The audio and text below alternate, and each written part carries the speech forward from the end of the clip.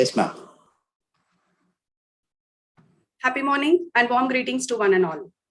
Commencing this webinar with an invocation from Taittiriya Upanishad to protect, nourish, and enlighten all of us in this journey of knowledge. Om Sahana Vavatu Sahanau Bhunaktu Sahaviryam Karavavahai Tejasvinavaditamastu ma vitvishavahai. Om Shanti, Shanti, Shanti. Shastra welcomes you all to this webinar on technology adoption by unorganized retailers, sponsored by MHRD SPARC. This webinar is on Zoom now and is also going live on YouTube, where hundreds of audience are eager to listen and watch the proceedings. Let us start today's program with our customary benediction composed by Kanchi Sri Paramacharya and rendered by Bharat Ratna MS Subbulakshmi at the United Nations.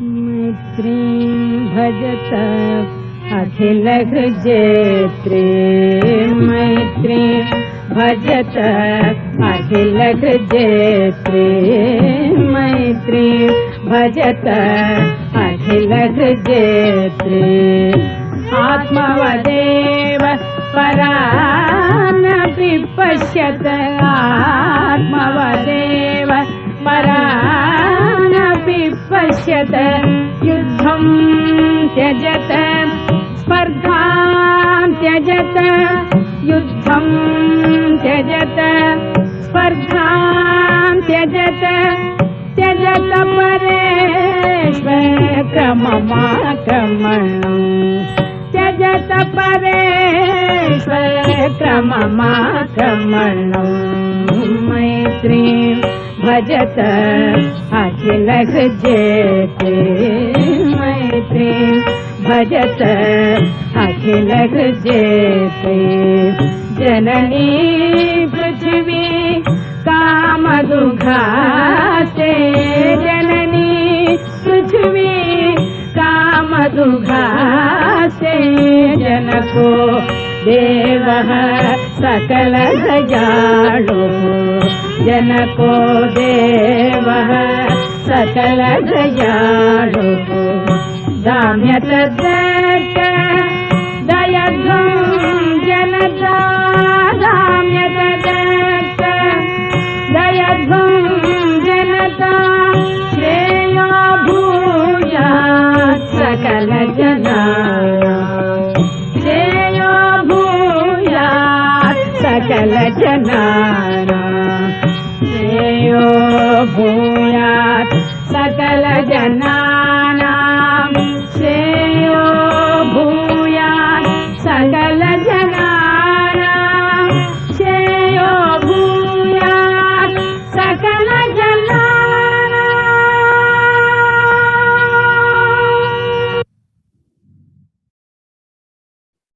God be with us.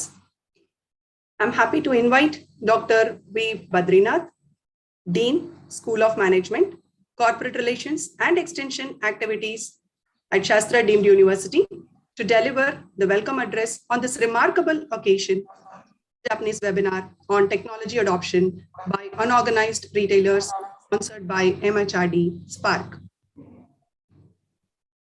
Thank you, Dr. Nikama. It's my proud privilege and honor to welcome all of you on behalf of School of Management today for this webinar organized by us. And at the outset, let me extend a warm welcome, a special welcome to our chief guest, Mr. Manish Sabnis, who has consented to inaugurate this webinar today morning, telling how difficult it is for a CEO to come out on a Monday morning on the first day of the week and spending the first 1 hour with us. Really, we are very, very fortunate and we are very grateful to him for having accepted our request. In fact, last week, we had a quick call and I spoke to my friend in HR in Reliance, Mr. Ravi Jaj, and he introduced me to Mr. Balachandran, the retired IG of police. And he connected me to then Avade Pillai connected to Sabnis. That is how things have happened last week so quickly, remarkably, in a lightning speed. So thank God, thanks to Manish for accepting our request and for joining us to deliver the inaugural address also. So we are very happy. And I also welcome all the other resource persons of this day. Invited special faculty members from Shastra as well as from other colleges nearby B schools. We have invited the other B school faculty and students and research scholars, also PhD scholars, to join us today. And I also selected some of my business friends also who are startup and young entrepreneurs. They also agreed to join in the YouTube. So I welcome all of them on behalf of School of Management. Though we conducted many events like this in the past, but this is a very, very remarkable, as was rightly mentioned by Dr. Nigama. And today we have many business leaders to share their rich experience with the budding young managers of the School of Management. And I must congratulate my colleagues, Dr. Selvabaskar, Dr. Nigama and Alamelu, for taking up this SPARC project and for bringing laurels to this department. And they have taken a very vital topic for their research and this collaborative initiative on technology adoption by unorganized retailers. I'm sure my marketing professors have said enough to my students about this sector. Our Indian unorganized retail sector is the third largest consumer market in the world. And 88 to 90% of the Indian retail is totally unorganized today. And we have 14 million retail shops, 70 million are online shoppers we have in India. Next to agriculture sector, this retail sector employs second highest job provider in this world, in this India, is this retail sector, employing 40 million Indians are being employed. But I said 70 million online shoppers are there. Only 1% are digital native in this country. And we can see a big surge in the middle class income, the buying power, the purchasing power of the middle class income, people of this country have increased tremendously in the last 2 to 3 decades. So, and also the credit availability from various institutions also making our Indian consumers to buy more and more to meet their request. And all the global retail giants, almost after concentrating in China, in 2016, they were very intensive. And now it is the Chinese market is in a saturated stage. And now the second concentration focus by all the traders is on India only. And I also find a lot of huge investment and entrepreneurial opportunities there in this sector. And person like Manish will throw lights on those things. And currently our retail sector, our digital retail sector is concentrating on horizontal solutions. But experts are saying we must concentrate on vertical solutions. A new model of commerce is coming up in the recent past. The new type of business is emerging. And this digital is going to be a big game changer. Already it started its impact in Indian business and Indian thing. But still our Indian retail sector is an unconquered consumer market of the world. There is immense potential is there. Person like Manish can appreciate, and they were all using it rightly for their business also. And so this is such an important topic has been selected for this today's discussion. And all this technology, now technology has become an integral part of our day-to-day life. Whether you are rich or poor, you are educated or uneducated, whatever be your profession, you need to embrace technology. Whether you want it or not, you need to embrace technology. And these emerging technologies like artificial intelligence, IoT, big data, RFID, augmented reality, virtual reality, smart shopping, smart cards, these are all playing a very vital role and are going to play we are going to be the game changers of this entire retail sector. And ultimately, these are all aimed at giving a best shopping experience to the consumer. Everything is finally ending at one good thing, that is called giving a best shopping experience to the people. So I know people like Manish, like Reliance, Tatas, Birlas, they were all concentrating, and the V-Marts and D-Marts, they're all concentrating on how we can use technology, leverage technology to get the plum share in the Indian retail market. And this conference, this seminar, this one-day webinar, going to give a very good intellectual feast. I would say one word, and I would like to close my initial welcome remark, that we in Tamil Nadu celebrated physical Pongal last week. Our mothers have served us a delicious sweet Pongal physically. And today, I would say the students of Shastra and the audience going to have a digital Pongal celebration. And an intellectual feast is going to be served by friends, last time by mothers and wives, and today by the friends like Manish is going to give us some very intellectual feast to all of us. We have lined up very good speakers with great difficulties. They all accepted, and we are going to have 2 foreign professors, Japanese, our counterparts in the SPARC project, going to speak after the Manish session, and also followed by Mr. Anil Kumar and Vasudevan. I understand today morning was tested positive and he could not join. He has regretted. And also Dr. Kamakodi, our CEO, MD, going to deliver the valedictory address also. The whole day going to be a lot of information for our MBA students of Shastra Marketing, as well as from other B school students are joining today. So I welcome all of you for this webinar, and thanks for this opportunity. Once again, I thank Mr. Manish, and I take this opportunity to welcome him to Shastra. Whenever you visit this region, you are most welcome to visit Shastra. We don't want this 1 hour relationship with you. We want a lifelong relationship with Reliance and with you also. We want you to guide our young budding managers in all possible ways. Continue to guide our students and support us. We need your support, help, and guidance. So with this, let me welcome everyone for this webinar, and over to Dr. Nigamma for further proceedings. Thank you. Thank you very much. Thank you very much, sir. You have walked us through the landscape of unorganized retailers, and you have put the importance of technology adoption in a nutshell. Thank you very much. Technology is best when it connects people, when it brings them together. And when this technology supports small businesses, it actually supports a dream. This thought sowed the seed for exploring the scope for technology adoption by unorganized retailers, also inspired by Digital India, a vision to take India forward digitally as well as economically. I request the principal investigator of our project SPARC, Dr. S. Selva Bhaskar, Professor, School of Management, to outline the purpose and progress of this prestigious project awarded to Shastra University by MHRD. Over to you, sir.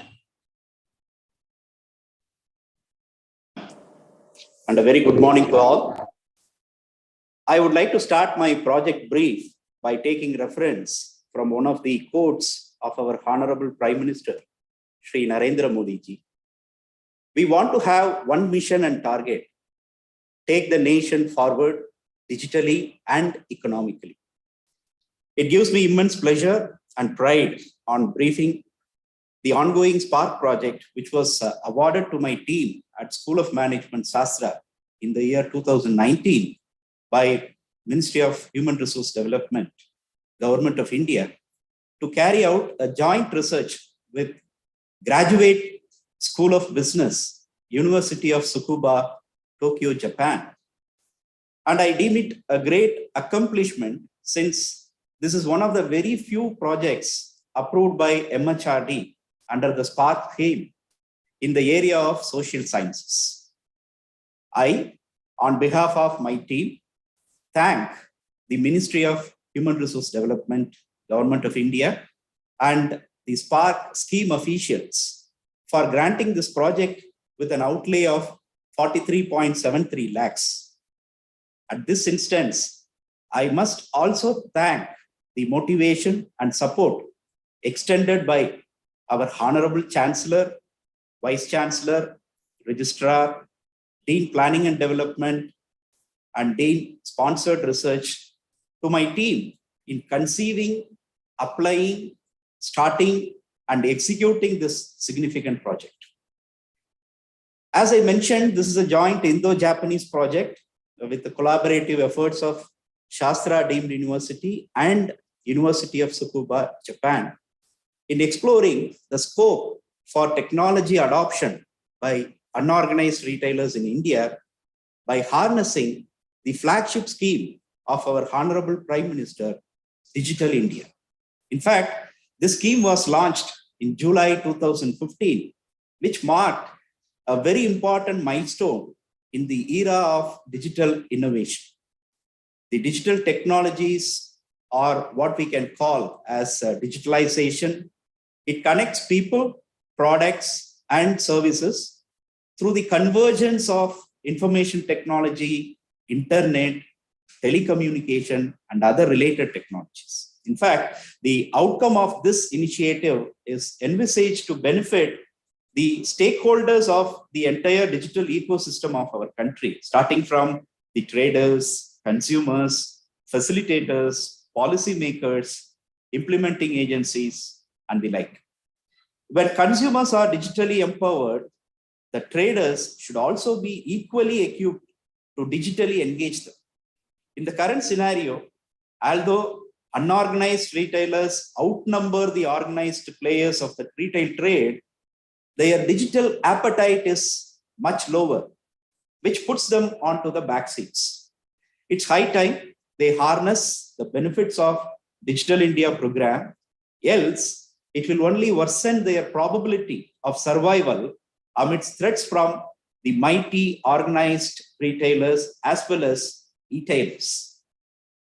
Further, this pandemic has forced these unorganized retailers to embrace technology at the minimum possible levels, such as use of cashless payments, mobile apps, use of WhatsApp, and so on. Technology adoption is not aiming at bringing in digitalization alone. In fact, it will result in economic transformation. When unorganized retailers scale up their business activities, it will have a very large impact on retail consumption, fueling the economic development. The project team comprises of myself, Dr. S. Selvabhaskar, the principal investigator, and my team members, co-investigators, Dr. R. Alamelu and Dr. K. Nigama from the Indian side. And from Japanese side, we have a foreign principal investigator, Dr. Caroline S.L. Tan, faculty at Graduate School of Business, University of Tsukuba, Tokyo, Japan. She will be joining shortly. So far, we have progressed well in our project mission, striking few milestones. One is completing a baseline survey among unorganized retailers in terms of their willingness to adopt technology. Second, we have developed a survey instrument and conducted a market study. And third, we assessed the unorganized retail scenario in Japan and what are the takeaways as far as the Indian unorganized retail is concerned. And as part of the project deliverables, we have organized a workshop for the rural women on how they can use WhatsApp, probably opening a business account on WhatsApp and then promote their products. There are a lot of self-help groups in the rural areas. So we organized an exclusive workshop for them in April 2019, as well as we also organized one international conference on digital technology in April, which was addressed by the foreign PI over Zoom call. But due to pandemic, we could not proceed with the mutual visits, which were originally planned by both the Indian PI and the foreign PI to Japan and India. However, the foreign PI delivered virtual lecture series on topics such as incorporating culture in Japanese retail industry and macro environmental impact on Japanese retail. And today we are organizing this webinar with speakers from both Indian as well as Japanese industry on technology adoption by unorganized retailers. We are progressing well with publication milestones as well. And we are very much hopeful of accomplishing the goals well on time objectively. I'm sure the outcome of this seminar will expose us to various perspectives of the stakeholders in the digital ecosystem in India as well as in Japan, and the scope for unorganized retailers in India to adopt technology in the light of Digital India mission. With this brief introduction of our SPARC project, I am also joining our Dean, Dr. Badrinath, in welcoming the guest, Shri Manish Sabnis, the Chief Business Officer of JioMart B2B grocery business. Welcome, sir, and thank you all for this opportunity. Over to you, madam. Oh, that's truly a wonderful account of this research journey and also a reminder of our self-effort, sir. We are very proud and happy to be part of this initiative. Thank you, Professor. I love this quote of William Osler. He who studies medicine without books sails an uncharted sea. But he who studies medicine without patience does not go to the sea at all. That pins the importance of both theory as well as practice in pursuit of knowledge. What could be more befitting than gaining the practical knowledge from accomplished, qualified, skilled veterans from industry who have kindly consented to share their pearls of wisdom today on various topics on this theme of webinar on technology adoption by unorganized retailers. To begin with, I'm very happy to introduce our speaker at this inaugural session, Mr. Manish Sabnis, the Chief Business Officer, JioMart B2B Grocery Reliance Retail. A man of vision and achievement with more than 28 years of experience spanning across both retail and wholesale industries, his journey with B2B e-commerce aims to realize the tremendous potential that exists in serving millions of Indian kiranas, small enterprises like Horeca, and other institutions that strive to improve their business. From whatever little we got to know about him, we are excited that he bears the yoke. He plays a key role in helping the small businesses in multiple ways, ensuring more customers, more share of wallet, and therefore more profitable revenues for those businesses. Dare not think it an easy task. Onboarding millions of kiranas, partnering with them, convincing them to buy the idea of leveraging technology, driving end consumer promotions, designing a technology-driven low-cost supply chain, oh, what not and what more. A mammoth initiative that is being accomplished by leveraging the tremendous capabilities of Reliance Retail. Mr. Manish specialities, to mention a few, he has been instrumental in growing and driving large multi-brand retails. He has set up new businesses, new processes across verticals, and he has worked closely for scaling up startups and has implemented innovative business models and solutions. We are very, very happy to have you with us, sir. Let's put our hands together in welcoming Mr. Manish Sabnis to deliver the inaugural address on today's theme of the webinar, Technology Adoption by Unorganized Retailers. Welcome, sir. Thank you, Dr. Nigama. And first of all, thank you to Dr. Badrinath, Dr. Cyril Bhaskar, and everyone on this esteemed panel. Dr. Badrinath mentioned that Monday, being a Monday, it is very difficult to find time. But for me, it is actually very, very, a little different, because I get the chance to talk to maybe 200 plus brilliant young minds. Hopefully, I should be able to, bring them to this area, which is really exciting. I think most of the times we talk about, e-commerce, which is B2C e-commerce. We talk about things which are a little more glamorous. Sometimes the MSME or the Kirana ecosystem may not appear to be at first sight an exciting sphere or an area to be. But I would say that, this is somewhere where literally a revolution is underway. So I'd like to first talk about what is the really, great thing about this ecosystem. As Dr. Badrinath rightfully pointed out, it is a question of 14 million kiranas. And let me talk a little bit about, we'll start off with technology, but I think I'd first like to talk about what is the need for technology, because technology is not for technology's sake, it is a means towards an end. If you put yourself into the shoes of a kirana, we all talk about and glamorize startups, but a kirana is actually a very small startup. He literally has been, let's say, a farmer at some point of time, and then he's deciding to sell off his small land holding and set up shop. He has tremendous amount of, uncertainties. He does not know his assortment. He starts to get to know his customers. He does not have access to capital.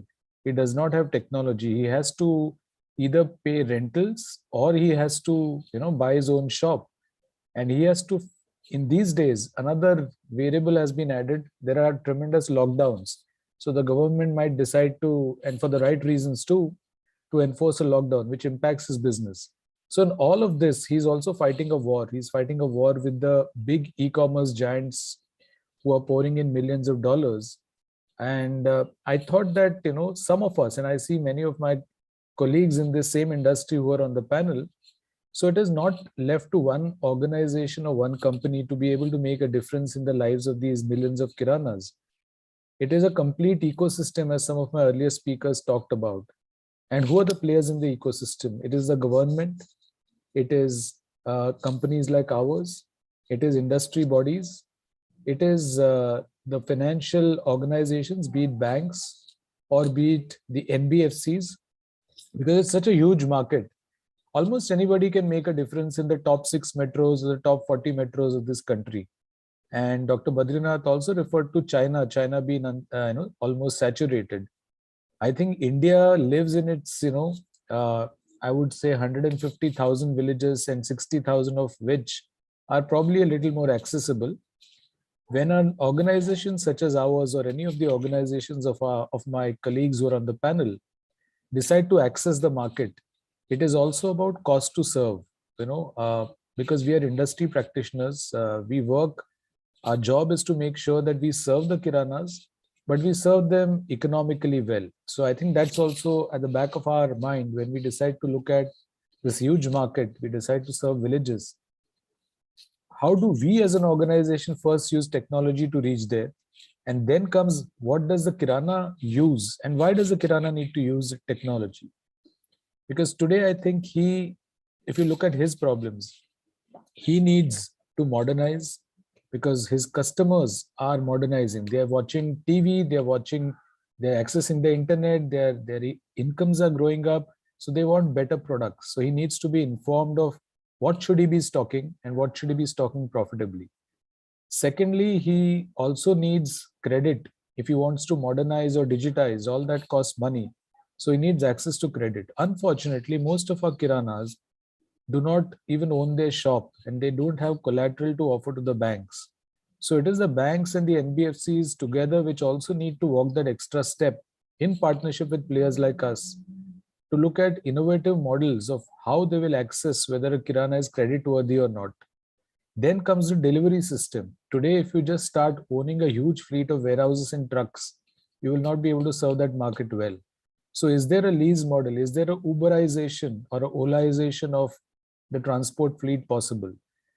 So I think all of these are questions that practitioners, industry practitioners like us solve. But when it comes to the kirana, it is about basic survival first.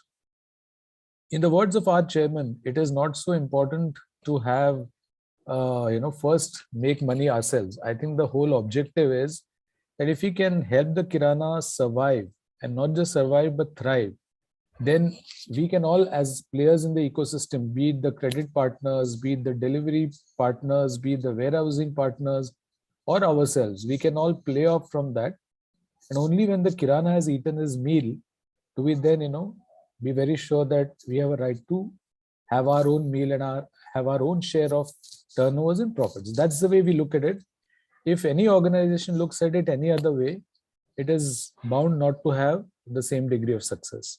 So with that, I'd like to start my presentation, a few slides. I'll hope to cover that off in the next 15 minutes or so, and would be open to even questions at the end of the session.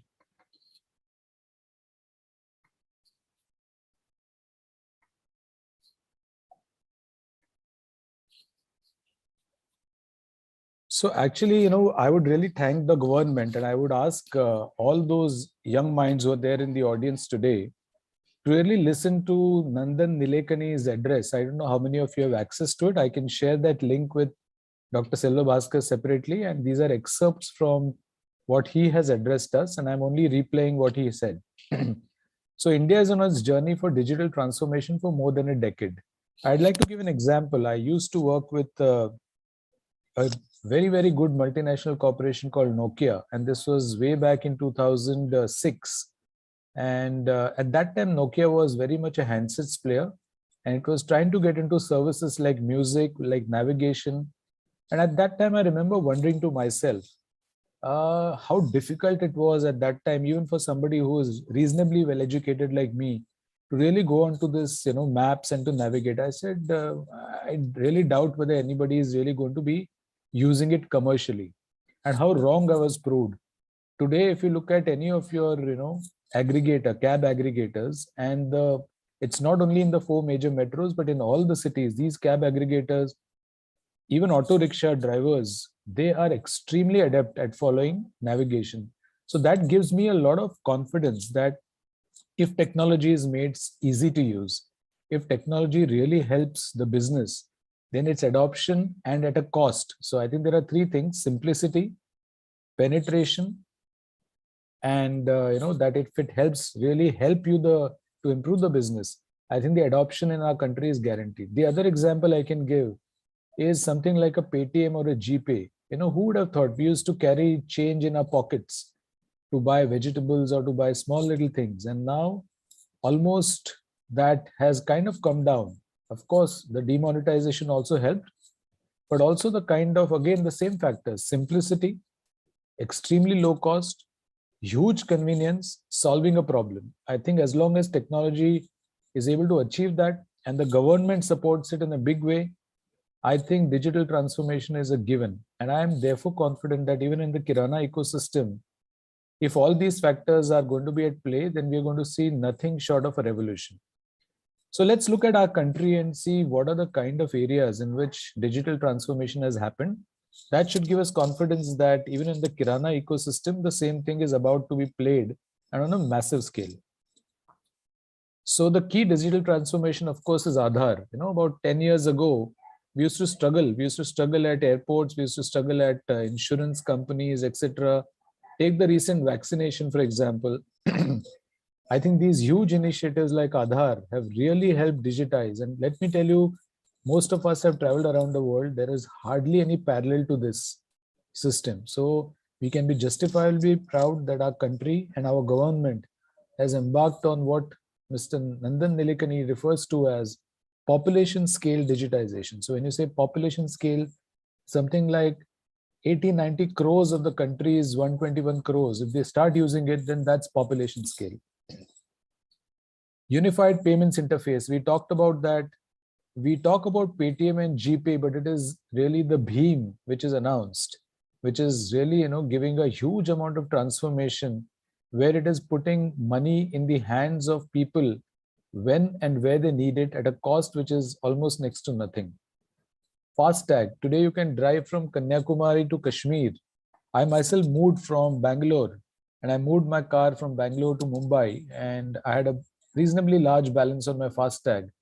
Pleasantly surprised, didn't know you could use it all across the country, so I didn't waste my money, and it was absolutely seamless. When you pass on from the toll plazas of one state to another, it's pretty amazing. United Health Interface, I think all of you are probably familiar with Ayushman Bharat. And now, closer to time, you're also very, very familiar with CoWIN, how the vaccination program has been handled. I think if the government had not stepped in, I think population scale would have been very, very difficult to achieve. Now a common platform for indirect taxation and direct taxation. And now account aggregator-led infrastructure to transform MSME credit. Sounds like a mouthful, doesn't it? But just imagine, till now, the Kiranas do not have access to credit. It is either the money lenders who offer credit at very, very high rates of 24 to 36%, which actually throws the Kiranas into a debt trap. or even the banks today are asking for a lot of documents. But the moment, and the reason they do that is, in credit there are basically two parts. One is the actual cost of funds for the lender, and the second is the perceived cost of risk, and the third is the last mile cost. I think all these costs add up to them, plus a little bit of margin that they make. All of these costs add up to them offering very high rates of interest to the kiranas, and that's what makes it untenable, or only a few kiranas opt for it. But I think now what is going to happen is it's going to be very digital. A lot of surrogate factors are going to be playing, where kiranas can access or show themselves to be creditworthy basis transaction history, basis a lot of surrogate variables. So this is going to put easy working capital in the hands of kiranas, thereby spurring a huge amount of growth. They will have enough money to buy more merchandise to sell to more customers, and they will have more money to do up their stores and modernize and digitize them. So I think this is going to be a game changer in the digital transformation, and more relevant to the subject at hand today. So why is digital transformation? As I said, government commitment for the use of technology in all the fields, social and market need, world-class technology. So mind you, whatever looks very simple, whether it's Aadhaar or whether it is FASTag or whether it is the United Payments Interface, these actually work on world-class technology, and none of them can fail, because imagine Aadhaar, the data of so many citizens of ours lies there. So data security, ability to store so much of data and access it at lightning speeds, that needs world-class technology. And it's going to be the same for credit information of millions of kiranas as well. It needs institutions for implementation, and this is both public sector and private sector. It needs dynamic innovators to embrace, because I talked about 3-4 factors. Technology can be expensive. Take vaccines, for example. You can either follow the US model of high cost, skimming the milk or skimming the market kind of approach, or you can take the India approach, which is give it free, but make sure that in some form you recover it from the rest of the citizens. So this is just one form of innovation. Innovative low-cost solutions are the key to opening the bottom of the pyramid for India, and digitizing kiranas or other MSMEs is no exception to this.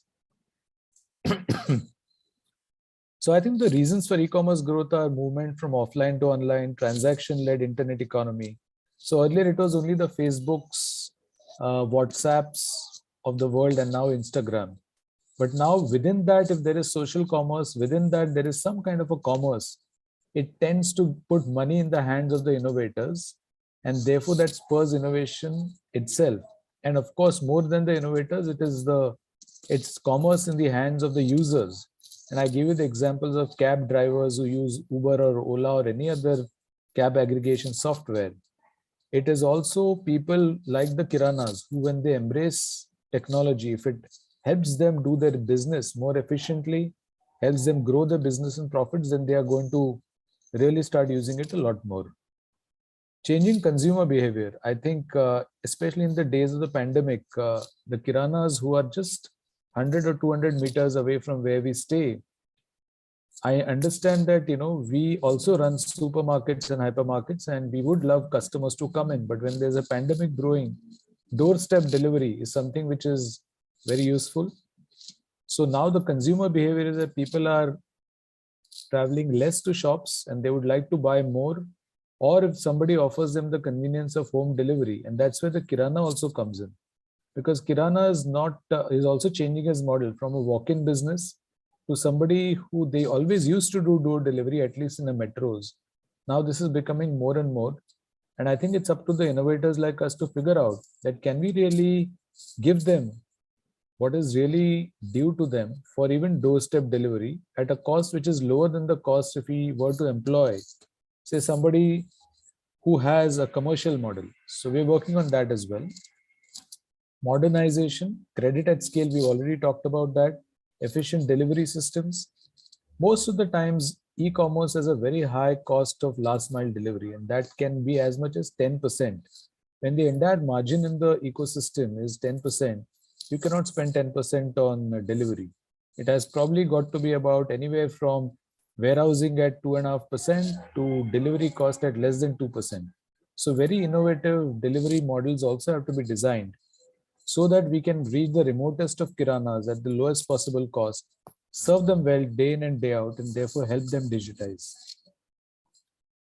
Tech, we already talked about tech only in the credit space, but I'll talk a little more about the ecosystem. And there's a movement from unbranded to branded. In the olden days, we used to all consume loose oil, loose rice. That still exists because I think the branded players have not managed to show significant amount of value. But the moment they do that, I think consumers will shift, and then the kirana assortment will also shift from unbranded to more of branded. Increase internet usage, and here again I would really applaud the government. About 15 years ago, we hardly had, we used to have dial-up connections. We used to have broadband later. And now there's high-speed internet. So much so that, 5G is also being talked about. I think the ability of, therefore, kiranas to transact with not only the suppliers such as us, but their own consumers goes up.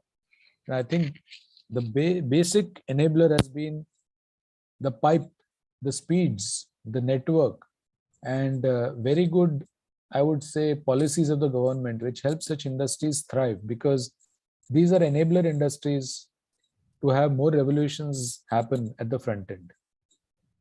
So this is the core e-commerce proposition, let's say, for a kirana. A kirana is a one-man army. Let's remember that. He doesn't have a purchase manager or a sales manager or marketing manager. He's all of that rolled into one. And on an average, he services 40, 50 customers either through walk-in or through phone order calls. And if he has to deal with 50 or more suppliers, it just becomes too much for him. He would rather spend time with his customers than with his suppliers.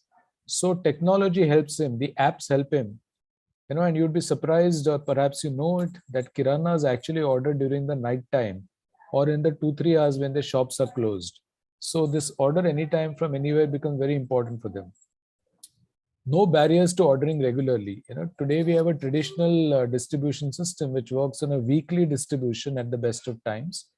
So if on a Monday a kirana orders from a distributor and he runs out of stock on a Thursday, he has to run a little helter-skelter, maybe go to the town wholesaler to buy. But if he has access to an app, and any app, there is a D+1 or delivery within 24 hours. I'm not going to talk of e-commerce or quick commerce yet here, but if he gets delivery the same day or the next day, I think he's reasonably happy. And he gets free doorstep delivery, multiple convenient modes of payment versus cash. We already talked about cash on delivery, UPI payment on delivery, credit limit on a digitized basis. Also, he needs some tech support because these are new things to him. Even though they are simple or being made simple, he does need physical and tech support. So that's something which one has to give as part of the offering to the kirana, and spend a good amount of money spending that and creating that support infrastructure. And I think he also would appreciate, because he would like to spend more time with his customers and less with his multiple suppliers, a wide assortment, best quality, and market competitive prices. So perhaps the roles of brands may probably begin to change. They may see themselves as brand manufacturers and brand marketers and less as distribution agents, because a common distribution system, which is highly digitized, is probably more efficient to reach the 14 million kiranas over the next 3-4 years. I was talking to some sales directors of some companies, and what I picked up is most of the companies take iconic brands, your Maggi, Lux, Dove, Lifebuoy, Wheel, and we all know these brands. We've grown up with them. When I ask them what is the distribution system, there are two kinds of distribution systems. One is direct reach, which is you appoint a distributor and his salesman goes and calls directly and meets that outlet and supplies directly. And second is indirect reach, where smaller retailers, it is not economical to serve them for the distributor. So he goes and gives it to the wholesaler, and then the wholesaler sends it along with that the supplies of multiple other suppliers into the small kiranas, but only a very small proportion of your entire portfolio. If a company has 300 items, then only the top 20-30 really go and reach these.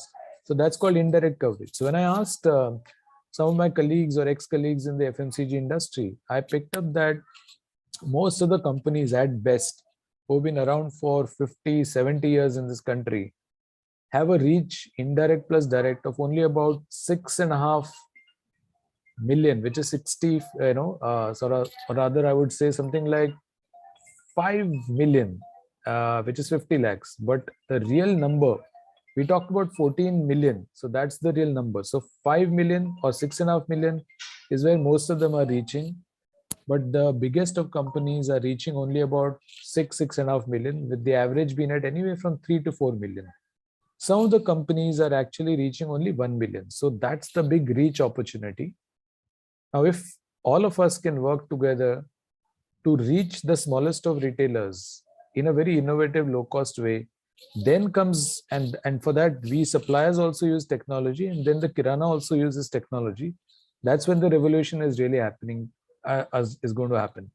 So you should see a lot of action in this field from all of us players. It's not that I'm making a pitch for our own organization. I think the market is so wide that it has space. And here I was talking only of Kiranas. Like I mentioned, there is a colleague of mine from the industry, from Ninja Card. I think he'll talk about it. I think the access to fresh vegetable and fruit, we all have collection centers. So from where, how do we reach with technology, with infrastructure,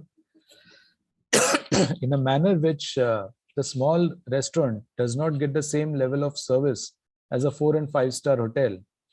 So the challenge is, how do we reach the smallest of restaurants in the most remote of places at quality and prices which are a sheer delight to him, so that he can focus again on serving his customers. So that's what all of this endeavor and all of this technology is all about. So coming back to the Kirana digital ecosystem, I think I would sum it up by saying that there are ordering platforms, which are apps like ours, say JioMart Partner. There are others, Udaan, Flipkart Wholesale, Store King, Jumbo King, DealShare. So a whole lot of us are actually literally, going boldly where no man has gone before or no person has gone before. And we are all discovering new things, whether it is in terms of assortment. I'll give an example. For example, if any of you have gone and probably visited a place called Khandwa, which is about 3-4 hours away from Indore, or a place called Chomu, which is 25 kilometers away from Jaipur, the whole world changes. All the familiar brands that we are familiar with, maybe an Ashirwad Atta, maybe a Taj Mahal tea, simply doesn't sell there. It's all local brands. So it's not only about apps or technology, but the right kind of assortment to reach there.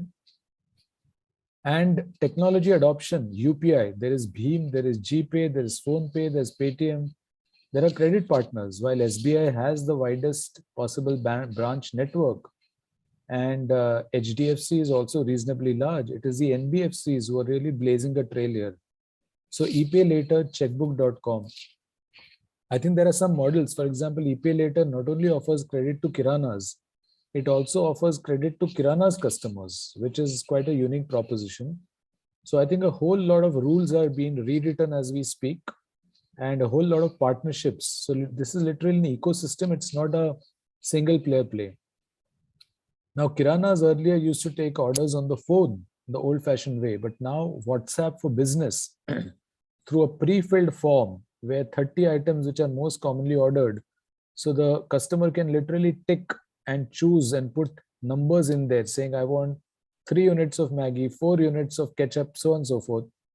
And I think that WhatsApp for Business is also coming, and it's going to really revolutionize the transaction between the Kirana and his customers and help him efficiently. Imagine he spends 15, 20 minutes on a call and has to field 20 such calls. If he was to get all filled up WhatsApp forms, he could simply focus on picking and packing and delivering them. In 2 hours time, his work would be over, and he would be willing to spend more time either serving more customers or then with his family. Then the Kirana actually today is actually in a great place. He can act as a last mile partner for a lot of eB2C companies in delivering to end customers, so that it doesn't cost 10%, but it probably costs maybe a fraction of that. And it could also be that, a Kirana's today probably stocks on an average 800 items, 400 in rural and maybe 2,500 to 3,000 in urban. Now in the smaller town, he can actually start selling small appliances, small plastic items, etc., which the eB2C companies will find it very difficult to reach to the end customers. So they can use him as a last mile partner. And once he sees these items are, kind of selling, he can start stocking a few of them and make the full margin on them as well. So there is a revolution underway. I think we should see much more of that in the next 2-3 years to come. Secondly, there are some models happening where there are a lot of senior citizens, people in rural India, etc., who are not very familiar with going on their own and ordering on their own. So for that, he can actually be doing assisted e-tailing. A lot of companies are giving them phones with their catalogs on it. So he can actually detail it out. He can book orders for them. It's a little bit like how the travel agent around the corner used to help us book tickets some years ago. So this is very similar to that. So he can help book orders and deliver higher margin, low ticket size journey merchandise items and make money. There is another way in which kiranas can digitize and make money. A lot of companies a lot of banks do not have ATM machines in remote locations because it costs something to put up a 10 by 10 ATM, air conditioned with that machine, serving and refilling notes there. It is difficult. So instead of that, they use kiranas as banking correspondents so that the rural customer can actually go to the kirana, get an OTP and actually withdraw money from the kirana, and the kirana makes money. So he becomes like a economic, he's not like the money lender, but he's like a modern day money lender who is fair, transparent, and just services rural customers. So there are multiple ways in which the kiranas can actually digitize and service customers. And of course, there is the recharge. Being part of the Reliance Group, we also have experience that in addition to the bare minimum margin that they make selling groceries, he can also have additional income by recharging or offering to recharge for customers. And he can earn as much as 1,000 or 1,500 rupees if he recharges for all his 200 households that he services. So this is really the digital ecosystem for kirana. There is something more that he can do in transforming. So it's not enough to digitally transform. He can actually physically transform. And you are very familiar with these visuals because they happen to be stores which we see regularly in towns like Tanjavur or in the bigger metros of the Chennais of the world and Hyderabad's. But this is how shops will look like, at least the top 10% of the shops in even the smallest of villages. If all of us get together and give kiranas enough knowledge through the kirana ecosystem, digitally coaching him, training him, helping him, modernizing him, and giving him the funds to be able to do this and the wherewithal to do this. So outlets can start looking like this, and this would be a true physical revolution on the back of a digital ecosystem. So there is this interesting, POS machine. Now, what is this POS machine? As all of you know, that at least in the semi-urban markets, there are a lot of debit cards. May not be so much of credit cards, but there are a lot of debit cards. And this POS machine has 4G connectivity because it has a SIM card embedded in it.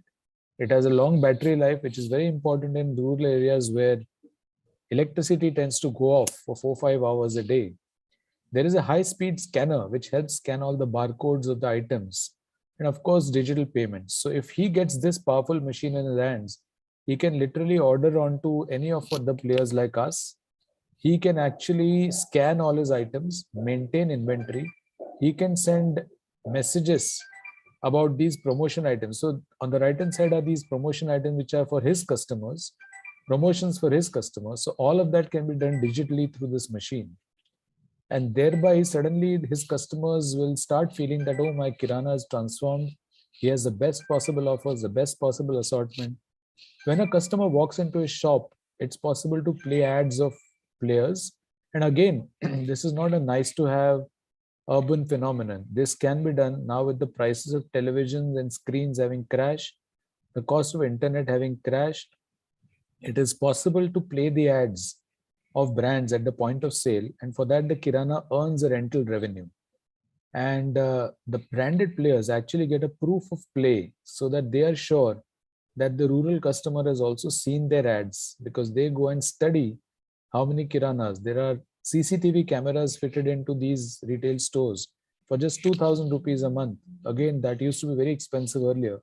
So that's become cheaper now, and we can actually give proof of play to brands who then just don't waste their money on the mainline TV channels, because there is so much of fragmentation there that each channel is watched by only a fraction of customers. But when a customer is there in a Kirana store for about 20 minutes, he can really be exposed to these ads and then the physical displays and plus the promotion offers. So it all acts as a very strong digitized 360-degree ecosystem at the disposal of the Kirana to really make a great impact in the way he sells and he transacts and he serves his customers. So this is how digitization can really come to life in our stores if all of us partner together and all of us make sure that this is how the Kirana embraces it. So that brings me to the end of my address. Happy to answer any questions.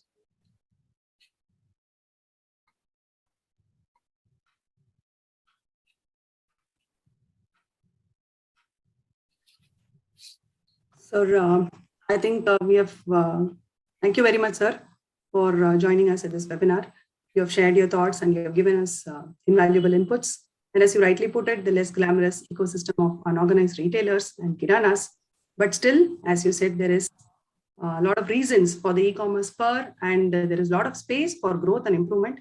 We will definitely put your suggestions and ideas to empower the Kiranas with the knowledge and technology so that digitization can become a reality. You have also asked us to listen and watch the videos of Mr. Nandan Nilankini. Sure, we will do, sir. We have the guests for the next session here with us. So with your permission, maybe shall we come to the close of this session? We can take one or two questions. Dr. Bhaskar, if you have one or two questions, you can kindly post it to Manish. Then we shall so we can take one question because Dr. Caroline Tan and Mr. Jayesh Juglekar are here. Welcome you, sir. Welcome, Professor Tan. Dr. Selvabas. Hello, Caroline and Jayesh. Welcome. Good morning. Question which I have been asking to myself, which I thought I can ask Mr. Manish. What kind of change, apart from this digital changes, any other significant change that you see in Kiranas before and after Corona? Sure. The biggest change is that the Kiranas are looking at themselves as highly more relevant. Earlier, especially in the urban areas, they were kind of defensive and they were saying that, oh, we are fighting a losing battle with respect to modern trade and B2C, e-commerce companies. Now they're suddenly seeing their role as somebody who's the best possible bet for their customers in their catchment. I think they realize that if they embrace technology, if they are able to really get credit, then they can play multiple roles, not just a Kirana, but as a true store of the community. I think that is the biggest change that I'm seeing happening. Thank you. Thank you, sir. Thank you. Thank you very much, all of you. And thank you for the opportunity. Thank you once again. Thank you. Thanks a lot. Over to Alamelu, ma'am.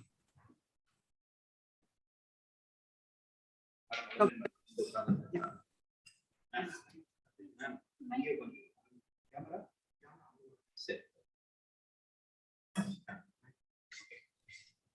Happy morning to all of you.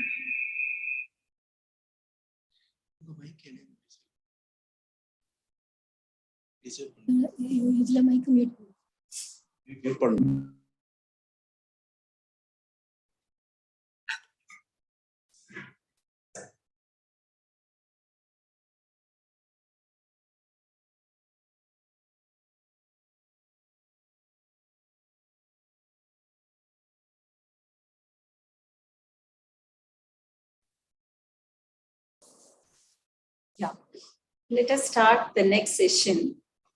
Welcome all of you to the first technical session. We have our foreign PI for SPARC project, Professor Caroline S.L. Tan, Associate Professor, Graduate School of Business, University of Tsukuba, Tokyo, Japan, and Mr. Jayesh, Executive Manager, Global Technology Section, NTD Data Interlink Corporation, Tokyo, Japan, with us for this session. Now, I invite Professor Dr. S.L. Bhaskar, the Indian PI for SPARC project, to introduce Professor Caroline. All right, thank you. Good morning to all of you. Afternoon, Jayesh. So thank you for having us here today. And on behalf of myself and Jayesh, again, thank you very much for inviting us and making time to actually sit through this session with us. So basically what we're going to do, sorry? Yeah, just let me introduce Professor Tan to the audience. Oh, sorry, I forgot about that. I know you, so Shall I, ma'am? by all means. Okay. I'm very happy to introduce the foreign principal investigator of this project, Professor Caroline S.L. Tan, faculty from Graduate School of Business, University of Tsukuba, Tokyo, Japan. Dr. Caroline holds a PhD in marketing from Keio University, Japan, and her academic career, it includes positions at Tokyo University, Rikyo University, and she has presented several papers on subjects which are very much contemporary, something like Twitter marketing, ethnography of consumerism, place branding, metrosexuality and consumer behavior, sensory branding. And she has also been involved in various planning and running of boutique training programs for various corporates, to name a few, such as Kirin, Mitsubishi, Sumitomo, Sony Ericsson, KPMG, and Mercedes-Benz. Prior to joining academia, in fact, she served as the Asia Pacific Regional Supply Chain Manager at Teleplan NV and at Agilent Technologies, formerly known as Hewlett Packard, as the Global Deployment Support Manager and Procurement Manager. Dr. Tan's primary research interest includes consumer behavior, social media marketing, luxury marketing, sports marketing, sustainability. Apart from this, I would like to share my interactions with Caroline as part of this SPARC project in the last few years. She has been a scholarly academician who has got a wide knowledge in the area of marketing. And when we approached Dr. Caroline to accept our invite to be the foreign PI, she readily accepted it. And our interactions and our joint coordination so far has been fantastic. And I must take this opportunity to thank Dr. Caroline Tan for all the kind of support she has extended for the successful completion of various milestones, such as her virtual lecture series for our postgraduate management students for about 4 hours through Zoom, and her presence today in this webinar. And also she referred Mr. Jayesh to us. So thank you very much, ma'am, for all your support, and over to you. Thank you. Thank you, Professor. Now I invite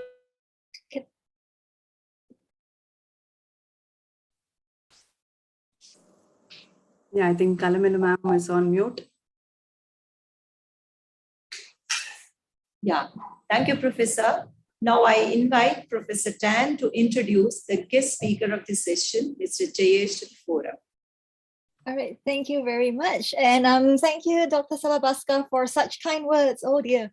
All right, you're giving me more stress. Okay, so now having said that, I hope I did not disappoint you with today's sessions or the past sessions. So since I have already spoken to your students and given them a background of the digital retail market in Japan for the past 2 sessions, I thought what better way for you guys to have a different perspective than to actually hear it from the field itself in a practitioner's perspective. So therefore, I've invited Jayesh to be our speaker today to explain to you on the digital retail adoption in Japan. So Jayesh, well, he will introduce himself, but just a brief thing. So I have known Jayesh for how many years has it been now? 3? 3 years, maybe. Yeah, 3 years. Yeah. Okay. So we've known each other because he was actually in he took the MBA program at my at where I teach, and he was in my seminar, and he was one of the more outstanding students that we had. And he did very, very well. He won best research paper actually last year when he graduated, and he was doing his research on LinkedIn and corporate branding. And also he's actually very well connected within the digital retail industry in Japan because he works for one of the biggest companies here, which is NTT Data. And I will pass it over to Jayesh because he's got a very interesting presentation today to give everybody an understanding of what's happening in Japan. So over to you, Jayesh. Thank you, everyone. And a very good morning to everybody, and thanks for giving me this opportunity to present Japanese perspective on digital retail to all our audience here. Let me start by sharing my screen.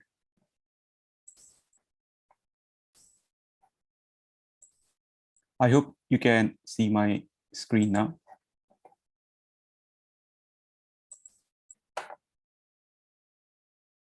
Hello.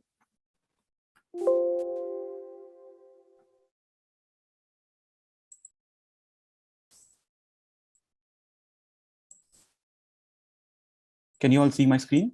Yes. Okay.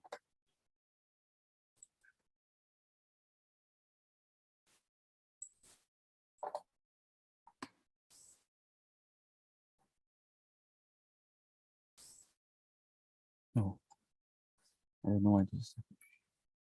Okay, so let me start my presentation. My presentation is mainly divided in 3 sections. First one is about introductions, where I will basically introduce about entity group itself, and I'll introduce about entity data and do a small self-introduction. Then in section 2 and 3, basically I'll talk about Japan retail overview in terms of non-e-commerce and also e-commerce. And then finally, I'll share a few like trends or some things which are in news, especially in retail and tech, and some things which are pretty unique to Japan. And then have set up a different slot for like Q&A and open discussion. So let me start by introducing entity itself. So entity is one of the biggest companies in the world, where as has been presented here. It has annual revenue of 112 billion US dollars. So it is like comparable to Tata Group's Tata Sons, or even slightly bigger than Tata Sun. And currently it is number 55 in Fortune Global and has almost 150 years of heritage. Most predominantly, this company has been serving Japanese market, and this actually stands for Nippon Telephone and Telegraph, which means they have been in telecommunications and all different kinds of communication business. And this is the company which introduced telephone, telegraph to the Japanese market. It is present in more than 80 plus countries, and has been #1 in data center by telegeography. So basically mostly a telecom or basic infra or basic technology related company. In addition to that, being a telecommunications and a technology driven company, it boasts of a like 3.6 billion USD R&D budget specifically focused around telecommunications, basic sciences, and everything which has to do with technology. It has close to 5,000 people just working dedicatedly on R&D activities, and 40 IEEE fellows. So people who come from engineering background might know that IEEE is a very esteemed and well-known entity for electronics and telecommunications engineers. The entity group has more than 320,000 employees and has been working with more than 80% of Fortune Global 100 clients. Moving on, Entity is a big group consisting of Entity Corporation, Entity Inc., which are the holding companies. And then there are Entity Limited, which is more into local communication, that is telephone, or basic infrastructure or basic communication. This also includes entity Docomo. So people in India might know that some years ago, entity Docomo and Tata had a joint venture called as Tata Docomo. So this company is part of that. Entity Docomo is part of this entity group. Moving forward, this is entity data. This is IT services company. So for Indian audience, it is very easy to correlate that as TCS is to Tata Sons, entity data is to entity group. Then entity communications is about long distance communication. And this company is in charge of laying communication lines between different oceans. So one end of Pacific Ocean to the other end, one end of Atlantic Ocean to the other end. So that kind of like real long distance communication. Then being a big entity has its own venture capital arm, global sourcing arm, and global entity disruption as well. This entity research is an organization which is working on basic sciences, unlike the other companies which are mostly focusing on telecommunications or anything which has to do with data transfer.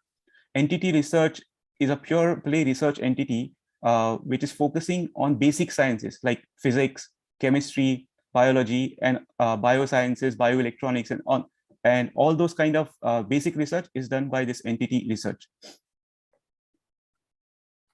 I am working in Japan for this company called as Entity Data, which is, as I mentioned earlier, the IT services arm for Entity Group.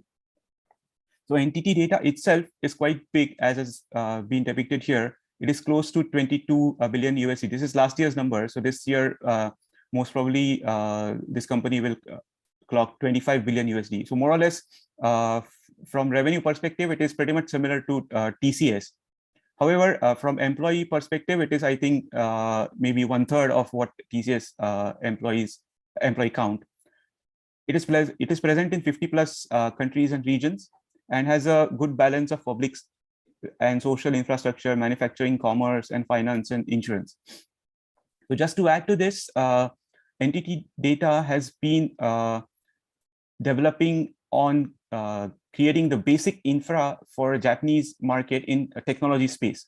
So whenever any credit card transaction happens in Japan, that goes through the gateways or the backend systems developed and maintained by Entity Data. Same is the case with aeroplanes. So any airplane which lands into Japan uses systems which have been developed by Entity Data. Same is the case with the post or the passport, or basically all the country's basic IT infra has been developed and maintained by Entity Data. Moving forward, some things about me. As has been introduced earlier, my name is Jayesh. I have done my MBA along with like Caroline Tan Sensei, and I've done my engineering from College of Engineering, Pune, and I've been working in IT sector for 16 years, and with 10 years of experience of working in Japan. I've been working with Japanese global corporations right from developing their embedded systems to internet and cloud applications for retail or digital or customer experience domain as well.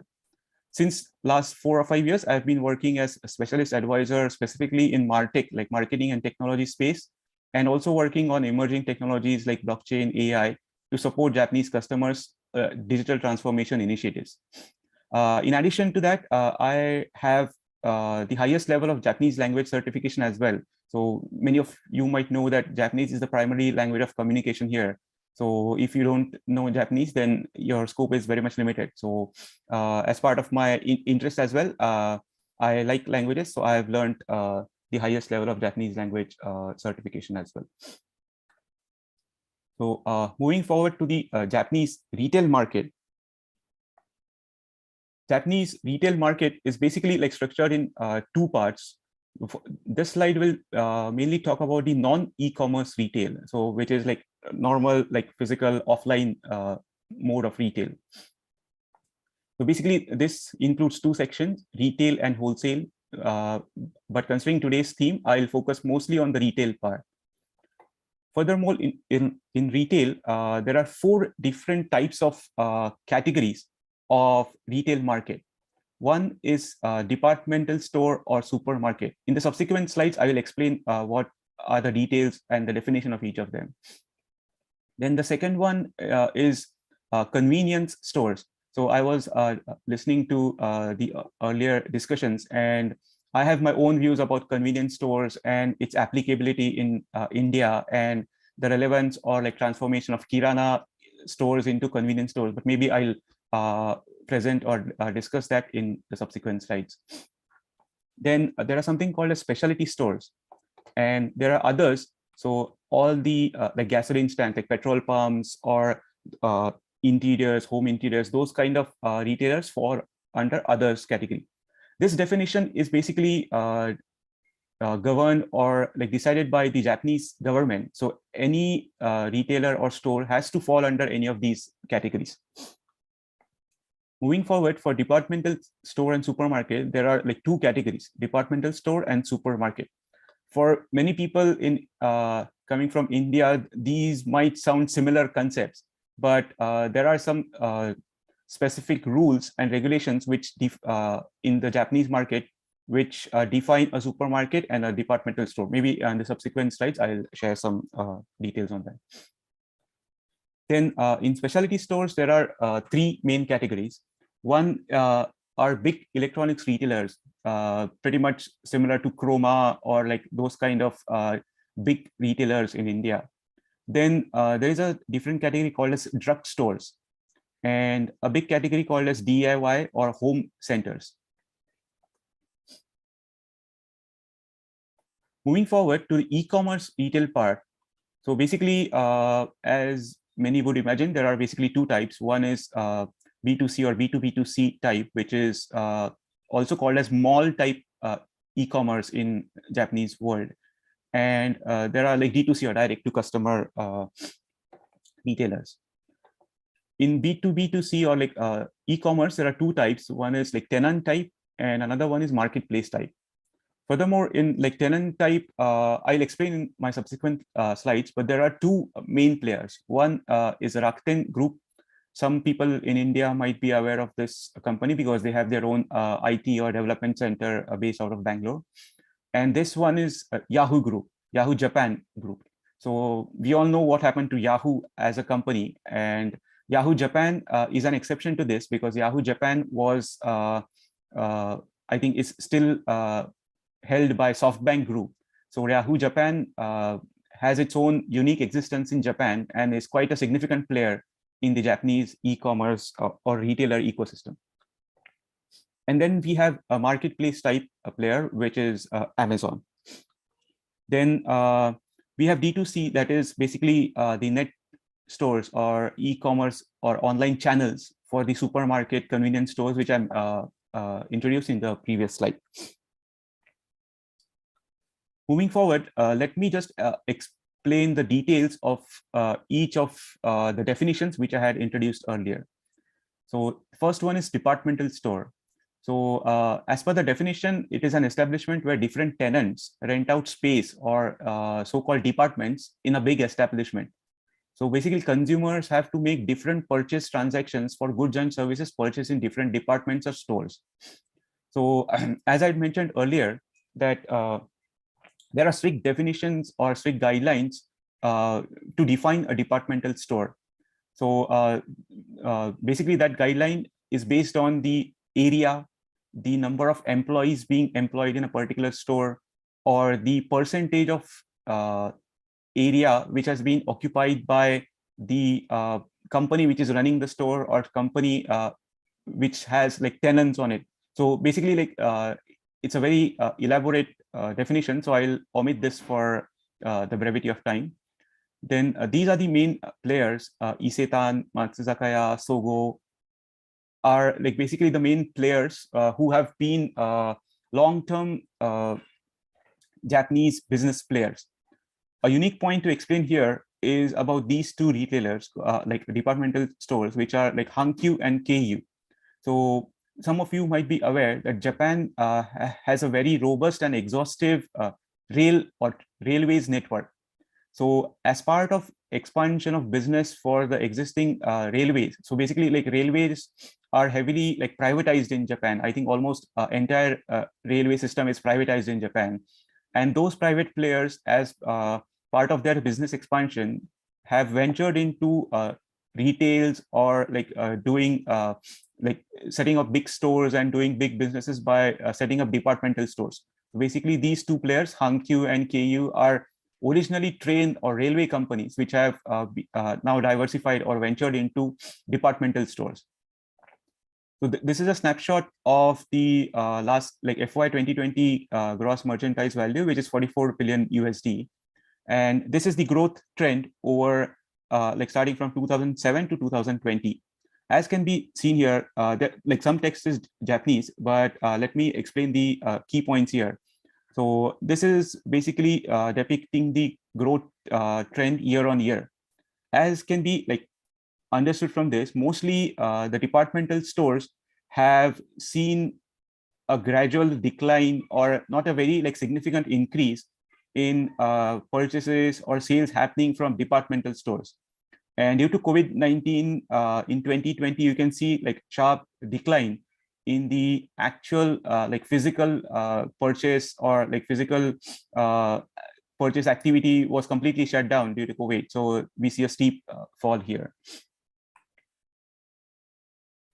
Moving forward, this is like supermarket store. Again, as I mentioned earlier, there are strict definitions of what is defined as a supermarket category. Again, like it's dependent on more or less the same parameters which I explained earlier.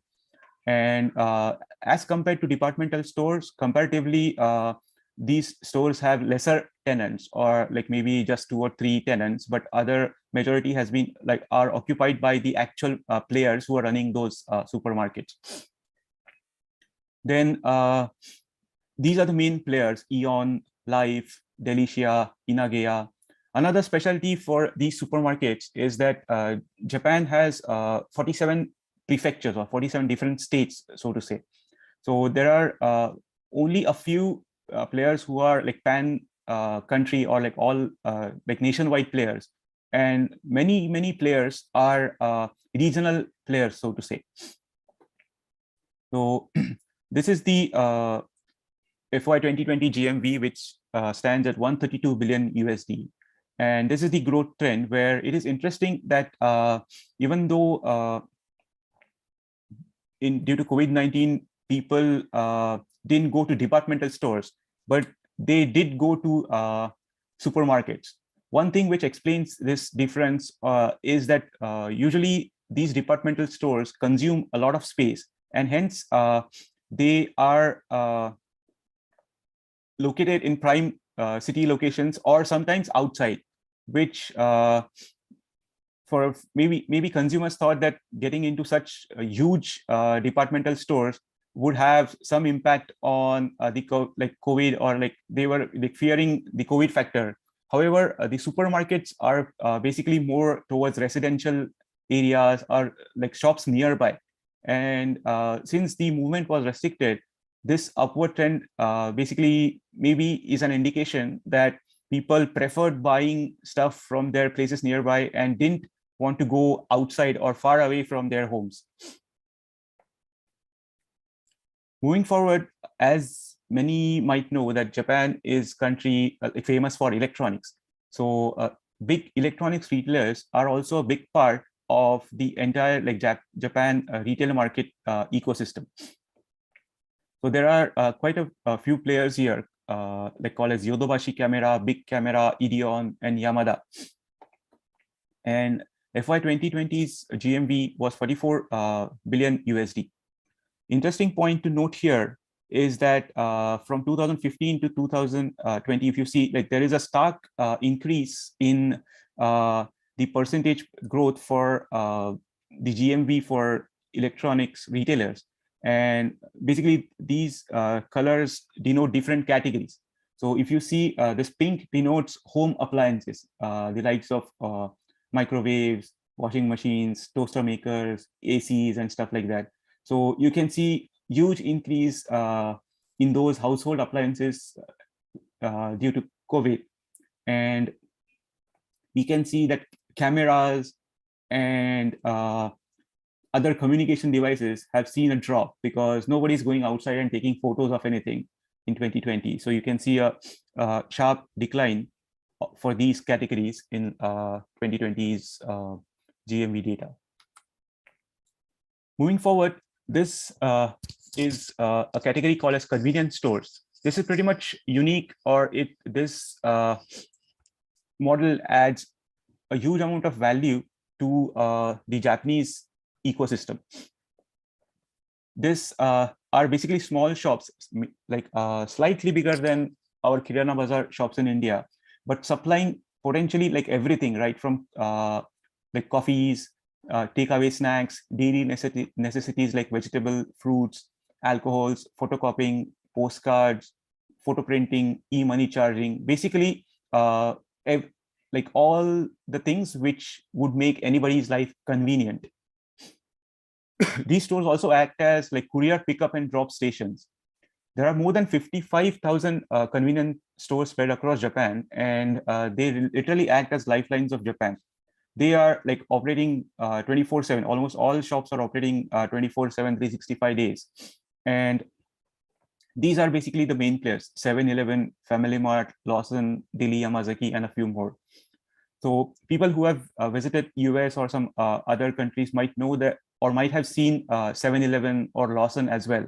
It's interesting to note that 7-Eleven and Lawson started as basically US-based companies. But during the due course of time, these companies were acquired by Japanese companies, and now they are basically like Japanese-run business entities. Even the like overseas operations are owned and operated by Japanese companies. This data for FY 2020 GMV shows that it has contributed to 105 billion USD, which is equivalent or like pretty much similar to supermarkets. So you can understand the importance of supermarket and convenience stores in the overall lives of Japanese people. Interestingly, this growth trend shows a heavy drop in 2020. Reason being that these convenience stores were mainly are used by people who are on the go. And when I say on the go, basically all the people who are going to office, coming from office, going to school, coming from school, or like basically people in transit who need convenience. Since that movement itself was like drastically like impacted due to COVID restrictions, we see a like stark decline in 2020 numbers for this data. Having said that, in spite of this decline, the numbers are like pretty much same as the supermarkets. So that explains or highlights the importance of convenience stores in the overall Japanese consumer arena. Moving forward, this is drug stores category. So basically, these are shops selling OTC drugs and also prescription-based drugs. So like very easy to correlate with our pharmacies, which are based in India. So as I have mentioned here, like these stores can be considered as pharmacy plus daily health food necessities shops. These are the like few key players like Matsumoto Kiyoshi, Welchia, Kokokara Fine, Sugi, and many others. Again, this contributes to like 62 billion USD in FY 2020 GMV. And again, some interesting insights here that this purple color denotes beauty care products. Since nobody was going outside, we can see a like decline in beauty care products here, and a huge rise in food products, or basically like food here are also like consisting of health products or like health bars and those kind of things. So this actually shows the like changing consumer preferences during the COVID times. So up till this point, I have explained the different kind of retail which is done in Japan.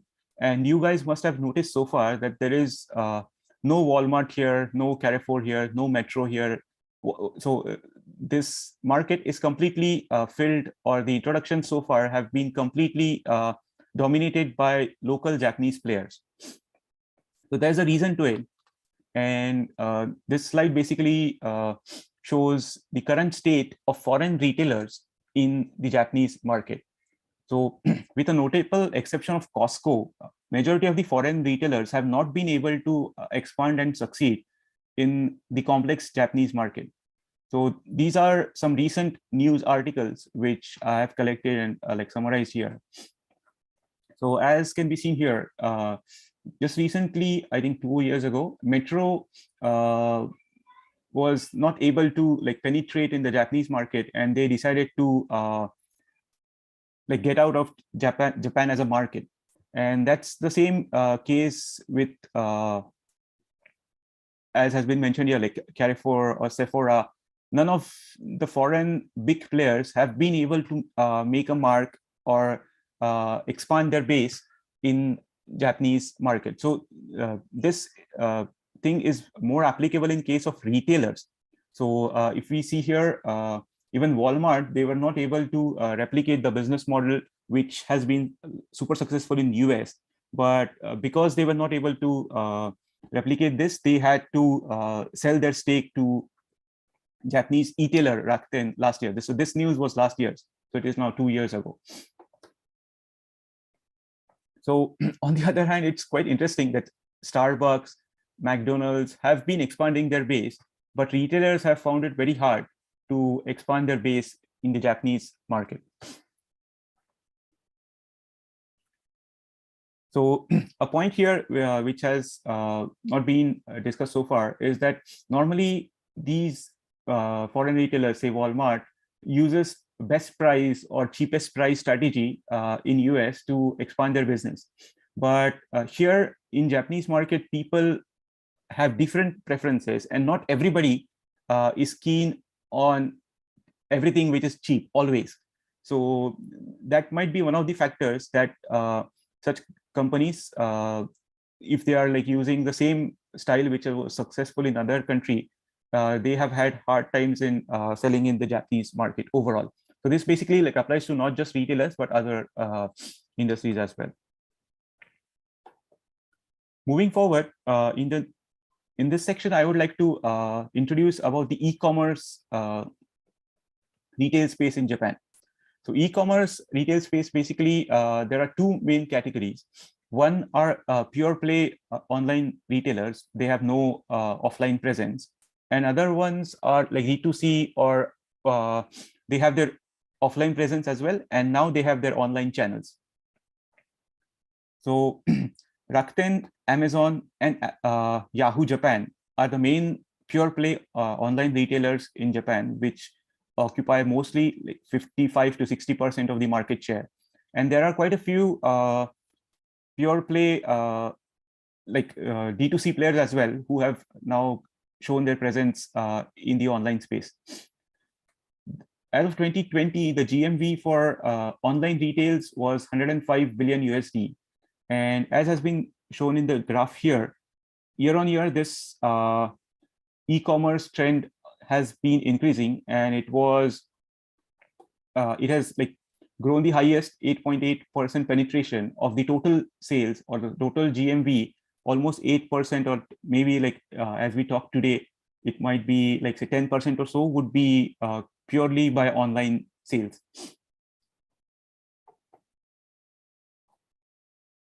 So in this slide, I will introduce some of the main online or pure play online retail players here.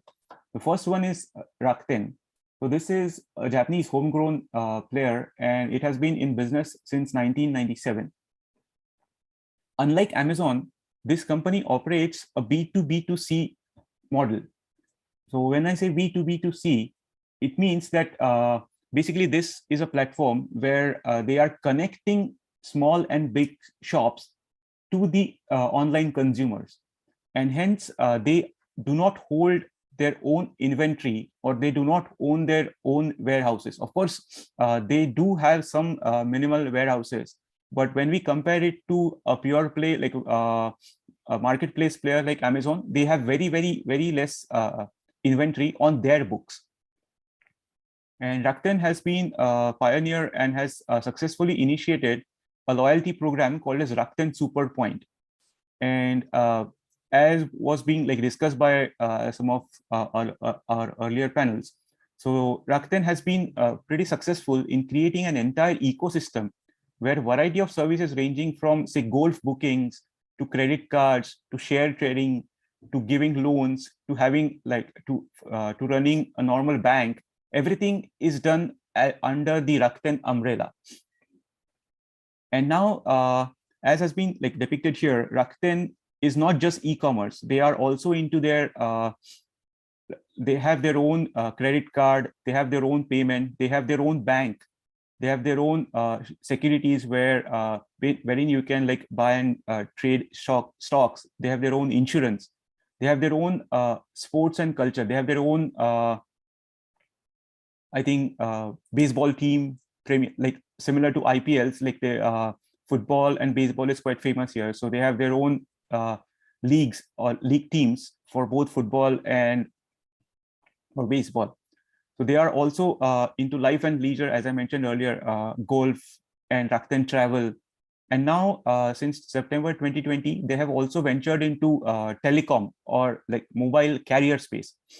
And they were the world's first company to introduce a software-based Open RAN 5G network.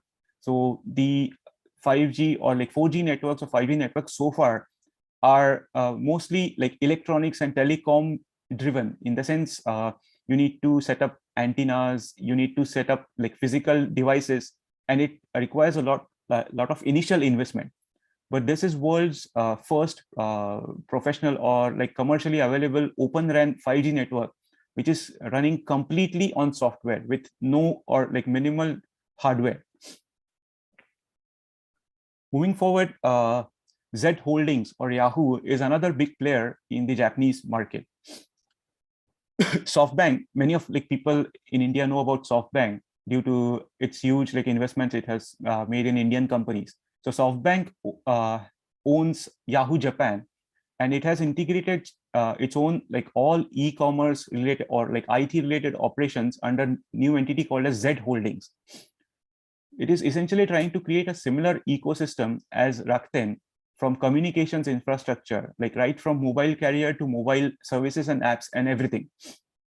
An interesting like story here is that we all know about Paytm, and there like our previous discussions were all focused on like cashless payments, Paytm, and like how that has revolutionized Indian retail and consumer behavior. So this is an interesting story that in Japan also there is a similar service called as PayPay. It is a like QR code based cashless payment system. And interestingly, this service runs on the base engine or technology which has been developed by Paytm. And as you might know that like SoftBank is one of the like key investors in Paytm. So what they have done is that basically repackaged or repurposed the Paytm engine which has been used in India, and they have redeployed it in Japan. And I think this like 2022 or like recently, this PayPay is like #1 cashless payment method present in Japan today. So this can be like considered as a like typical case of reverse import. Moving forward in this section, I'd like to introduce some retail and tech trends which have made news in Japanese market. I can understand that some of them might be like present across different geographies as well. So, but like I have summarized some trends which are like quite happening or in the news recently. So this is a chaos map from Retail Tech Expo to 2020 which was held in Tokyo. So I don't have the like latest ones because due to COVID, they didn't actually happen. So many of the things had to be like canceled or were shifted to virtual. So Retail Tech is an expo which takes place in Tokyo and in Osaka. So it takes place at 2 locations a year. So basically there are 2 events in a year dedicated to retail and tech.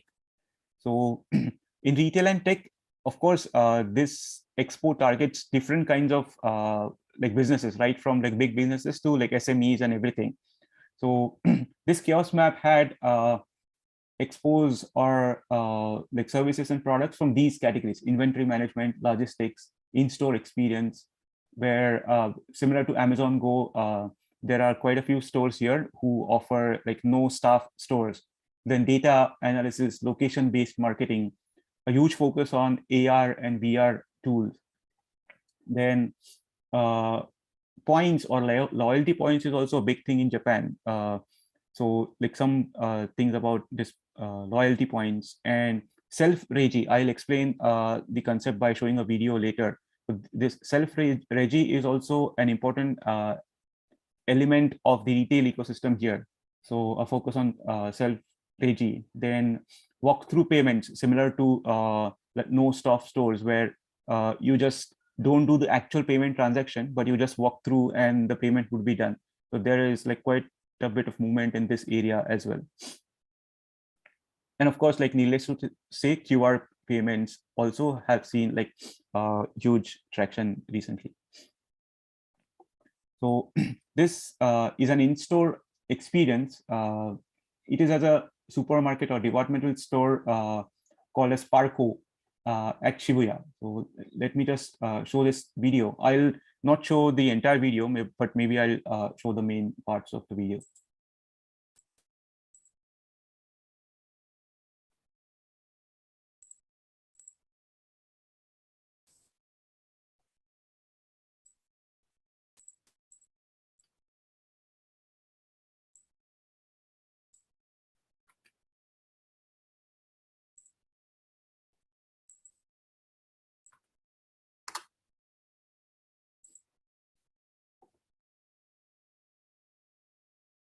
ネット販売の成功の鍵は商品の魅力が伝わるネットショップ WIX e コマースにアクセスして。 So basically this is a digital signage where you can touch the item here.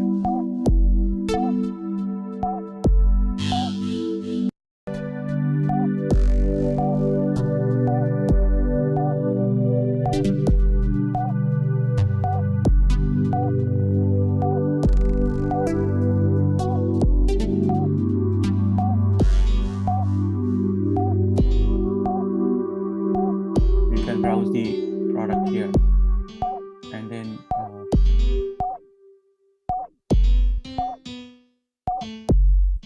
after browsing you can scan the QR code and that product is added to your cart.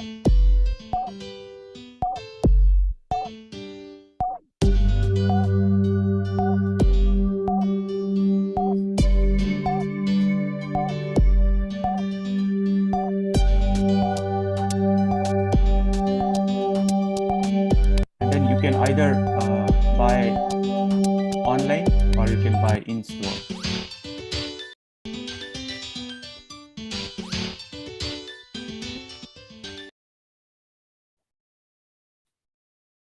So this is the one of the first video. Then so some of you might know that Shibuya is basically like hub where all the youngsters gather together, and most of the like latest technology trends or latest startups or like tech things are like take birth in Shibuya. So this again is also from Shibuya, where this is called as the FX Mirror.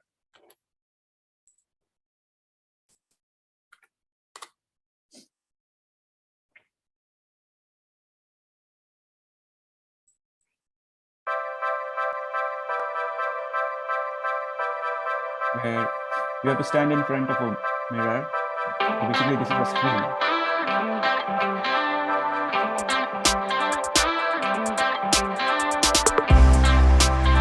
To create an avatar for yourself.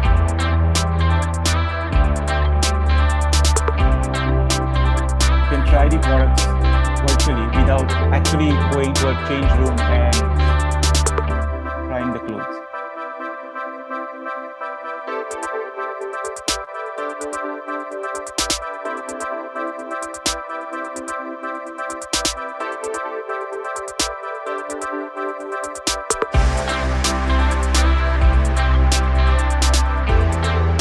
So you can simulate different hairstyles and different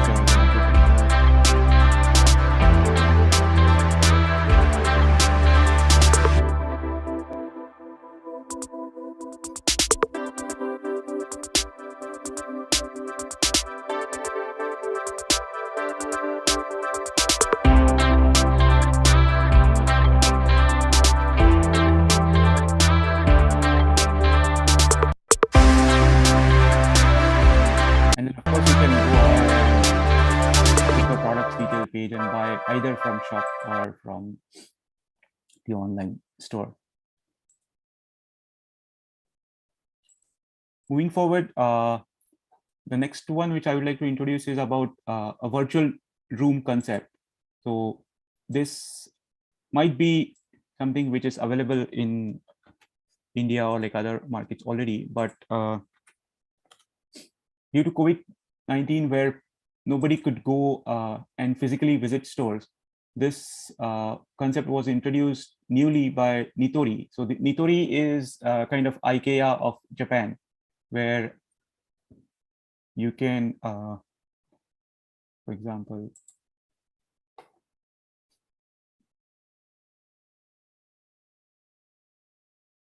you can see, or you can basically select the type of room. It is 1 BHK, 2 BHK, set the sizes, and then you can change this device or like change this mattress, or you can select on the individual items and you can see the details on the product detail page. And basically you can do a like 360 view of the room. So in addition to the normal, say like consumers, this also has Nitori business, where similar thing is done for offices as well, where basically you can customize or visualize your office. Yeah, so this is like kind of business and office setup where you can see desks, chairs, and everything. Like you can configure the tables and everything. Moving forward, this is, I don't have a video for this, but almost every convenience store has this, which is called as a convenience store kiosk. So as the earlier panelist was saying about transforming kiranas into like mini stops or stations where many things can be done at a single place. So basically, like this convenience store, I believe, is one way of like looking at the kirana like shops which have been transformed. So basically, like these convenience stores are run on a franchisee model, and as I mentioned earlier, some of the key players like 7-Eleven, Family Mart, and Lawson, so they give franchises to like anybody who is keen on running their own shops. So all the initial setup and in the products so is being done jointly or like co-invested by the local shopkeepers and also the big players. And as part of this ecosystem, they have these convenience store kiosks where basically you can do many things. So I have just listed a few of them, which includes purchasing your bus tickets. So if say you want to travel by tourist bus from A to B, you can purchase via this kiosk. Then you can do different types of like prepaid charging. You can pay different kinds of utility payments like electricity bill, then gas bill, and different kinds of bills can be paid via this kiosk. In addition, they also issue different kind of coupons, or they can also be like used to issue lottery tickets. And many times people use this as a payment method as well. So instead of giving the credit card details or doing the online transaction, many people visit convenience stores on the way, do Amazon payments also by this convenience store. And these kiosks can also be used or like are used to issue one-day insurances. So if you are going somewhere or driving a car, so everything is like quite expensive here. So many people have to buy insurances. So you can buy one-day insurance as well. So like for all those kind of like small and convenience kind of setup can be all handled by this convenience store kiosk. So this is quite an important aspect of the convenience store itself. Moving forward, this is about self-regi, as I had explained earlier. So self-regi is also quite a big thing in Japan. So let me share the link about this as well.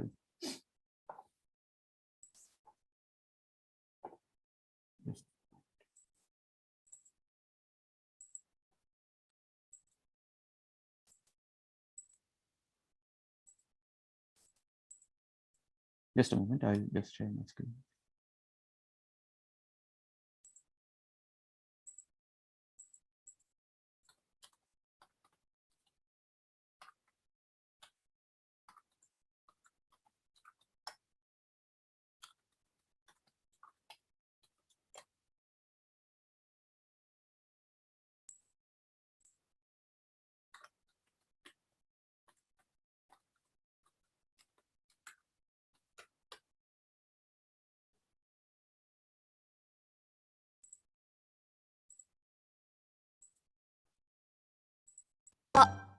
Levatech。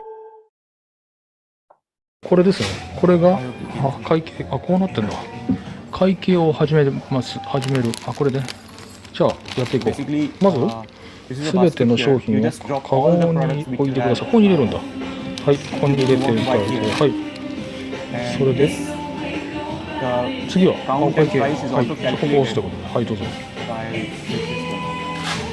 それで、会員 ID、バーコードはお持ちですかって。ある方はこっちですね。ない方はいいえで。な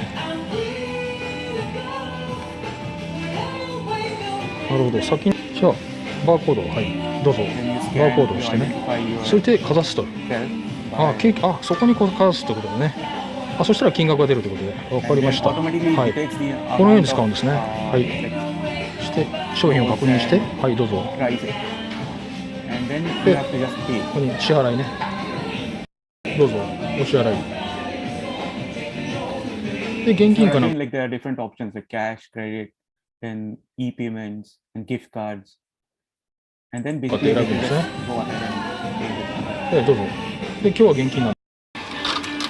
レシート、そしてお釣りがここから出るということで。なるほど、これで OK ですね。はい、確認しました。そして今度商品を。So basically, this is called as self-crazy for this reason that there's nobody assisting you at the payment counter. The next one is also pretty interesting, called as Zozo Mat.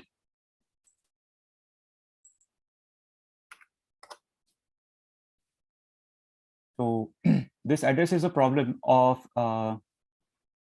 returns, especially in case of shoes, where basically you don't know the exact size of your shoe, and even though you know the size, the actual product which comes does not fit your legs. So this is a product addressed for that. They have released a mat. You take photos from your app. You take the time. The app knows your exact size and it recommends you. This size fits for you. あなたの足をミリ単位で計測し、相性度で靴をおすすめ。新たな靴選びが始まります。誰もがネットで靴を買える時代へ。ZOZOマット。So this ZOZO Mat is delivered or developed by ZOZO Town, which is an important player in fashion retailing in Japan.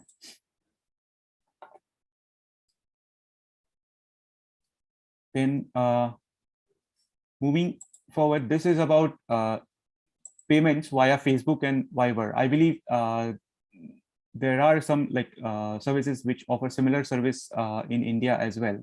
But basically the concept is similar, that you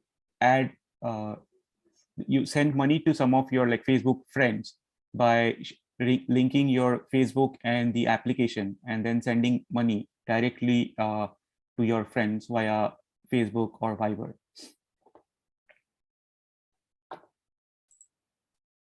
Then finally, this is about vending machines. So some of you might know that Japan is quite famous for vending machines. This data shows that as of 2020, there are almost 40 lakh vending machines in Japan. and they are selling all possible kind of stuff using vending machines. So normally we are used to getting, say, coffees or like some drinks or newspaper magazines via vending machines. Unique part about this is these vending machines can also deliver hot drinks like coffee, tea as well. And there are some vending machines which can deliver lunch boxes, cup ramen, packed meals, t-shirts, handkerchiefs, masks, condoms, beers, literally everything is being delivered or by vending machines. So this vending machine is also an important factor of Japanese consumers and the overall like retail ecosystem.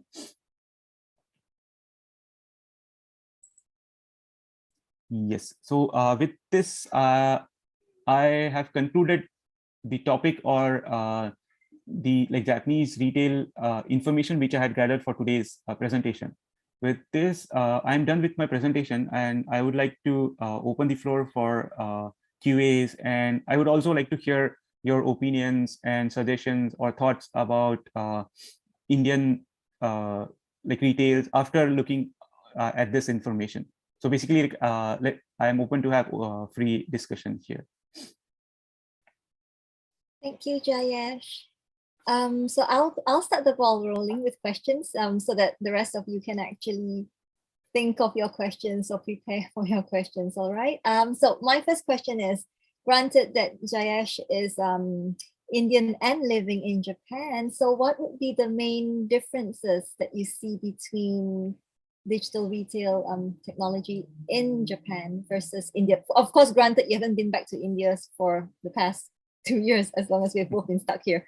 All right. So any differences, your thoughts about? Yeah. So basically, India being a developing country and like especially in terms of like technology, things like things are changing very like fast in India.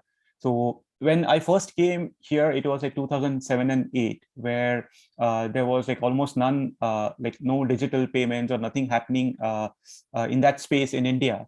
So when I came here first, I could see that instead of kiranas, there were essentially like convenience stores. And hence I had mentioned in my PPT that basically convenience stores are like kirana stores plus or like plus alpha, where when I was like reading some literature about like say Japan of 1980s or 1970s, I could see that there were many mom and pop shops like which were like pretty similar to kirana shops which are present in India even now. But due to like these MNCs or like big players coming in the Japanese market, what happened was instead of the kirana shops or like similar entities dying away, so they collaborated, the big companies collaborated with these like shops, and now they are like working as franchisee shops for those big brands. So I could see that that element was or the like mom and pop shops were being transformed in a good sense by using technology and money at scale by these big companies. And now they are like generating like it's a win-win situation where like those people are also able to run their business and get some like revenue out of it, and also it helps the bigger companies as well. That was one difference. And another difference which I found was about the like drug stores and the DIY stores. So basically those kind of categories as such do not exist or didn't exist at that time so predominantly in India. So in 2007-8 or even like nowadays, there are only a few players like say Chroma or like some big players who are focused on electronics retail. But these electronic retail shops which are present in Japan are basically like 8 to 10 story shops just focusing on selling electronics.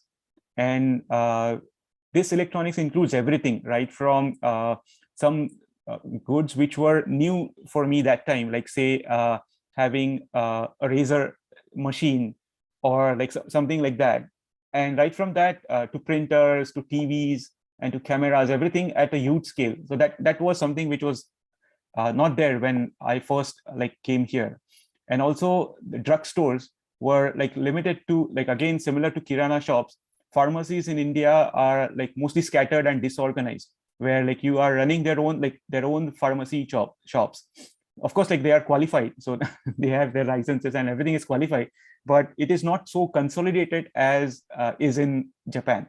So that like consolidation and using that like corporate strength to empower regional players or the local shops, that was something which I found very like unique in Japan, which I think can be like learned, or like there are lessons to be learned for like India, like and other like emerging markets from that. I see. Thank you. Do we have any questions from the floor? Do I have to monitor questions or yeah? There is one question from the audience who are watching this webinar in YouTube. One of my colleagues, Dr. Arun Kumar, who also got a lot of international exposure working in countries like Thailand. He has one question to Mr. Jayesh. Is there any cost-effective technology, cost-effective, affordable technology available in Japan, which you can suggest to the unorganized retailers in India?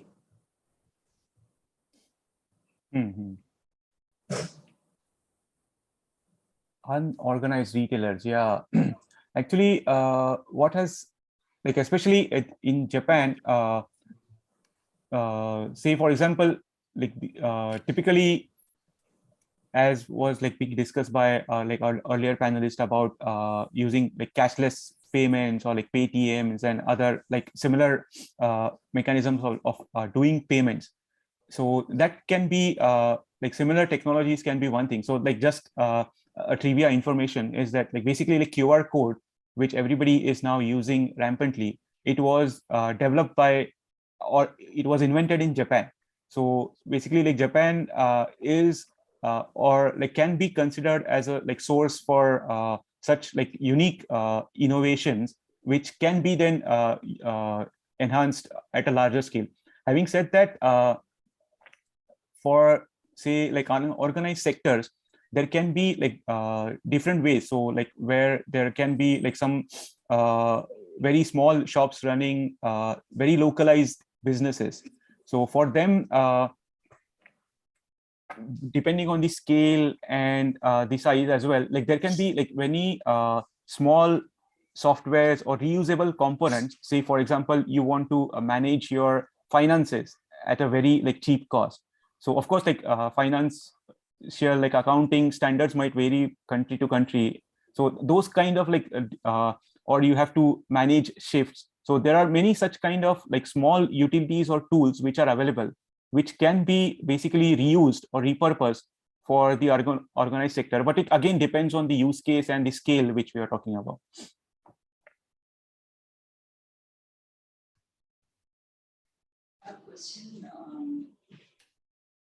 Okay, thank you, Jayesh. Well, if no one has a question or we're still thinking of our questions, I'll just ask, maybe I'll ask Jayesh another question. That's all right. Yeah. So where do you see the future of digital, retail in Japan anyways? Yeah, actually, this is a very like loaded question in the sense there are like different layers to it. In the sense, not many people know that Japan is a fast aging society. So when I say this, it has like multiple implications as compared to India, where we are like pretty young society. So we are like looking for new things. We are looking to challenges or doing something new in life. As against that, when you have an aging society, you like to maintain status quo. You are not so open to do something which is very drastic or which is something like different. So fortunately or unfortunately, like Japan is in such a state that whatever we have, like whatever I explained so far. So basically that was like it, that kind of innovation or like that kind of like trying something new or like gathering everybody and create some like corporate entity, that kind of things happened in Japan 30 to 40 years ago, or maybe 50 years ago. So now people are mostly trying to maintain status quo. But interestingly, what has happened is that nowadays, all the companies, even MNCs, they are coming to India because they want to have some share or pie from the growing like young audience or like young people in India. As against that, what has happened is that in Japan, there are old age people who have lots of money. So we are seeing innovation in different space where you have smartphones dedicated for old people. So when I say this, those are basically like features, like drill down features, like you have very minimal features on a smartphone. So basically you have a touch screen and then only predefined or pre-installed software apps. So in India, even my like grandparents, they struggle with like operating like fully loaded smartphone because it has just too many features in it.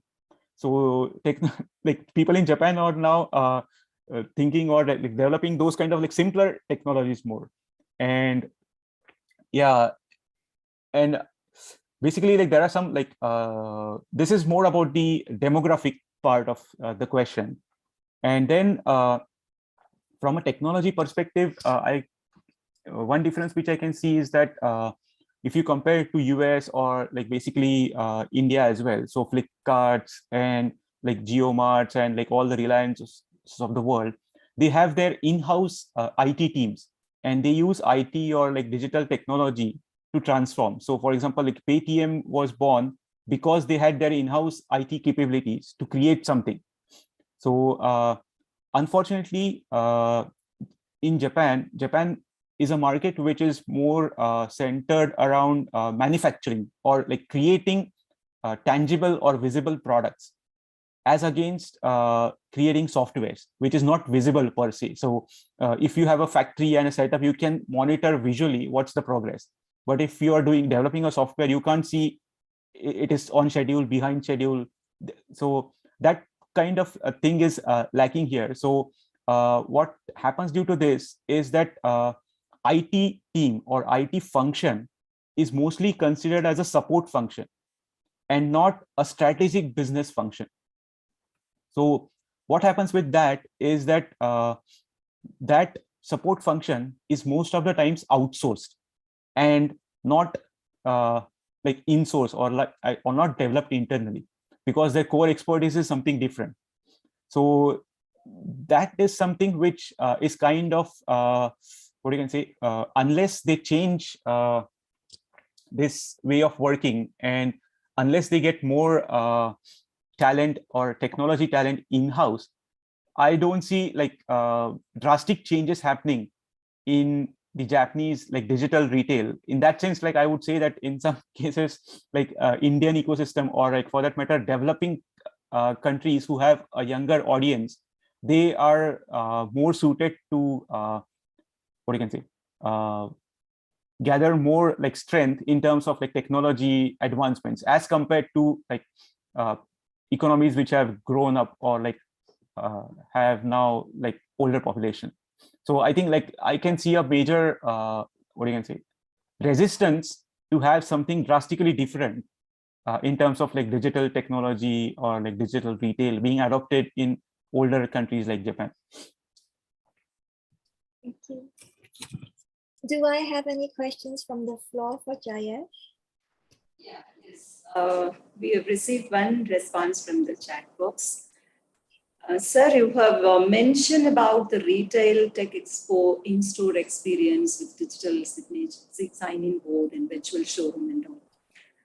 Is there any technological gap still existing, and what kind of changes do the Japanese retail companies need to make, other than now have mentioned about the IT support? They need to bring it as a strategic business unit. Any reason or required changes they have to make it in Japanese retail? Okay, so as I explained in my earlier question, so there is a serious need for technology literate people. Like it's a like literate is a like heavy word, but majority of the like Japanese companies, as I mentioned earlier, are mostly like manufacturing based. So they do not have that inclination or understanding that technology can indeed change the world. So like the like GAFAs of the world are basically like software or like technology driven companies, which are now like changing the world or like shaping how you and me behave, as like how you and me use iPhones is being dictated by like say like Apple or like say Facebook and like Google and like other such companies. So I think there are some companies like the one which I explained or the video which I showed about like Self-Regi, where the CEO of that company is called as Fast Retailing, and I think it is world's like top 3 fashion like or apparel brand in the world. So that person is a like a proponent, or like that person is keen on involving technology in the center of his business. So that person is like pretty much different or like unlike other like Japanese companies. So that person is always keen on using technology for business, be it like payments, or be it inventory management, be it having like superior customer experience. But that person has realized that like IT or technology is the way ahead to like run the business. So there are very few people in Japanese like CX O level people who have that understanding that IT can change their business altogether.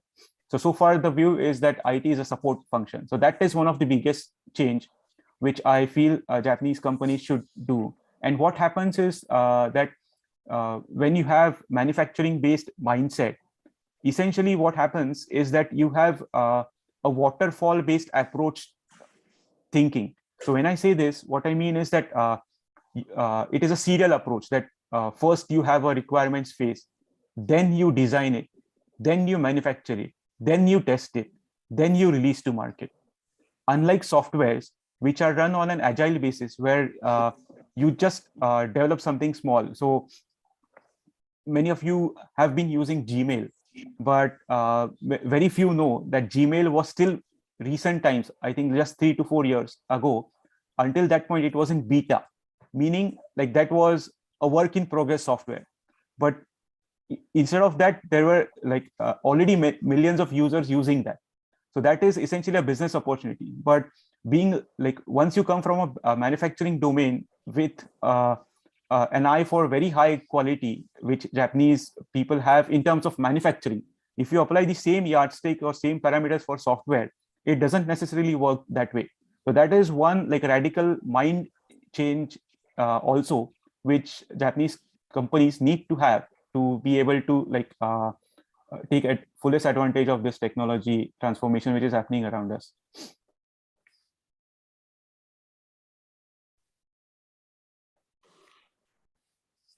Thank you. Do we have any other questions? Can I ask one? Yes, please. Yes, sir, please. What do you find, since you are, I believe, you are native, native of India, NRI, and technology adoption between India and Japan? If I ask you to compare, how fast or easy in terms of the public as well as the businessmen technology adoption? But whenever we think about Japan, we immediately think of your technical prowess only. But a country like India, you know very well, the literacy level and the awareness and the poverty and so many things are there. So what are the parallels between Indian and Japanese technology adoption in the technology adoption point of view? Okay, so I have like 2 or 3 perspective on this. So one is personally, I feel that India is more like aggressive or like faster in adopting technology more from a like software perspective. I can understand that there might be some like genuine reasons for it, because manufacturing and setting up hardware and like building factories is a like capital intensive thing. So comparatively, like we anyways Indians have like our core expertise in software. So I see that many innovations are in terms of like technology adoptions are happening from a like software driven initiative. So like say like Paytms or Beams are basically like essentially like, even for that matter, Aadhaar is basically like a software centric ecosystem. Unlike in Japan, it's a mix of both. So the examples which I showed about this convenience store kiosks or the vending machines, it's a like a combination of software and hardware. So what that happens is that due to that, like maybe because Japan is inherently hardware centric country as we are for software, so many of these innovations have like software and hardware hand in hand, as against like India. So that is one thing. And second part is maybe like the scale of the country itself, because India, being a very diverse country, has different kinds of, what you can say, problems to solve. Unlike Japan, being a homogeneous country and government and basic infrastructure being in place, so almost all the people who live in cities have many things in common in their lifestyle. The way they go to office, it's by like traveling via metros. Then while going back, they have their own set route. While going back, like they have their own convenience store where they buy their daily stuff and go back. So consumer behavior is pretty much like standardized as compared to India, where it is very diverse. So what makes it like basically like having a standardized or like streamlined consumer behavior makes it easier for a Japanese like company or like Japan as a country as a whole to be aligned to their like any of the ecosystems. So like, be it convenience stores or like introducing anything is like, I think, pretty easy in Japan as like compared to India, because we have different problems to solve. But having said that, I think like going forward, as I'd mentioned earlier, that being an older society, the current trend is more about maintaining status quo rather than trying something new. So in that sense, I feel that India is now like positioned in a better way to have that like have a faster pace of technological transformation. And what usually happens is that like we being like developing countries, we have a chance to leapfrog. So I like always have a like this thing in mind that nowadays mobile speeds are almost same in India and Japan. Maybe like Japan has introduced 5G in some places, but more or less mobile speeds are same in India and Japan. But when I came back in 2007, that was not the case. So I can see that stark difference happening. So I believe that that is the advantage of like maybe developing countries, where you can leapfrog and take experiences from the one who have like who are ahead of us. Thank you. Thank you. For Professor Tan, I do not know because I lost my touch recently. We are arranging a seminar now to hear your Japanese experience. Similarly, can we do one under this partnership project? Why not our professors can talk about Indian retail sector challenges, issues, what's happening in India for your Japanese MBA students, for US students? Why not we think of one program? If it was not done, I'm not aware. I'm just only suggesting, just came into my mind. We can talk one day to US students. My professors will speak. We all will speak about Indian retail sector, the scopes, challenges, all those stuff. That would be doable. We are right now into our break. We're entering our break. Actually, in our break, from this end of this month onwards. But we start again in spring term, which is April. I would touch base with you guys. That would be possible. We can do it when our new academic year starts, which starts from April. Similarly, as the dean, I just want to give one more suggestion about. We are also keen about student exchange programs once this COVID is settled down, and you can send your students, because I did one MOU with the University of Cologne in Germany in 2014. Two of their students came here to study our Indian perspectives with regard to labor and unorganized sector labor and all. And our students went to Germany to understand their business models and other things. Similarly, we are ready to exchange. We are ready to give you free boarding, lodging, everything for your students at Sastra campus. They can stay with us for 2 weeks or 3 weeks in Sastra University. We'll host them as our guest. Let them come here and understand Indian retail sector, Indian business model, everything. Let them go around. You will facilitate, support, help everything for your children, for your students. Similarly, if your institution permits, you may take 1 or 2 students for short visits for 2 weeks or 3 weeks. They can come and understand. They can come back and share it with the fellow students. The student exchange program, faculty exchange programs can be thought of. Well, we actually run it with similarly with also the other universities in Germany as well. But I'm actually in charge of doing this. But for the past, since when Jayesh graduated, yeah, they didn't even really get a full graduation because of COVID. So because of COVID, we froze every MOU. And as you know, the government has closed borders. So students, international students can't even come into Japan right now. So once the borders are open, definitely, we can consider doing this, because we do have MOUs with different universities, so we exchange our students. And yeah, maybe Jayesh, you can take leave off work. Go. Just a SPARC. Yeah. Sure. Having listened to Professor Carolyn, you have something to say? Oh no, I was just wondering. Do we have any other questions for Jayesh? I don't want to leave anyone out. So having listened to Mr. Jayesh, I was just thinking about, yes, technology has allowed people to do more today than they have ever been capable of before. And we are living during a time where advances are happening so rapidly that sometimes it's even hard to keep up. Now, I just thought of it listening to your lecture. All these tech having become part of a daily life, if I think, is this really making my life easier? So has simplicity been underrated, or has it been forgotten? So I just thought, because from an unorganized retailer's point of view, when new technology loves to boast about the new features or functions, personal time also gets gobbled up by social media platforms or other communication channels. So in the name of convenience, what tech has brought into our life, if I should pause, ask a different question. So I thought I would just ask what Mr. Jayesh feels about it, because he was mentioning about how Japan was and how Japan is.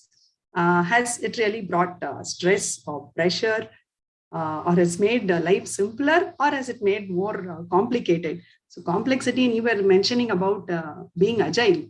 So should I argue, or should I place this doubt? Has complexity killed the agility? What do you feel? What can you say from that perspective to our Indian unorganized retailers, because you have understood the Indian scenario perfectly well? So can you tell us that complex system makes it impossible for business to operate with agility? You want some change in the way systems are perceived? You have any plans or ideas? Yeah, so of course, like technology, as you had mentioned, like it can help you, or like it can like make your life worse as well. So there are ways of looking at it. So as you have mentioned that indeed, like if you have like technology, and like for that matter, like technology overdose, it can complex your life. So if I like just give an example of Japan, so because you have like set patterns of say this is how you have to live your life, and this is how is the competition, and you have to survive, or you're and this is what you are against, and you have to keep performing in this like complex setup and always deliver results. So that has basically backfired, especially, and it has impacted heavily on the what you can say, the younger labor force as well. So I'm not sure if how many of you are known, but know about this fact that there are quite a few suicides, or like which happen in Japan due to overworking, or like due to work-related stress.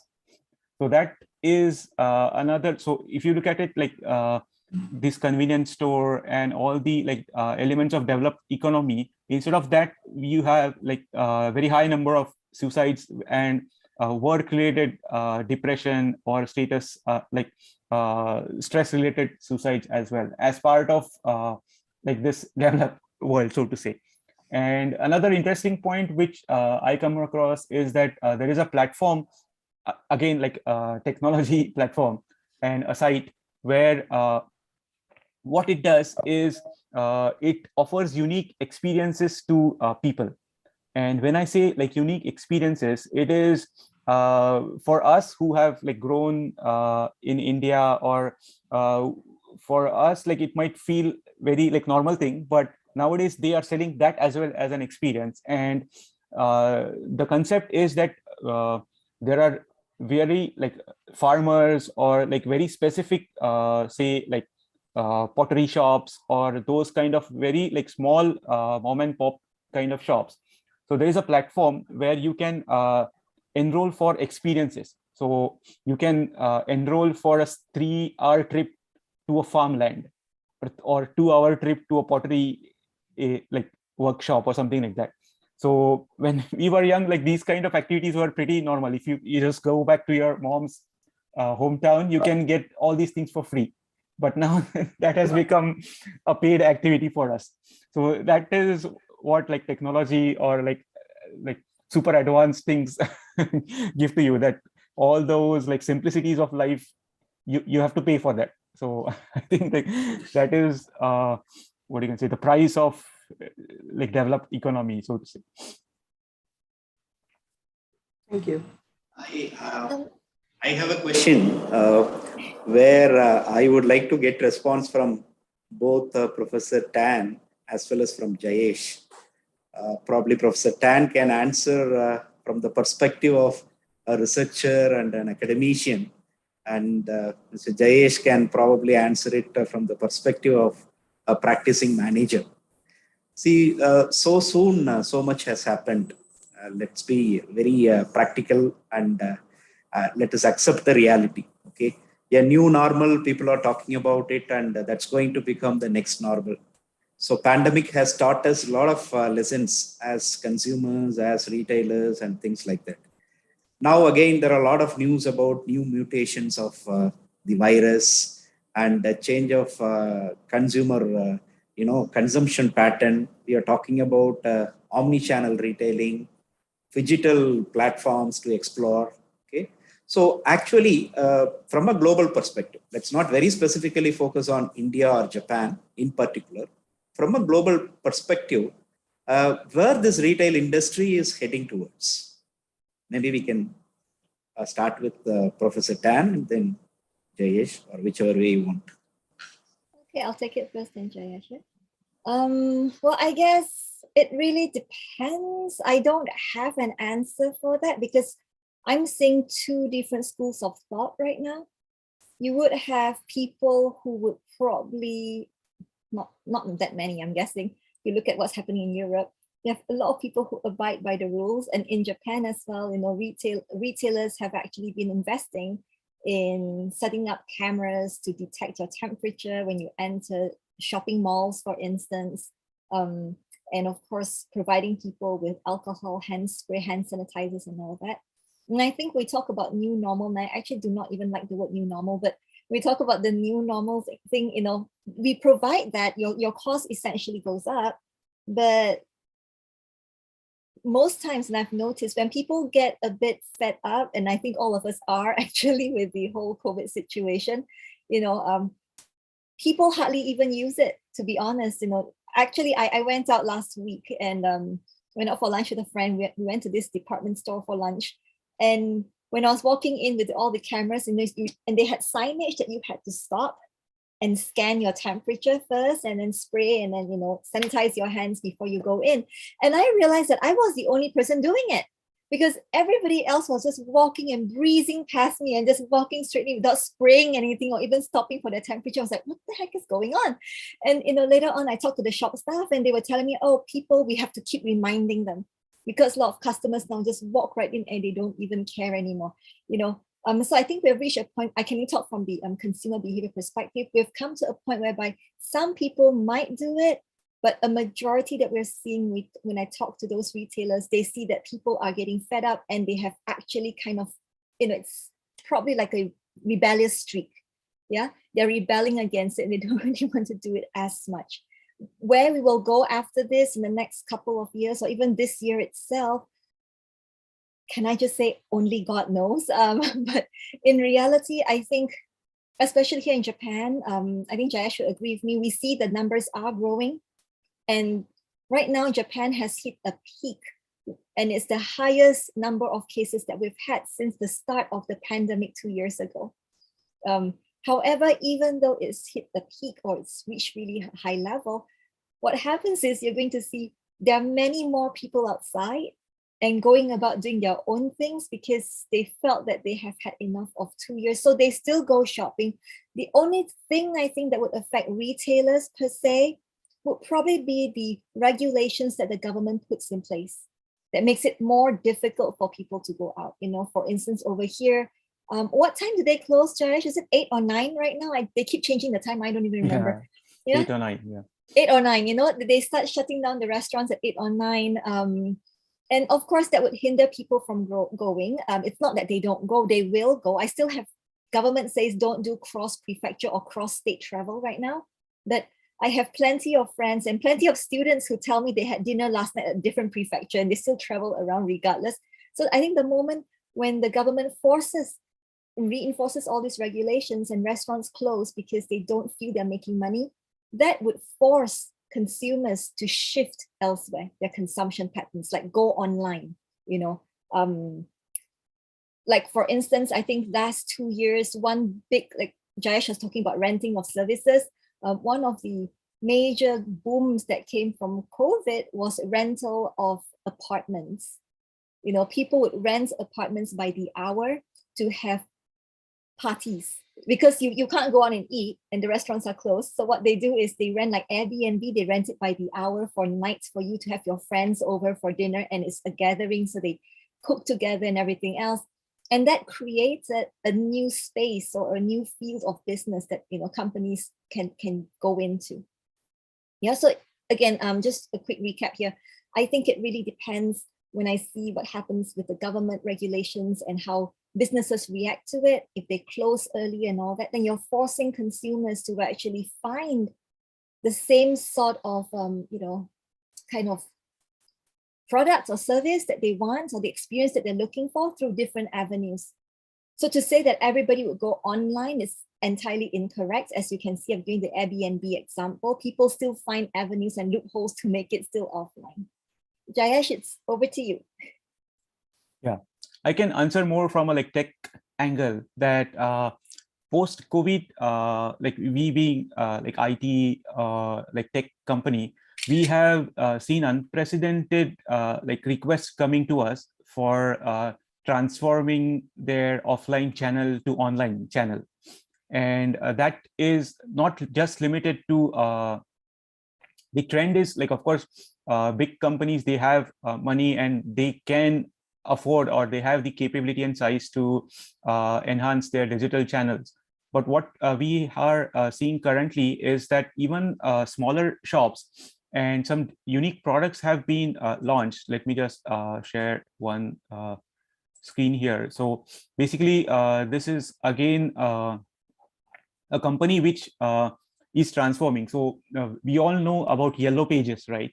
So this is entity town page, which used to issue Yellow Pages or like say direct telephone directories. So post-COVID, what has happened is that they have transformed themselves into an online town page or like online Yellow Pages. And this service is basically entirely dedicated to like small enterprises and setting up their online shops. And basically these are like normal local fishermen, local plumbers, or like those kind of people, or like barbers, really like super local people, or like you can say like they are just like family run business or just small shops. So they are seeing unprecedented like shift to digital, and by using like these services, basically like these are normal websites, and you can place order like similar to like Shopify or like similar sites. So we are seeing unprecedented growth happening in this space since COVID. So as Professor mentioned, that people will still prefer, or like there will be some people who will go in offline, or they will want physical experience. But having said that, there is an increased need for virtual presence as well. That's for sure.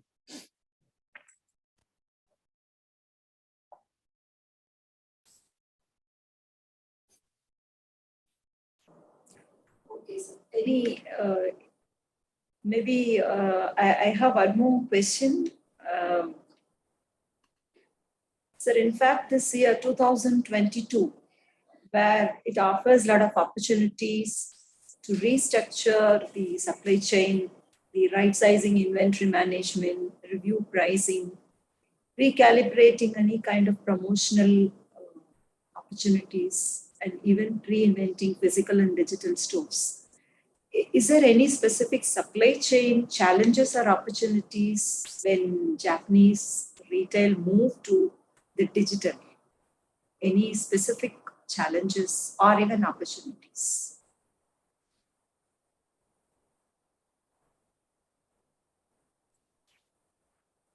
Okay, so supply chain has seen a major disruption actually since COVID, and it has impacted everybody, like so big corporates and also small corporates. And maybe you guys or all of you must be aware about the like recent semiconductor crisis, which has impacted every single major player, right from like cars to electronics and everybody. And that has been like basically due to like increased demand in like electronics and like semiconductor based product consumption. So there has been a like major disruption there. And surprisingly, in addition to the actual like commodities disruption, there has been a like a great recession or like a great resignation as well, where like people are also switching jobs. So like there is like supply side disruption from like employees, like employer side as well, where employees are also leaving. So this is actually a major disruption, which has been like basically big companies, the likes of like Toyota and other companies, using their like superior like SCM like skills, they were able to ride this wave quite a bit. But the low like SMEs or like small companies, they currently are being basically substantially being helped by the government funding, especially in case of like Japanese government, where as we had discussed earlier, that even for the shops which are like running their like stores till 9, or like if they close by 8, then they are being incentivized for that. So that kind of like huge amount of like government funding is being done to sustain the like the lifelines of like basically the entire ecosystem. Otherwise, such kind of disruption is very difficult to manage. Your views on this, Professor Tam? Thank you, sir.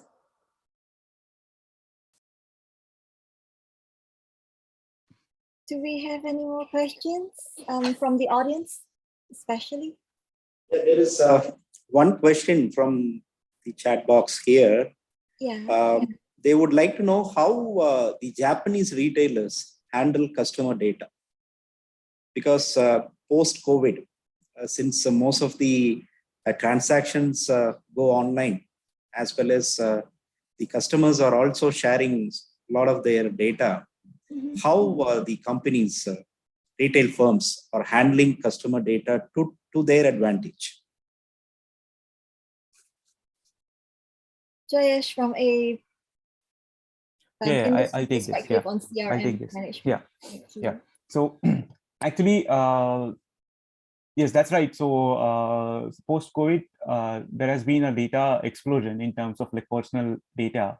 So initially, of course, like there were issues about maintaining the privacy, and of course, like as with every country, there were a few like data leaks as well.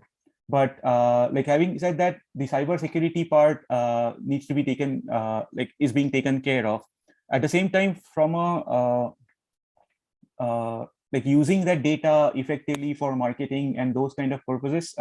Yes, indeed, like as I mentioned earlier, that post-COVID, we are seeing intensive investment coming into this space of like online, or like basically using technology for retail. And that includes everything, not just the like CX part, or as I'd mentioned earlier, the Nitori case of having a virtual showcase or like virtual room that was developed in 6 months during that COVID lockdown period. And that service didn't exist earlier. So that is more about like customer experience.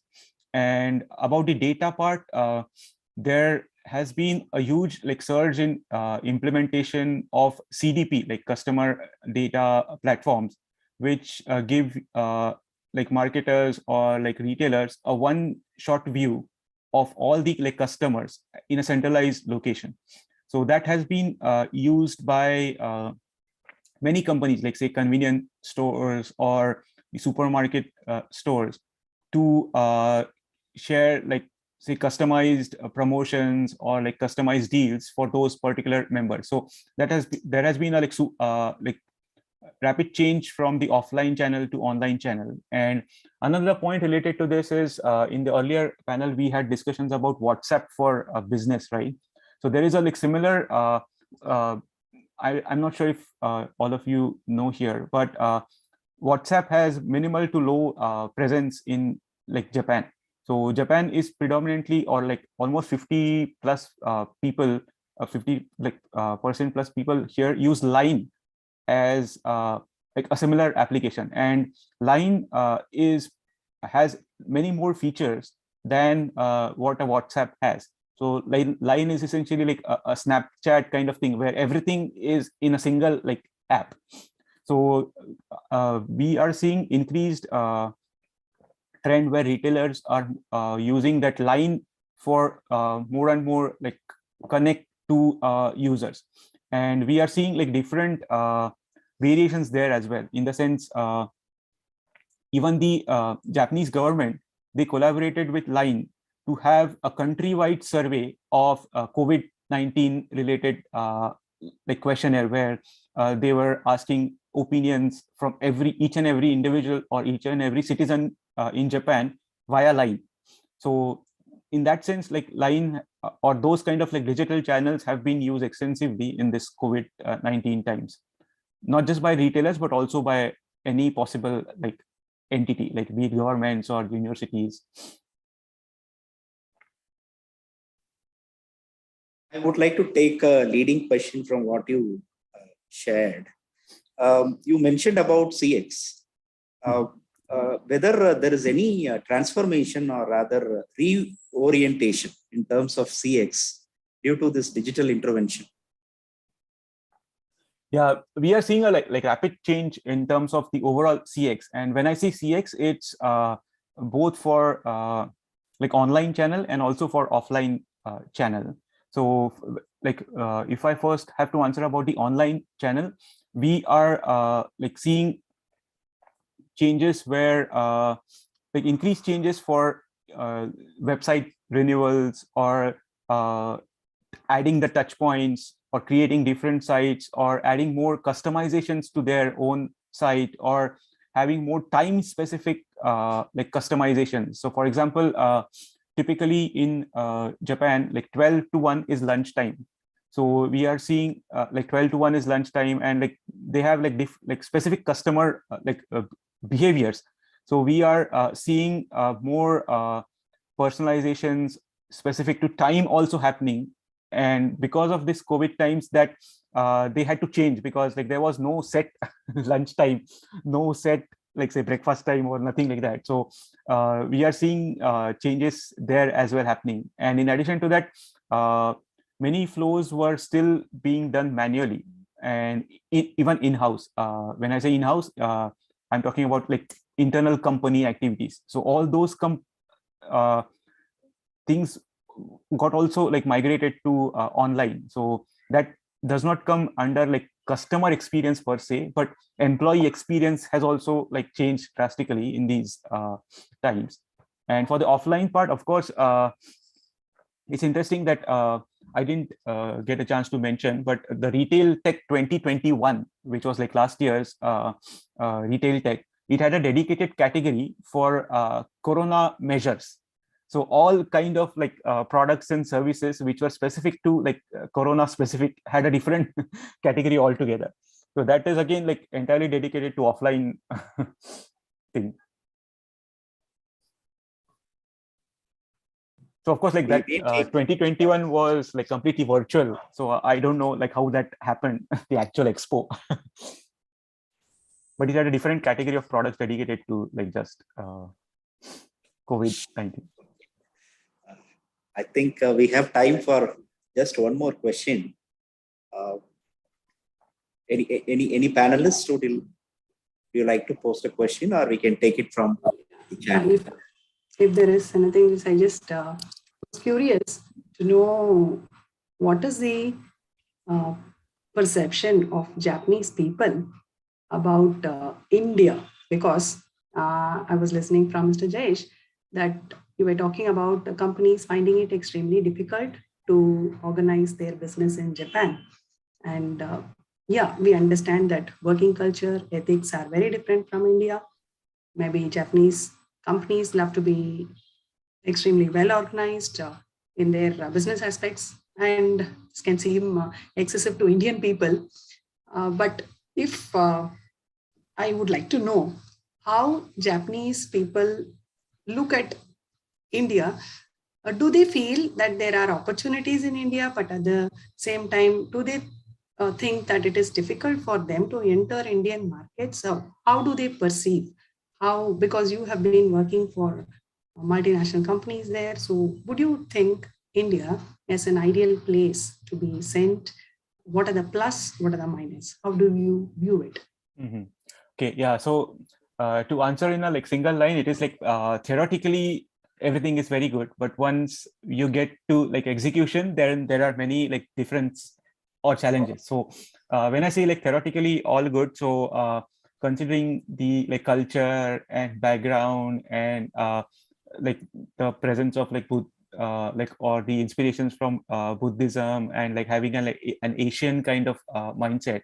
So like theoretically, India and Japan make a like very strong case for increased collaborations or like having a good like bonding. But when it comes to actual ground reality, what has happened is that especially in terms when it comes to IT, our IT industry is more attuned to or like more aligned towards US or UK based like style of working, where instead of process, the end result matters. So that is now not how like Japanese companies work in general. So they are also keen on the processes, the like minute details, and then the result. So that is one thing which Japanese companies feel that it is too big a market to ignore, but they find it very like difficult to collaborate with them. So it's interesting. Like I was part of the one of the like projects or activities which were part of entity Docomo. So I was working as like part of entity Docomo and working with like Tata people for like Tata Docomo. So entity Docomo is almost a monopoly, or was almost a monopoly in telecom at that time. So they had their own ways of working, but of course, like we as Indians, we have our own way of working, and during that time, almost like 10-12 years, India was a completely different market as compared to 2022. So understanding that market and understanding the complexity of that market is a bit challenging for Japanese people who are in general used to working in a homogeneous environment, unlike India, which is like more like heterogeneous, like every state is a different country altogether. So working with that kind of mindset is a bit like difficult. But having said that, there are few success stories as well. So Maruti Suzuki is one of them. So it's not that it does not work, just that it takes it like some different ways of working. So even if you see in case of IT as well, like we as entity data have been working with like our teams in India, but if you compare the scale, it's nowhere as compared to what US companies or like British companies work with India. So I think like it's a bit of like culture and work processes and mindset and everything. But yeah, of course, like the perception in general is positive. It's not that like Japan has ignored India as a market altogether. Just that like it is now considering like India not the same way as it used to consider, say, 10 years ago or 15 years ago. So basically what I'm trying to say is that India has grown in stature as compared to like what Japan was, or like that gap is reducing for sure. Sure. As you say, maybe some of the segments are outward looking, like yes, goods, suppliers, or something like that, no? Components, machinery, tools, as you mentioned, Suzuki. Yes. Okay, thank you. Over to Alamilu, ma'am. Thank you, Mr. Jayesh, for the lively interaction you had with us. You have digitally connected us and unveiled a snapshot of Japanese retail market, both physical and digital. A thriving education system, a strong industrial foundation, and top-notch infrastructure made the Japanese economy rank third in the world. While the country's economic performance is exemplary, its digital sector needs to be modernized. Today, I hope Japanese ranks 27th in terms of digital competitiveness and 22nd in terms of digital talent. With its intelligent citizens and high-quality assets, Japan has a right endowment. All that now remains is to create a digital literacy which will lead to adopt technology in retail market with the next level. Thank you, Professor Tan, for your academic collaboration with us, for your extensive series of lectures in the research journey, and the dynamic discussion makes today a SPARC Day. Thank you, all of you. We have a next lively session by Anil Kumar, founder and CEO of Samunity, on integrating people and process from 2 o'clock. Keep joining, stay tuned, and be safe. See you all in the next session. Can we have a formal note of thanks from our PI? Yeah. It's been a great treat, I would say, intellectually, having both the professionals from Japan connected to us through Zoom. And the last 2 hours, of course, we never felt it to be so long, right? It went just like that. And I must appreciate, first of all, our foreign PI, Professor Tan, for referring Mr. Jayesh to us. Because a person who has an Indian origin and has a lot of professional experience in Japan would be the right person probably to talk about this particular topic, comparing what is there in India as well as in Japan. So my appreciations and thanks to the foreign PI, Professor Tan, for referring Mr. Jayesh. And Mr. Jayesh, it's been a very, very rewarding time that we spent with you. I'm sure the audience are very much excited about the kind of interactions we had. A lot of messages I am observing in the chat section, appreciating both Professor Tan and Jayesh for this lively interaction. In fact, I think the day is made for us, I would say, because end of the day, the objectives with which we started this webinar, that we should explore and try to learn something on the lines of technology adoption by unorganized retailers, both in India as well as Japan. I think we have been steered in the right direction. And there are 2 more sessions coming up in the afternoon. I'm sure those 2 sessions will also add a lot of value to the objective of this seminar. So from Shastra and from the project team, the Indian team of SPARC, we extend our sincere thanks to both Professor Tan as well as Mr. Jayesh. Thank you very much for joining and looking forward to your collaboration in future also. Thank you. Thank you. Thank you. Thank you, guys.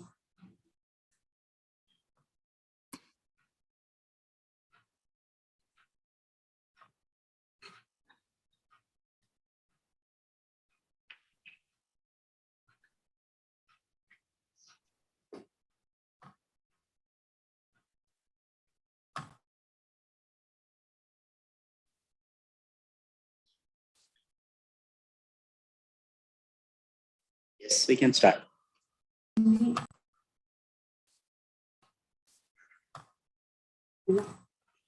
Thank you, Professor. Welcome you all to the afternoon session of this webinar on technology adoption by unorganized retailers. This morning, we had the opportunity to listen to Mr. Manish Sabnish's inaugural address.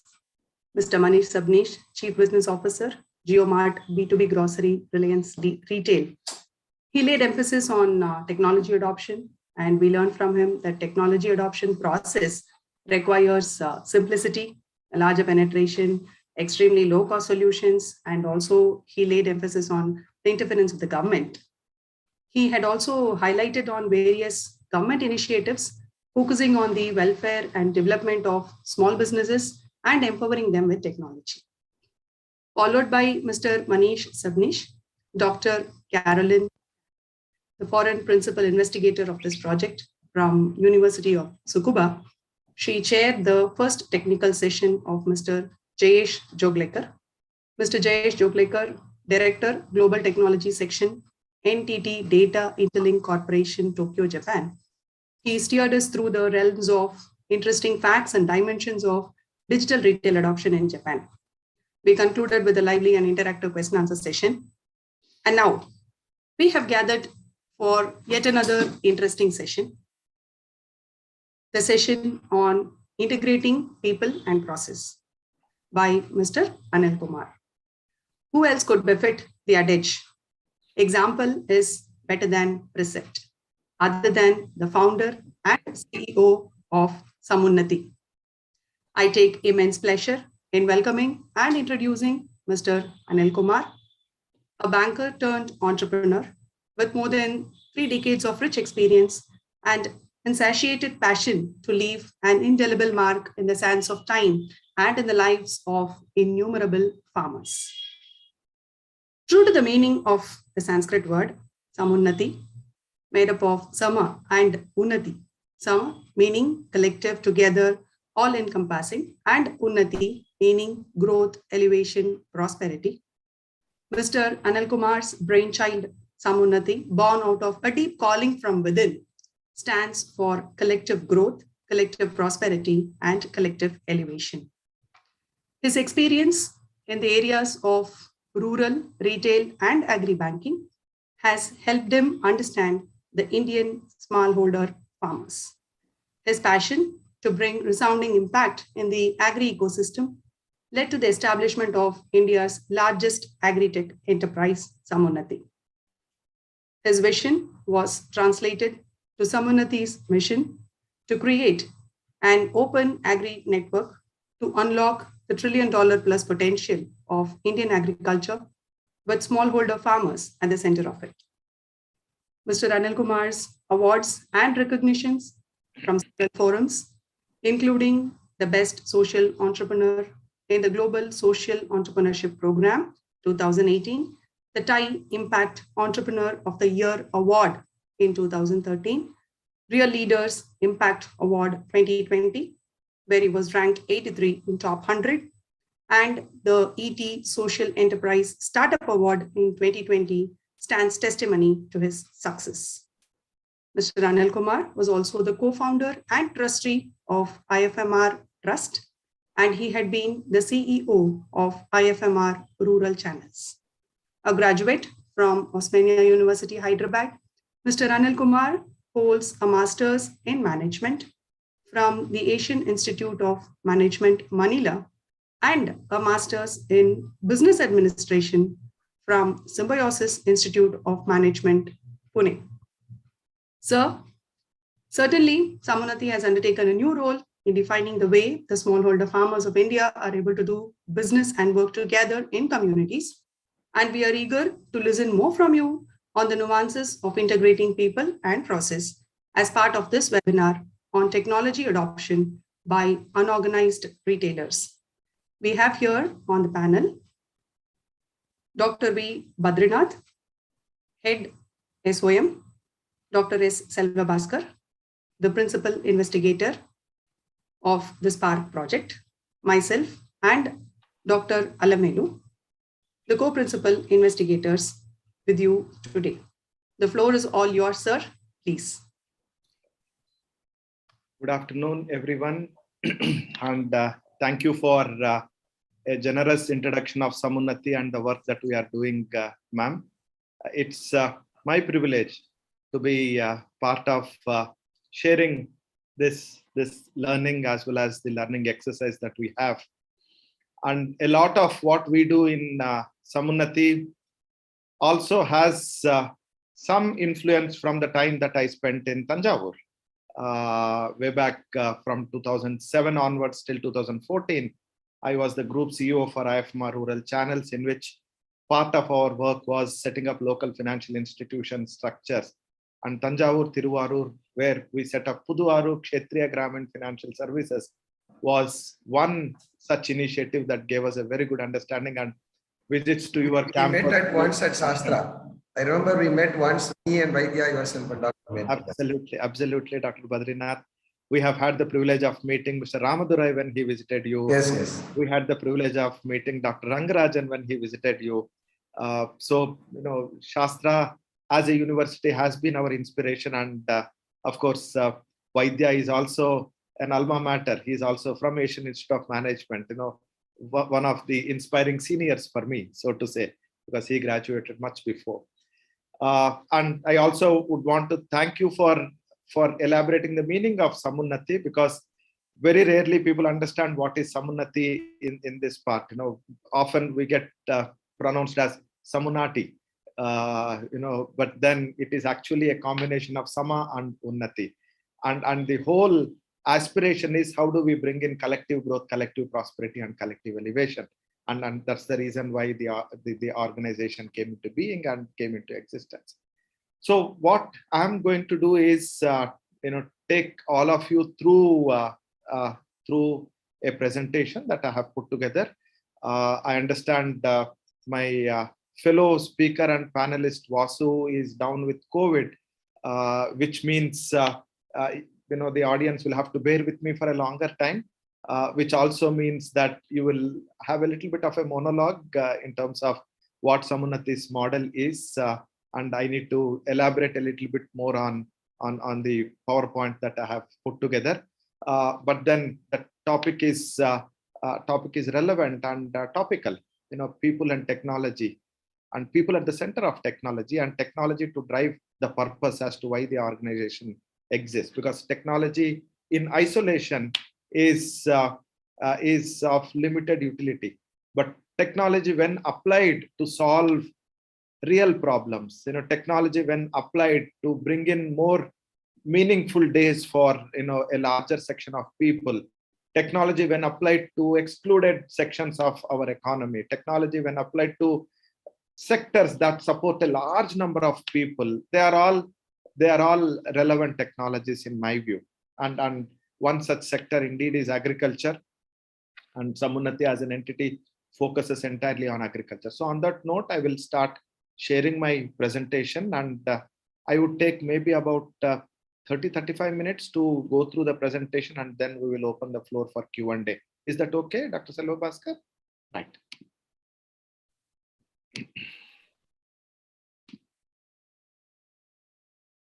Okay, is my screen visible?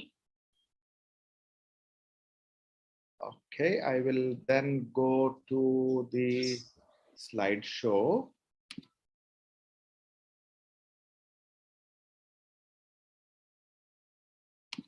Okay, is my screen fully visible now? Dr. Selva Bhaskar, a thumbs up would help. Right.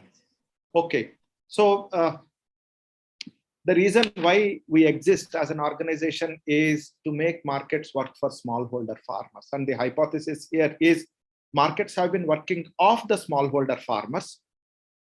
How do we make markets work for smallholder farmers? And replacing off and for has a world of difference in terms of what it means to our annadatas, you know, the people who provide food for us on a daily basis. And one of the hypotheses that we are pursuing is if we can make the value chains in agriculture operate at a higher equilibrium, which means if we can remove the constraints of value chains and make them increase the throughput, you know, increase the energy at which they operate, then most of these benefits would get transmitted on both sides of the value chain, which is demand and supply. And hence we can bring in the dimension of making markets work for smallholder farmers. That's why we exist as an organization. So a little bit about the context of where we are at this point in time. We are an entity that started in 2014 as a concept and started in Tiruvannamalai dairy as a value chain. As we speak, we are in about 22 states in more than 100 agri value chains. We have done close to 10,000 crores of gross transaction value, both in terms of lending as well as market linkages that we do. And of course, the one that we take a lot of pride and encouragement is that we work with more than 1,000 farmer collectives, which in turn have a membership base of about 6 million smallholder farmers and about 2,500 agri enterprises across the country. So just the context in which the company has grown.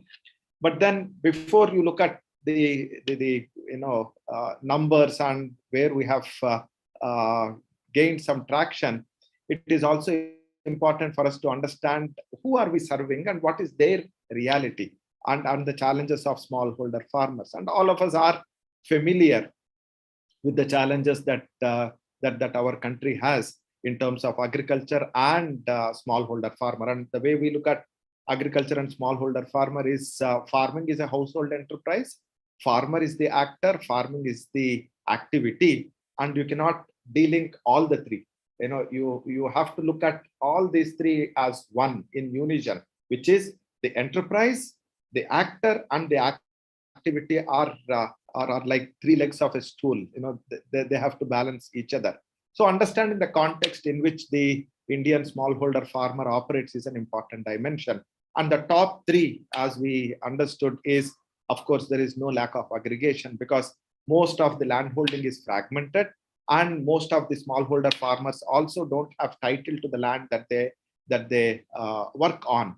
A majority of them are either tenant farmers or leaseholding farming is something that is prevalent in the Indian context, and hence lack of aggregation is one principal challenge that the Indian smallholder farmer has.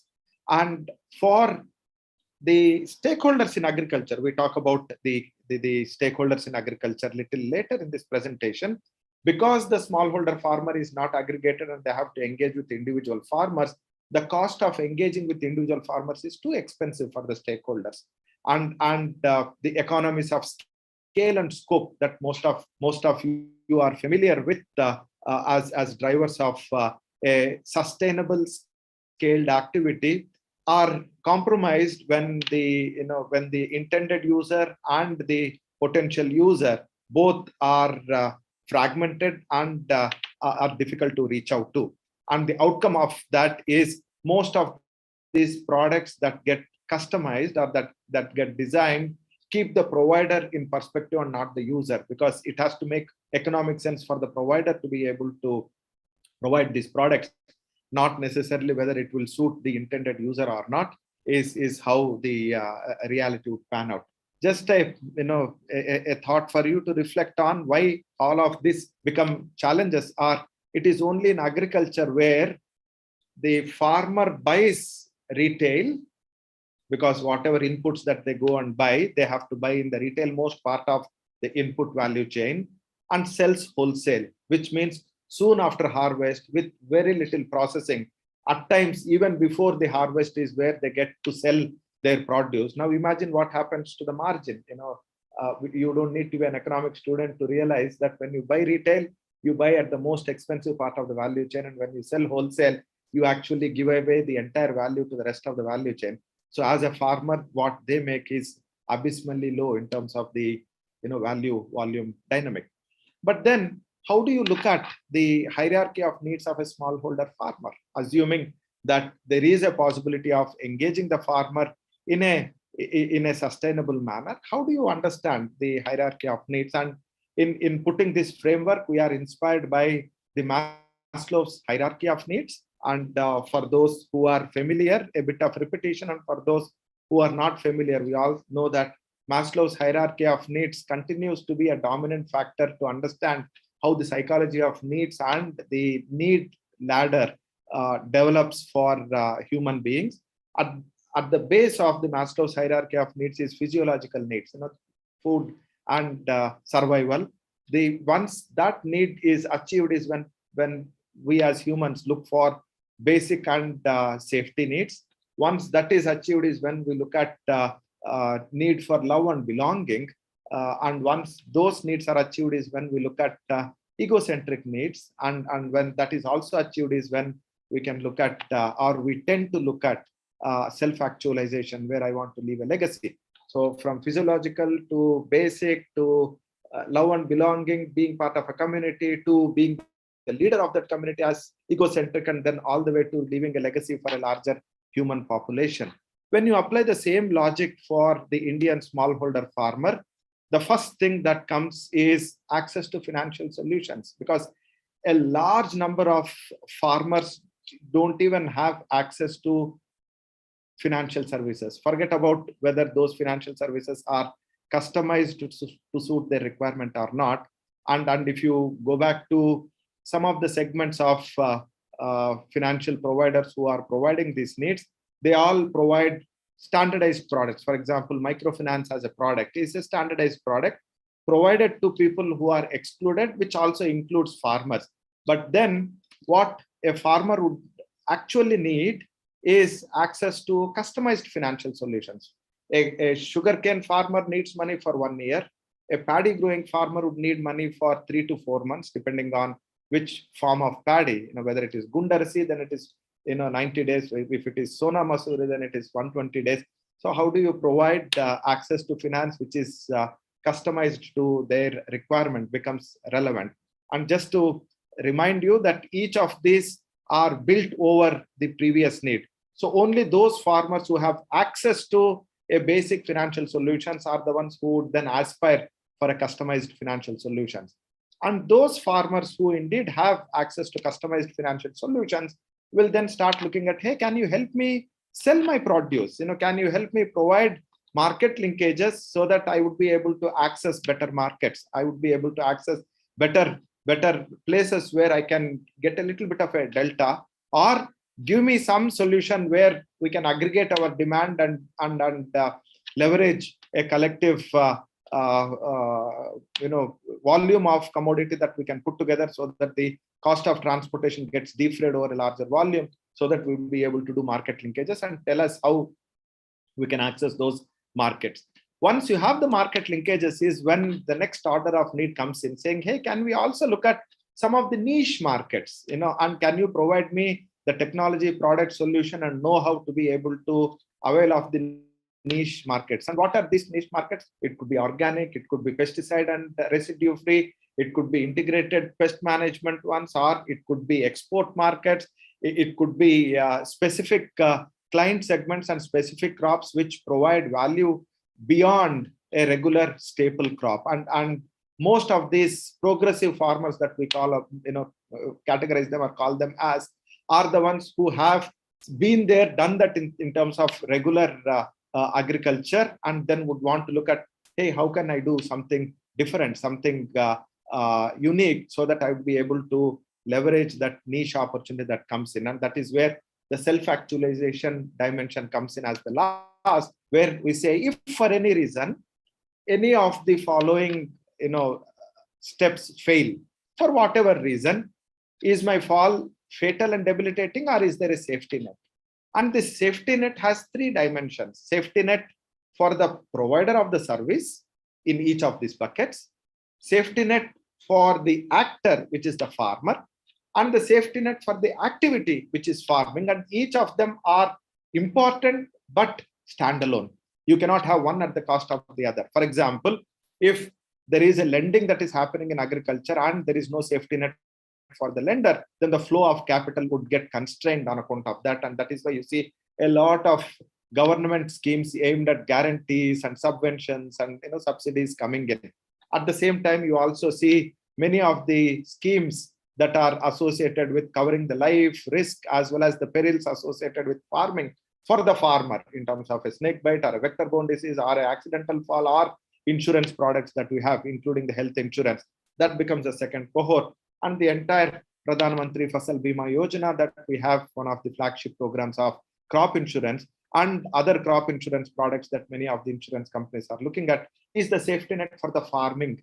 In addition to all of this, we also have some of the multilateral agencies and development financial institutions coming out with guarantees for specific pools of activities which qualify for agroforestry or which qualify for climate smart agriculture and so on and so forth. So those are few things that are evolving. So whenever you take a market-led approach to engaging with the farmer, the dimension is always from the top to the end customer at the bottom of the pyramid.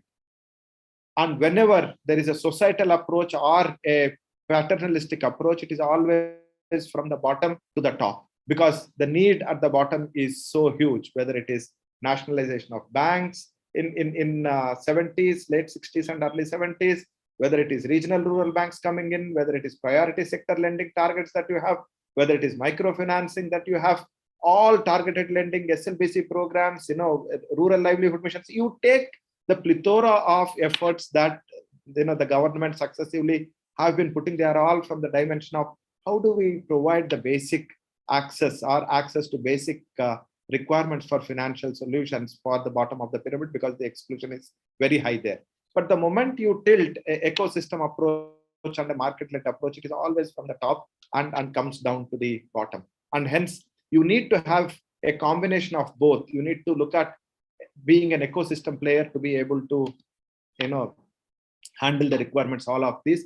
And that is what Samunnati is looking at doing, catering to both the ends of the value chain, the demand side as well as the supply side.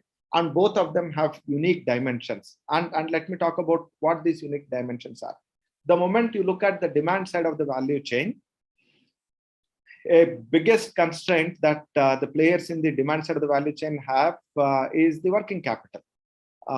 Whenever you talk about buyer and seller, the seller wants money immediately and the buyer wants to pay later, because supplier's credit is one of the principal working capital structures that the buyers have. And whenever you talk about buy and sell, it happens in cash and credit and a combination of both. So this is not unique to agriculture. Wherever there is a buyer and seller, the seller knows where to buy from and whom to sell to. The buyer also knows where to buy and whom to sell to. And the principal value add that they bring in is moving goods and cash on both sides of the value chain. Usually goods from the production side to the consumption side, and cash from the consumption side to the production side, by either not adding value or by adding little value through grading, sorting, processing, and then transmitting it to the next level of the value chain. Now, what this constraint of working capital makes it a little more of a constraint in agriculture is also as an activity has seasonality and cyclicality. All of the buying and selling happens in a shorter window soon after harvesting. And that makes the entire value proposition shrink in terms of timelines. And at times what it results into is paucity or lack of working capital in the value chain, whether it is buyer or a seller, limits the amount of transactions or the number of transactions that can have in terms of buyers and sellers.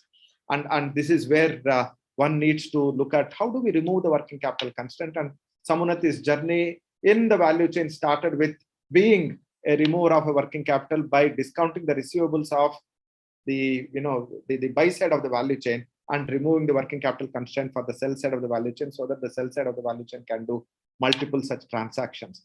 And the hypothesis that we realized is once that number of transactions or the frequency reduces in terms of more transactions increasing, then people will look at newer lines of supply, and that is where engaging with the farmer collectives become an important dimension, where collectivization of farmers in an approach where there is aggregation of demand as well as aggregation of produce will result into market forces and market players coming in and engaging with the farmer producer organization.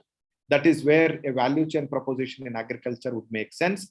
And a player who is in this dimension will have to look at playing in the entire value chain. It cannot be a microfinance institution alone. It cannot be a lender alone. It cannot be only a market player or market participant alone. One needs to take a holistic approach to the entire value chain. So if that is the holistic approach, let us look at who are the providers and what are the islands that we have. And the providers are all, looking at doing a wonderful job in their sphere of activity, in their sphere of focus, and in their, sphere of expertise. But in this country, we have multiple islands. There is a great divide in terms of the supply and demand, great divide in terms of providers and receivers of service, great divide in terms of the infrastructure capabilities, great divide in terms of the social context on collectivization.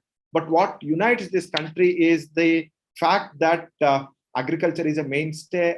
More than 50% of people are engaged in agriculture, and a lot of enabling infrastructure is getting created, both physical and digital. And this is, what we feel, that there is a possibility and a need to build approach roads between what the providers and the receivers need. And by building the approach roads is where we are looking at making markets work for smallholder farmers. Market participants on one side, market participants on the other side, build the approach roads on both sides so that they would be able to interact, transact, and engage with each other in a seamless manner for mutual benefit. And that is how some unnati would happen in a collective growth and collective prosperity, right? Now, let us just now segue. We are talking a lot about market. Let us now segue into how is this market behaving? How is this market structured? Because we are talking about technology and people. Unless we understand the context in which the people in the sector operate, technology cannot bring all the players together. And you see how the market operates. The market is operating in a very siloed, disaggregated manner, quite complex. But at the same time, there is a huge mutual interdependence between all the players, and all of them have gotten into informal ways of engaging through our mandis, and some of them are now looking at e-marketplace. But the fact of the matter is they are all operating in silos and in a very disaggregated manner.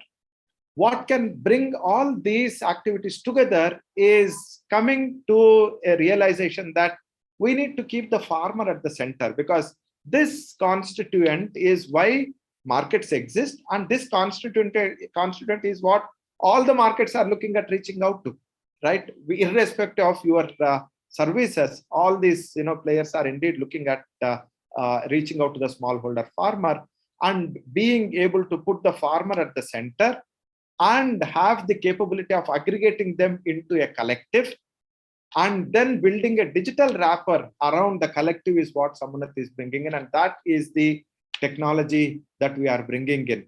Put the person at the center, which means the people at the center, people who are recipients of all the services at the center, bring them together as a coherent unit, as a collective, and then lace the entire digital wrapper, the entire technology around it. And our belief is technology would become meaningful only when it is surrounded by the players with focus on the primary recipient of all their services. And that is what Samunathi is looking at.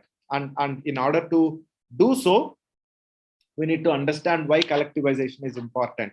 We need to understand what are the benefits that collectivization brings in, because most of the players, as I mentioned, are used to engaging with the farmer as an individual. You go to a bank branch, an individual farmer goes for a crop loan.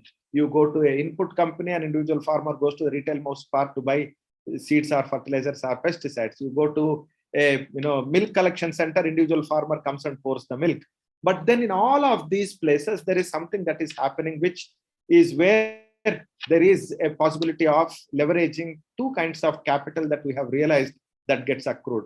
The first capital is what we refer to as the social capital, the familiarity of a buyer and seller working together in few cases for generations, where there is a buyer, there is a seller coming together and transacting at the same place with same set of constituents, and hence there is a soft information. And that information is actually what led to the entire microfinance as a sector, a 250,000 crore sector now is solely built on the social capital, solely built on the social cohesion that people living together, transacting together, bring into picture. But the beauty of a value chain structure is this social capital is being built not because we are living together, but it is being built because we are also transacting together. We are also buying and selling together.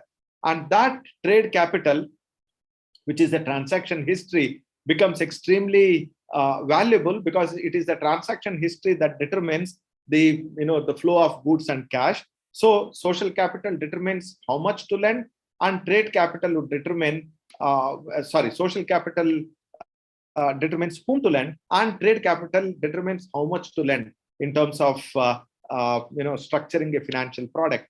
And both of these are flowing through aggregators, and the aggregators will need to be part of the overall risk and reward structure, so that the value chain enabling happens through the power of aggregation, leveraged for the interest of all the players in the value chain. And that is how we have built this model.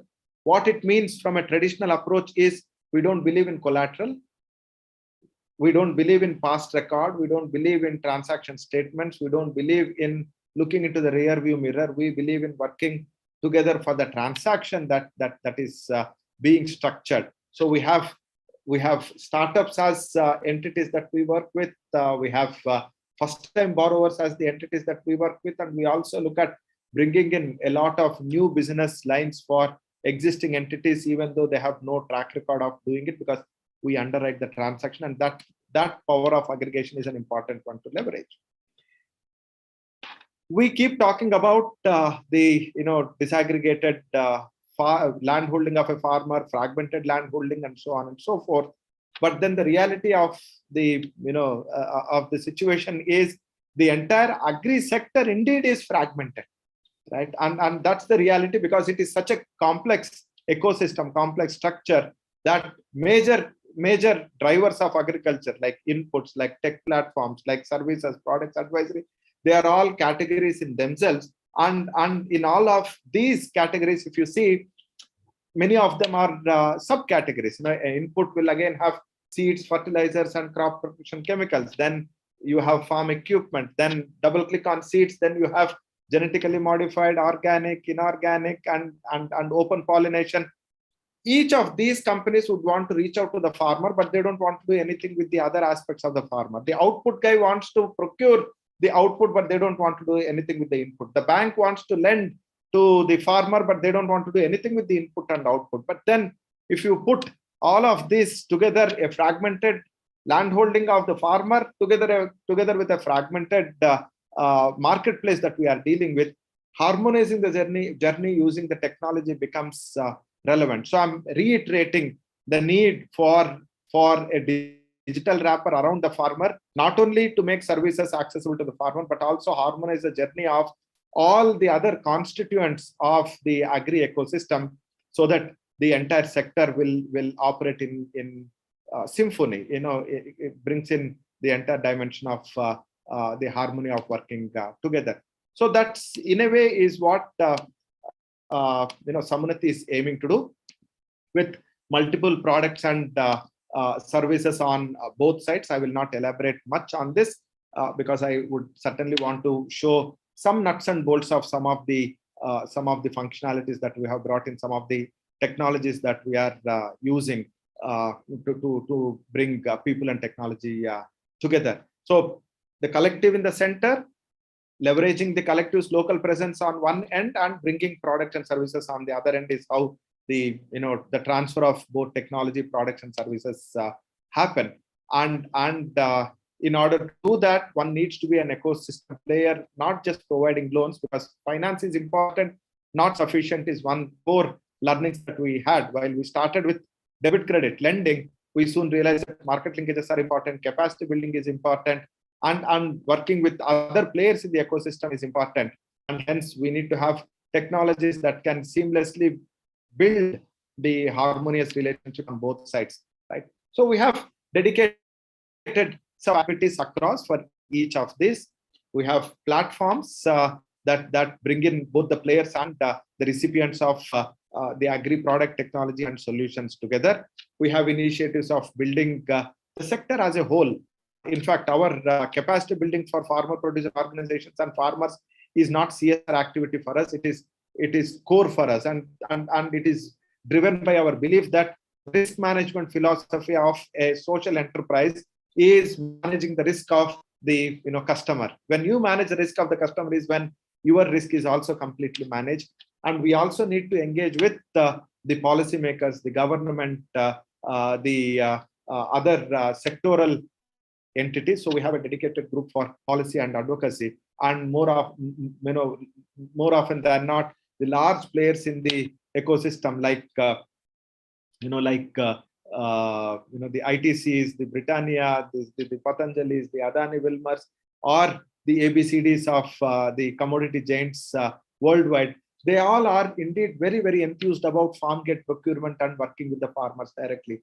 So strategic partnerships also become relevant. So now this is the last section of my presentation. We'll go through very quickly the platforms that we have. We have FPO Gateway, which is one single stop shop for all the FPOs to come in, where we capture the demographic information about them, as well as demographic information, as well as information about their members. And most importantly, we provide a technology muzzle to the FPOs to engage with their members.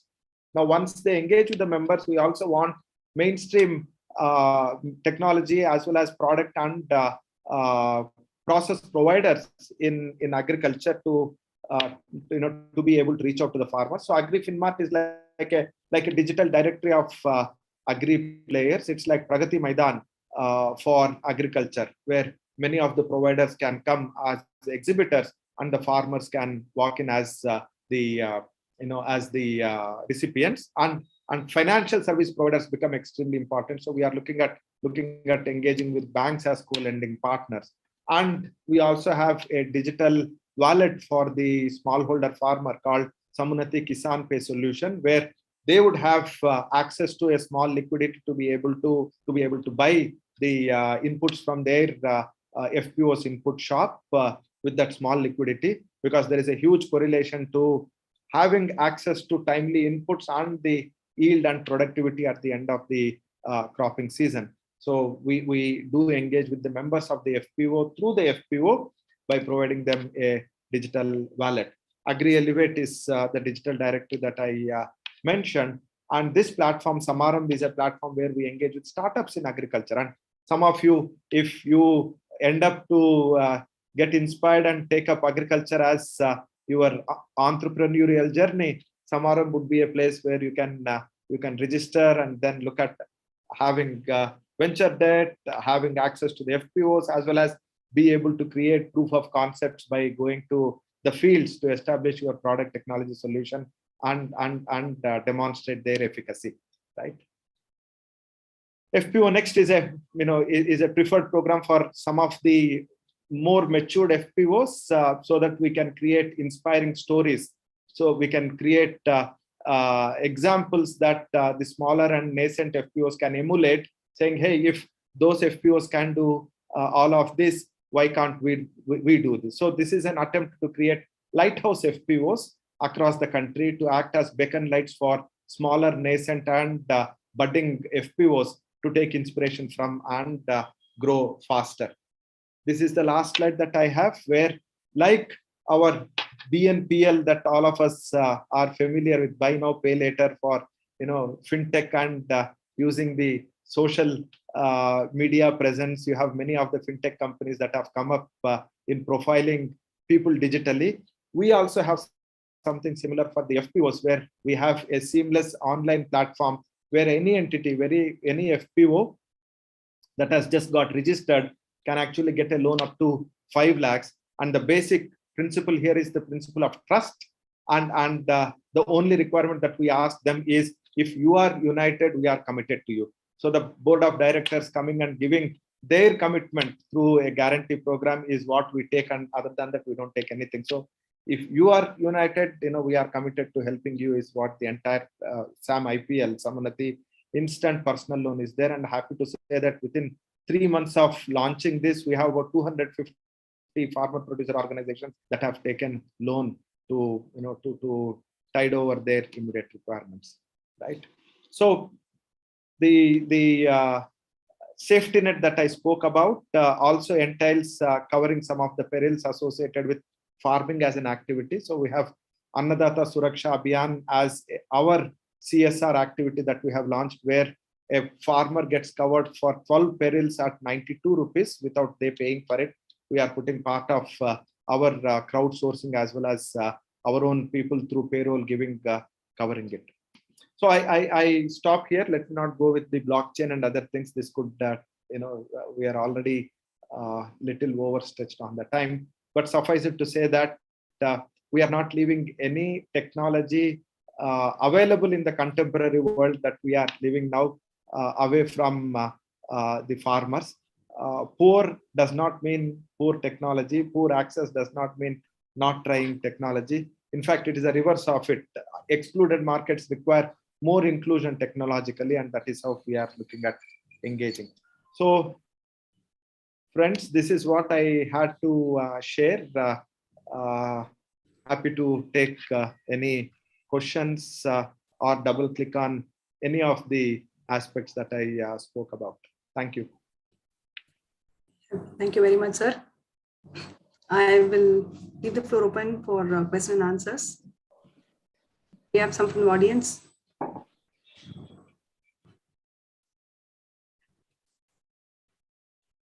Good afternoon, sir. In fact, there is one interesting question from the audience. And before that, I must acknowledge that it's truly a very, very exciting journey for you at Samunati, building such a important and significant value chain for the agricultural ecosystem. The question is also connected to that. The person is asking, the agricultural sector in India has scale, but lacks storage. It has capacity, but lacks coordination. It has demand, but lacks determination. So in your journey of building an agricultural value chain, what kind of support system you think is necessary to make it more sustainable? Wonderful question. Whoever has asked the question has a deep understanding of the context of agriculture. So my appreciation to the person who has asked the question. Very, very interesting and relevant question. The only answer that I have realized would address all these challenges that we have in agriculture, Dr. Selva Bhaskar, is a collaborative approach, a value chain approach. All the players in the agri ecosystem are playing their role. The farmer is toiling, and the input companies are looking at doing their best. Everybody is trying to do their best in their own sphere. But what is missing is we need a Zubin Mehta, an orchestrator, someone who can bring in all the players together and create a symphony out of it, and that symphony to result into a value for the farmer. So when we say there is a production, but there is no storage capacity. Why is there no storage capacity?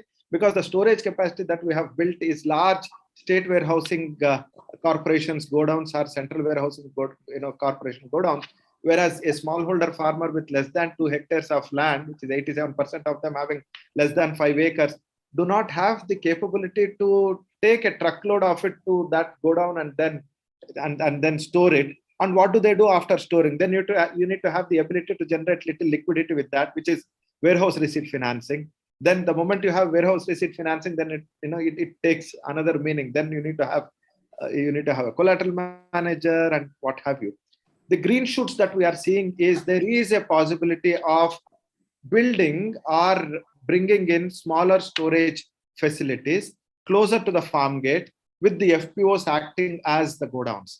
And there, for their members, if they can aggregate the demand, we can bring in IoT devices to be able to digitally aggregate the stored commodity, but physically disaggregated. It's like Uberization of warehouses, right? And if we can bring in that dimension, then the demand opens up for storage of goods and other steps associated with that.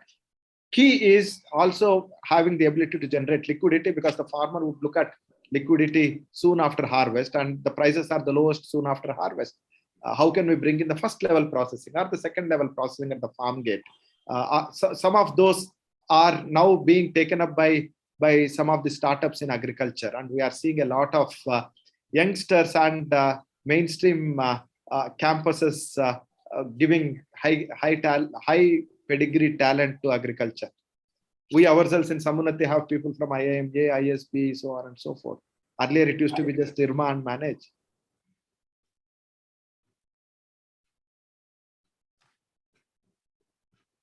Sir, I have a question. Yes, Dr. You explained about, no, actually I'm reserving all the applauds and appreciation so that after the question session, I would express them myself. Then you have talked about the basis of your model, because you have understood the basic needs and you said you were inspired by Abraham Maslow's hierarchy. I have a doubt as to, one, yes, we have to understand the needs and we have to bring in tools so that their needs need not be compromised. Farmers, they are at the same time, they are very vulnerable economically. Correct. So if you're going to face any bad crop, it's going to push them back to poverty. 100%. How do you ensure that all these efforts, whatever you're taking, how do you make them understand? How do you push them to become more responsible? That is on one side, that is with the people. At the same time, thinking about the climate change and other environmental difficulties, right.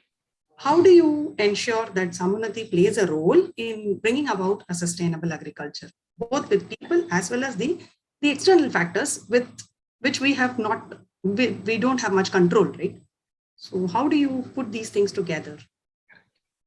Thank you. Thank you for asking that question, ma'am. In the first part of the question is where keeping the farmer at the center becomes relevant. When we say keeping farmer at the center, it also means that we have to work with the farmer from the context of where they are today.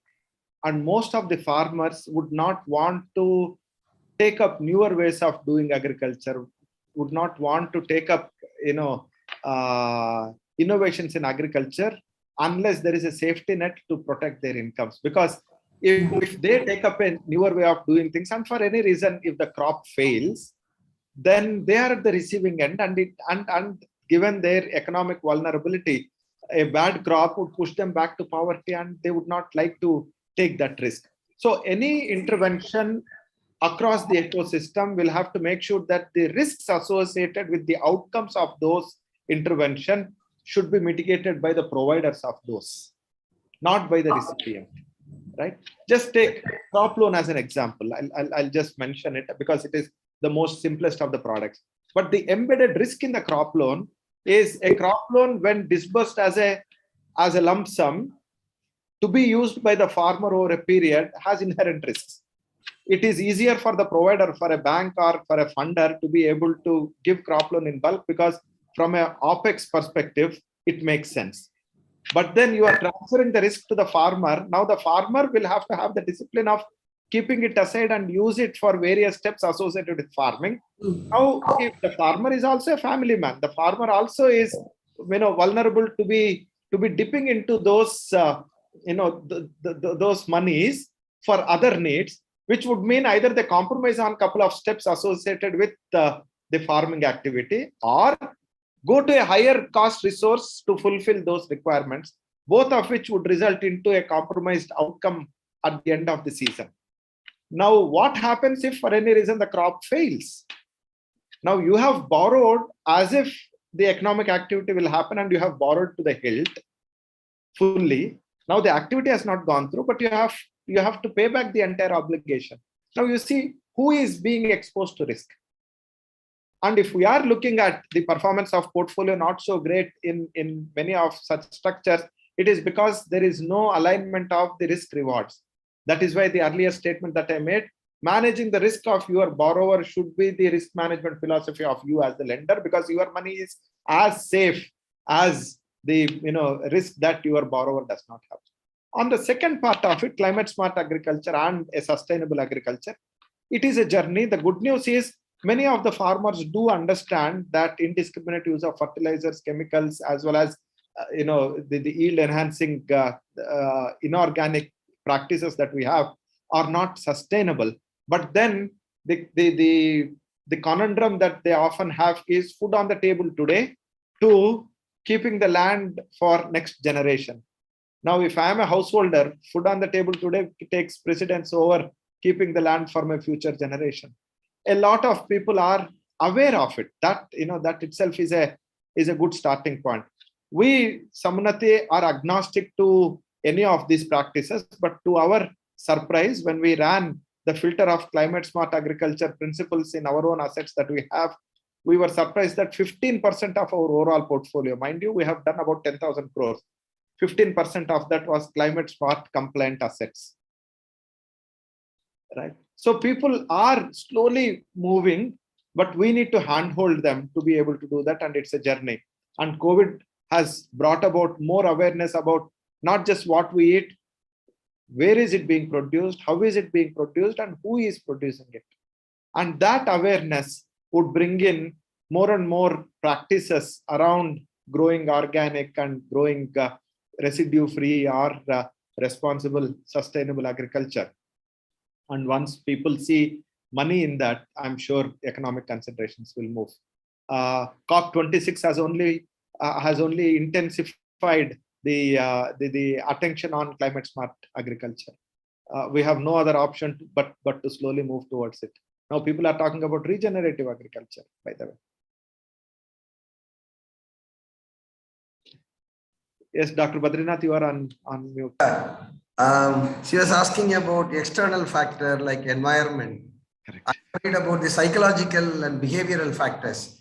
Like since you are financing across the country, do you find any difference in the approach in the region in terms of the psychological aspects of the farmers in repaying the loans and advances given by the agencies like you or something? What kind of differences you find, psychological, behavioral, attitudinal differences between the different regions in India? To our surprise, Dr. Badrinath, the repayment behavior across all the regions, because we operate even in Northeast, by the way. I know. We operate in Northeast, we operate in Bihar, we operate in Uttar Pradesh, all the way to the peninsula and the southernmost part of peninsula. Our cost of doing business so far in all these 7 years that we have, from a credit cost, it's about 2%. 98% has come back. Very good. Oh. And that has been our experience across the segments. And you don't need to take their land and building as collateral to be able to get your money back. The fact that you are a partner in their journey, brings in the dimension of repayment. And the reason why Samunati also has market linkages is you need to be an internal player in the value chain. You need to be a partner, not only in giving money, but also in making them access different markets, making them sell their produce where it is required. So our experience as an answer to your question is, experience has been phenomenally good across all the regions. There are no regional disparities. If so, why the problem with commercial banks and cooperative societies? They are all saying that they are unable to collect the money and a lot of problem between farmers and the lenders. Correct. The answer lies in the product design that I spoke about while answering Dr. Nigama, that if you just provide money and not handhold them for other activities, then you are basically exposing yourself to the risk. I will just tell you one experience of mine in 2014 when I started Samunati's journey, and we went to a village in Tiruvannamalai, and I'm not a native Tamil speaking person, whereas I have spent enough time and I'm married to a Tamilian, so I know pretty good Tamil. But then when I was explaining about Samunati's model, I used the word loan. Rest all was in Tamil, and I basically said how it is. And all the questions were, how do I access them? The moment that meeting was over, when we came to go to the other village, the person who organized the meeting from my team came and said, "Sir, loan cholla dengo." Right? Don't say loan. Ena loan na tallubadi. Right? Loan means waiver. Just use the word kadan. Kadan chollungo. Okay. Then to the next meeting, the entire script was same, Dr. Badrinath, but then I replaced the word loan with kadan, and all the questions were around what is the rate of interest, what is the collateral that you will offer, what do you do if I don't repay? Now you see, the people are the same. People are the same. The sources of finance get the pegging order in terms of which source should I keep intact, because this is a partnership source. Which source is something that I can take it for granted as an entitlement. So people have that discerning view, but we certainly see them honoring their commitment at all times. It's the same people. Yeah, that's what I asked. Thank you.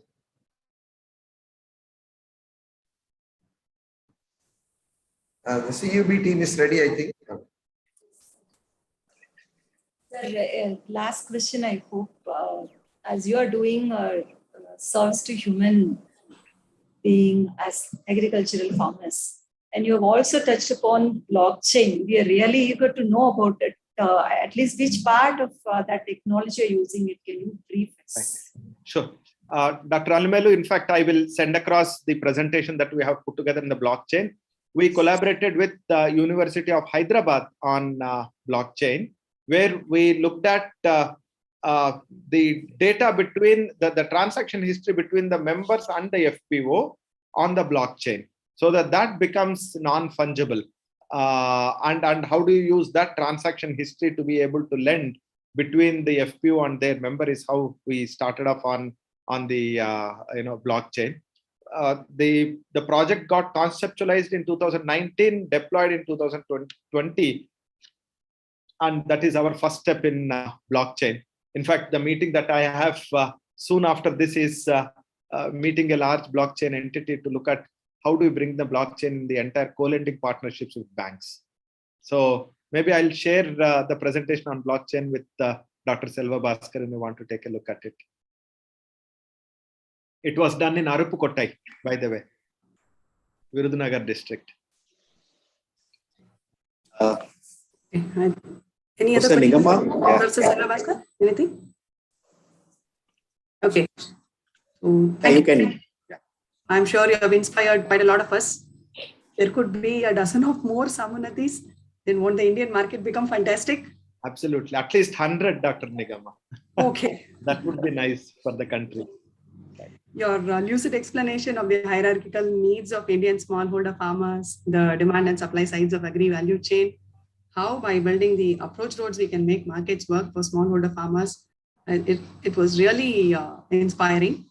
And I feel that many of us would have really been benefited because the whole model itself is novel, putting farmers at the center and then also collecting them together, then reaping the technology, benefits of technology. And you said about harnessing the social capital as well as trade capital. Wow, sir, thank you very much for joining us. And we look forward to working with Samunati and contribute in every possible way to this noble cause.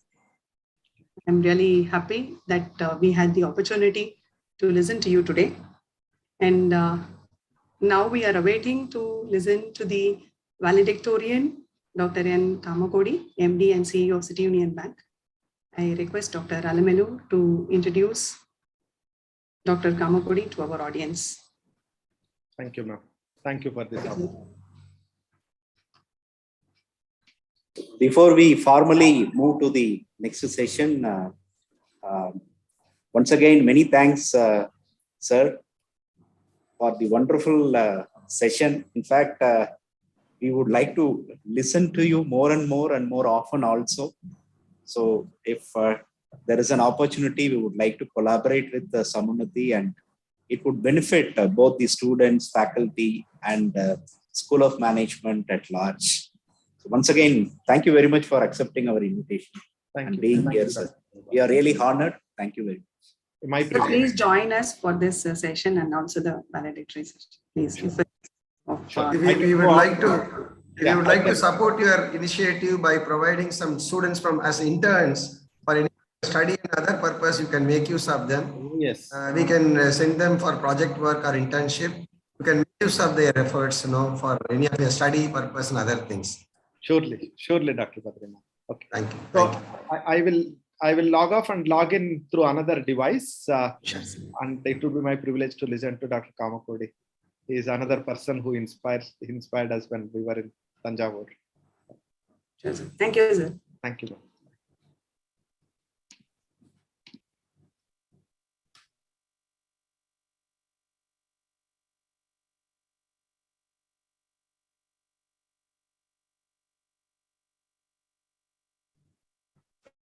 Can you hear me? Yes.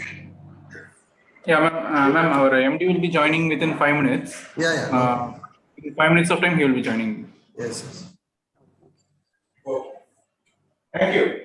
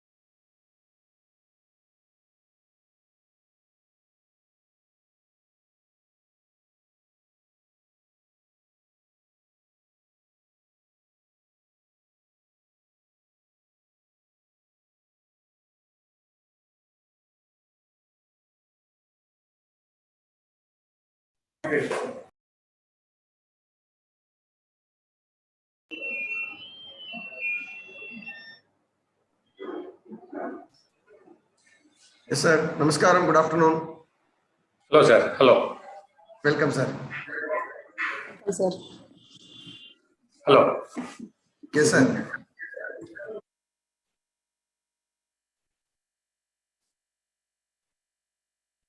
Shall we start, sir?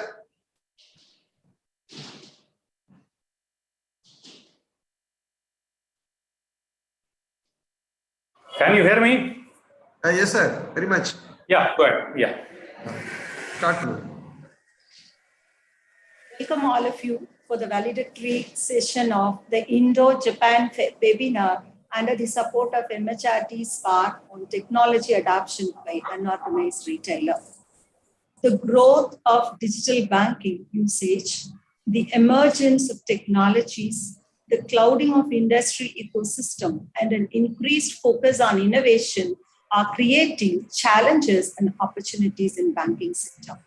Consumers are increasingly turning to fintech solutions and big tech platforms, fragmenting existing relationships for essential financial services, maybe like deposits, loans, payments, and investments. The importance of developing and deploying a new digital services, building a new business models, and transforming from a product-centric to customer-centric culture should be the focus for all the banks going forward. So no longer these initiatives be a long-term objective. This must be accomplished at digital now. So now we have with us our Dr. N. Kamakodi, MD and CEO, City Union Bank. He is a Bachelor of Technology in Chemical Engineering from NIT Trichy, an MBA from Chinese University of Hong Kong. He has completed PhD in e-banking from Sastra University, and he is a certified associate of Indian Institute of Bankers, CAIIB. He joined the bank as a DGM in the year 2003 and was elevated to the post of general manager in 2005, and later as executive director in 2006.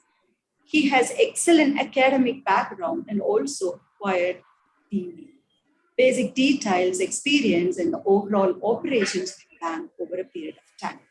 As we know, City Union Bank is the first bank in India to introduce the robot to deal with customer queries called Lakshmi.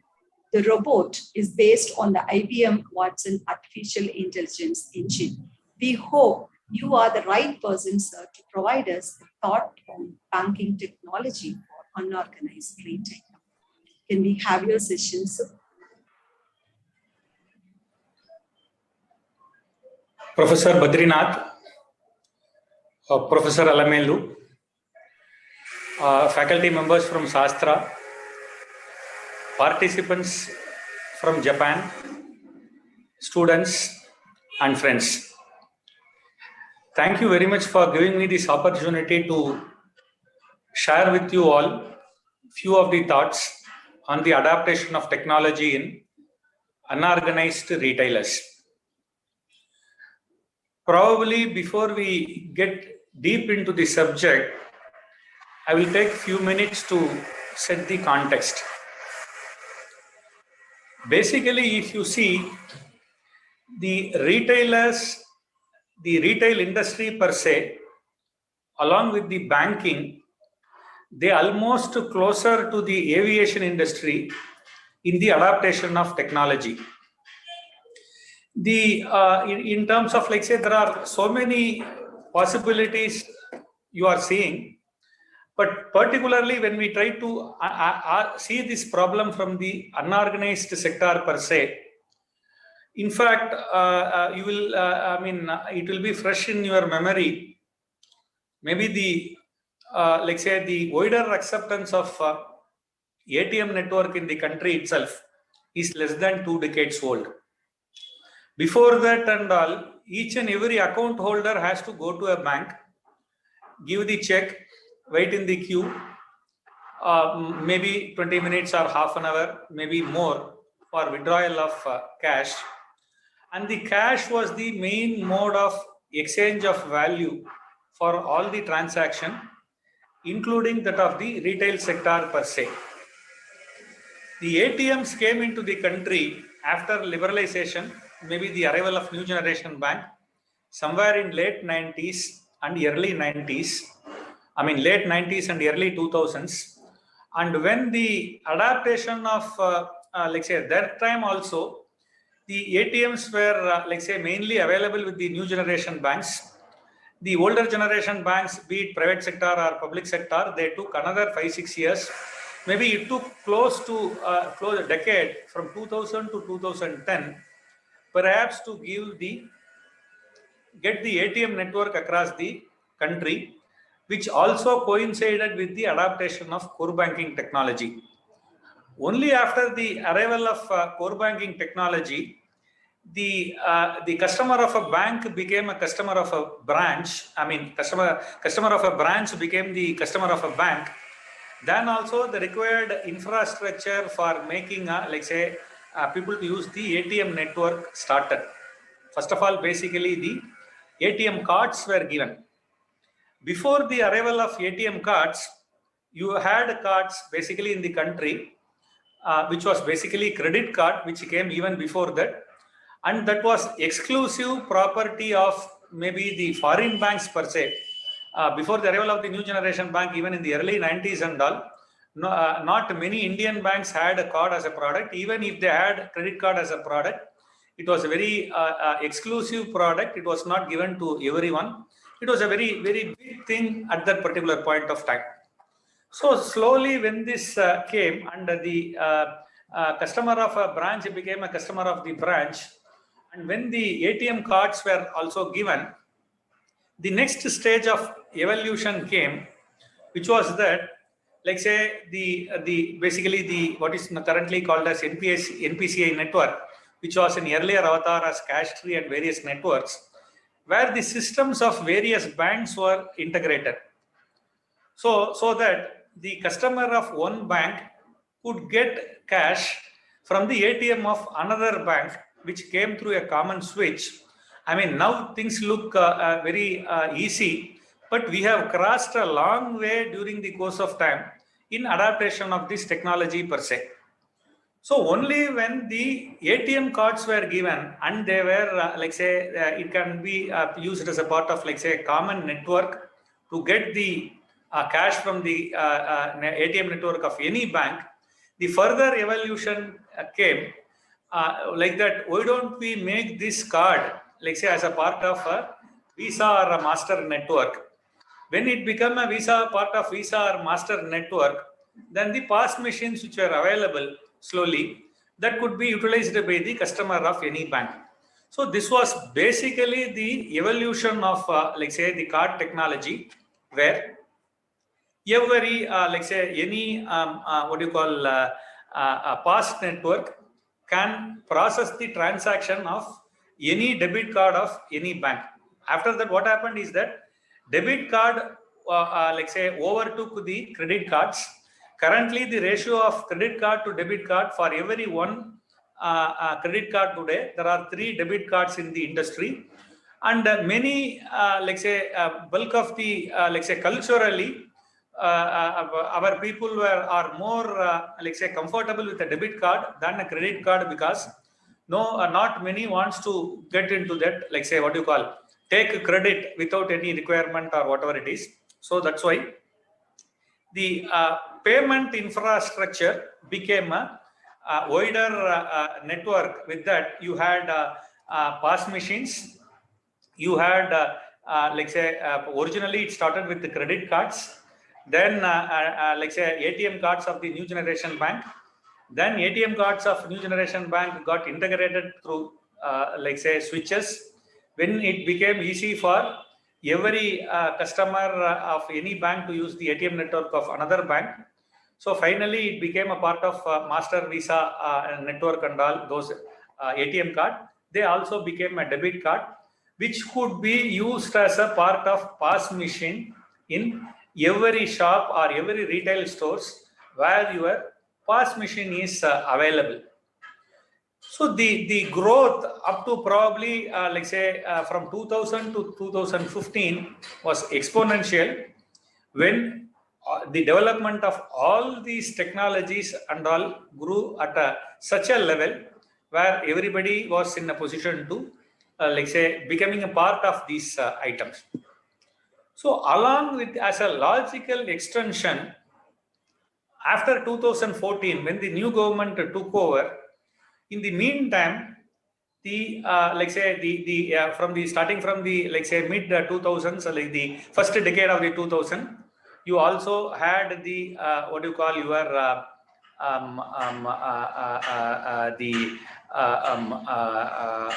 like say mobile network and all were also getting coincided. You had a 2G, you had a 3G. The subsequent generation of ATM networks and mobile phones started coming into force. So people are currently saying that the computing power of the mobile phone in your pocket currently is equal to a supercomputer when it was introduced in the country about 30-40 years back. To that extent, the mobile technology included. Along with that, after the new government took over, the Jan Dhan accounts came along with the Aadhaar.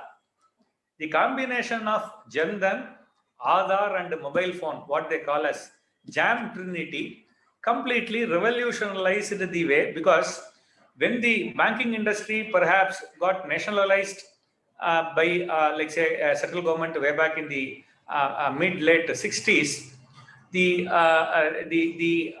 bank account itself was an exclusive property of rich, not a common. It was not available to the common man. So the 70s, 80s and 90s saw the branch network getting exploded by the public sector bank in a big way. And when the Aadhaar was, I mean, the Jan Dhan accounts were introduced, this big branch network, which was already in existence, it was ensured that every family in the country has a, like say, account. That account will link it to the Aadhaar number of the person. So the centralized linkages and all were given, so that every central government scheme and all could be, like say, utilized, and the money could be directly transferred to the retail individual. It may look as if the topics, whatever the messages, whatever I am giving today, are like say, like unconnected thing. But if you look closely into all these points, they have lot of interconnectivities among themselves. So along with that, what happened was that, like say, so now, say by 2015-16, every family in the country had a bank account. Every family in the country had almost an Aadhaar account. The data also shows almost all of them had access to the mobile phone. This was in that context a major, even up to this particular point of time, even though the mobile was available, even though the bank account was available, along with that also you had the National Payment Corporation of India, which came into existence. Along with that, the RuPay came. So every family in the country which had a Jan Dhan account was given a RuPay card. So you every family, be it a rural mass or an urban mass or everywhere, they had a mobile phone, they had an Aadhaar, they had a bank account, they also have a RuPay credit card, and they could still, but on the retailer side, the POS machines were still available only with the larger shops or those organized shops, and it was not available with the unorganized shop.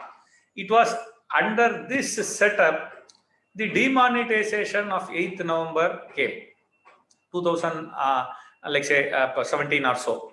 When the demonetization came, suddenly it became, what happened was that all higher denomination notes of 5,000, 500 and 1,000 were like say withdrawal from the circulation. They were withdrawn from the circulation. So suddenly about 70% or 80% of the value of bank notes disappeared from the circulation. They, if that is the case, how to transact? It became a very crucial thing, and there were a lot of like say issues, both practical on the ground and also on political, and how these things were coming on. And you always have the concept of necessity is the mother of invention. That was when the fintech companies also came into like say thing where along with that NPCI, you also started having the UPIs, which in the next couple of years completely changed the payment landscape. This is during this period, the QR code became a major technology, which was also taken by many of the, financial institutions, particularly fintech companies. And even if when the retailers needed to have the technology, you needed, in fact, what is that, what you call POS machine.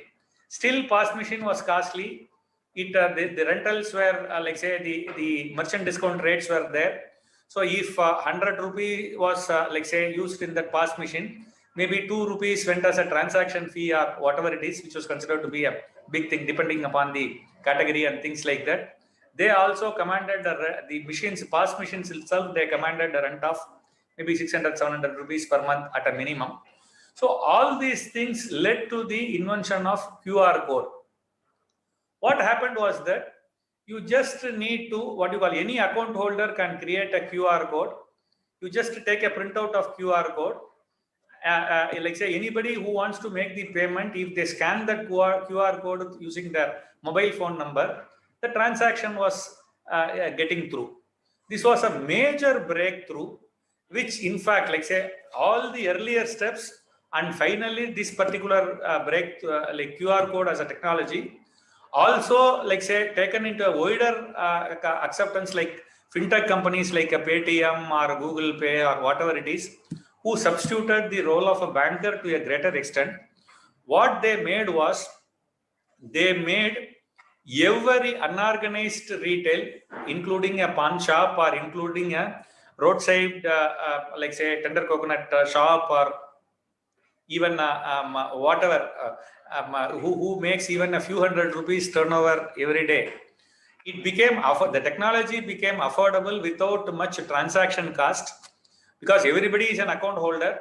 He can create his own QR code. If you take the QR code and keep it, so anybody who wants to make the payment can make the payment through by scanning that QR code. This became a drastic, what you call, development, which happened between probably 2000, early 2000 to 2020, and also the arrival of your COVID. It even made this entire acceptance and the transformation of the technology in a much bigger way, in the sense that because nobody wanted to touch the rupee note, because it could it could be a mode of transmission of the virus and all. You need a technology which, facilitate the transfer of money or transfer of value or giving cash and complete the transaction without actually making any what you call direct contact. So this development from the card, so debit card to QR code, ensured that to be a part of the a technology infrastructure of even a retail shop, even if it is unorganized, you don't need, there is absolutely no cost. Anybody can participate in this thing. That situation was probably made possible by this QR technology over a period of time, but it created an ecosystem where the government had a vision. It had, but this we don't know whether it is a part of original vision or it was a byproduct and all. But what happened was in fact beneficial to the economy. It digitized completely the what you call the even unorganized small shops who are in the retail industry and all. And what are all the further advantages because of this? Earlier, nobody can guess what is the turnover of a, say, for example, a roadside tea shops. To make the assessment, you have to work hard. This absence of information, in fact, excluded those unorganized sector from the ambit of the organized banking credit. They all had to, fall back upon the what you call money lenders who were charging usurious rate of interest. But this digitization and adaptation of this QR technology and getting that all the sales turnover in a banking record, it became a good proof for every, retailer even a small-time unorganized retailer, it made him to become organized because there is a proof for his turnover. His entire transactions are coming in a bank statement. Using this statement, he is able to convince a banker that this is his credit worthiness. When he is able to do, at least he is starting from a microfinance institution, maybe he is graduating to an NBFC or a small finance bank. As his business grows and as his transactions grows, he can even get from a regular scheduled commercial bank. He can clearly see his growth and use the formal financial institutions. What is the benefit of the formal financial institutions or any formalization of anything? It basically improves the efficiency, which means that the cost reduces. So that basically happens. Along with that, now the central government has also got all these unorganized sector into the regular ambit of the financial services. Maybe it the products on insurance, product on even health insurance or life insurance, or like say even for the bank credit. There are so many schemes of credit which are now available for unorganized retailers. And these digitization using this QR code and having a bank account and getting into this mode, it enhances their credit, like say, worthiness from the eyes of the banker, and it increases the chances of them to grow further and further, which is in fact now currently maybe close to people expect sooner 10% of the total bank deposits may come from the Jan Dhan account, which means the real bottom end of the pyramid, which is getting into that formalized sector. So when I say the bottom end of the pyramid, it includes the unorganized retailers also. So as you know, the unorganized retail is perhaps one of the largest employment generators of our country. Not only that, they are not working in any job, they are also entrepreneurs. They themselves are basically job creators, which takes care of the, they fulfill the requirements of a large section of the society. They have a role to play in the society. So from being marginalized, they are now getting back to the mainstream. So this way, over a period of last 20 years, the development of technology coincided with the improvements in the, or rather the development in the payment technology happened because of the payment in the developments in the technology, stage by stage, which improved from the ATM card to debit card to POS machines to QR code, then wallets. So all these things finally, when they come for the QR network, the hardware requirement completely got eradicated.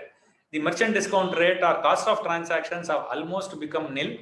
Even the international payment aggregator like Visa and Masters are now complaining because our own National Payment Corporation of India's and their technologies of UPI and your like say RuPay cards and all have revolutionized and brought down the cost of transaction to the minimum, and is getting overall everybody into this like say mainstream. And we have just touched the tip of the iceberg of this transformation.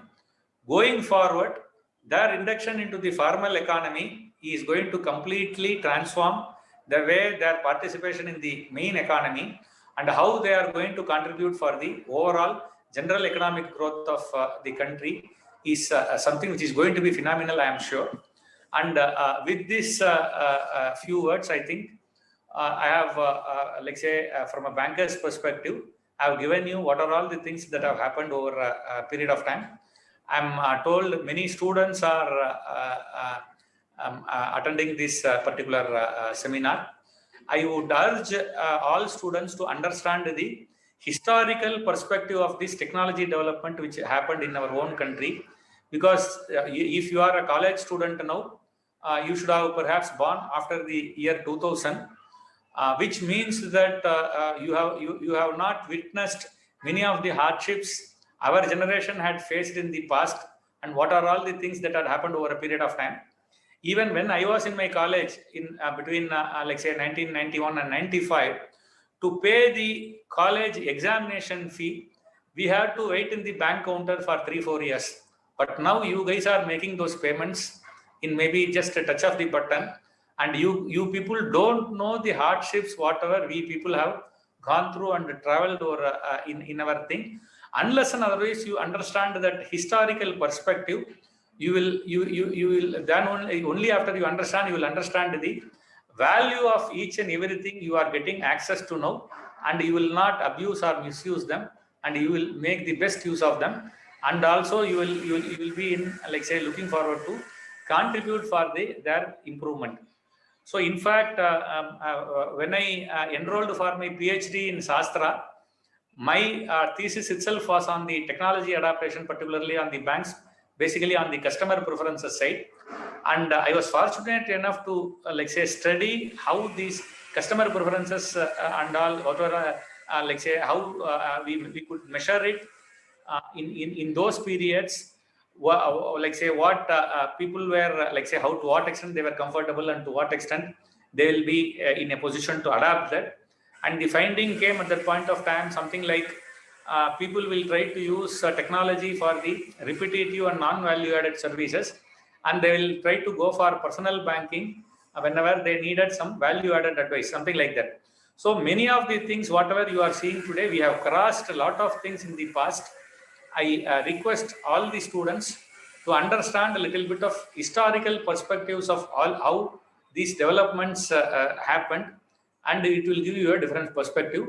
With these few words, I thank the organizers of this Indo-Japanese webinar on technology adaptation by unorganized retainers. And I once again, like say, my wishes to students, and hope you, like say, wish you all a bright future. Thank you. Jai Hind. I think we have some questions. If you don't mind, probably the moderator can post it. Yeah, go ahead.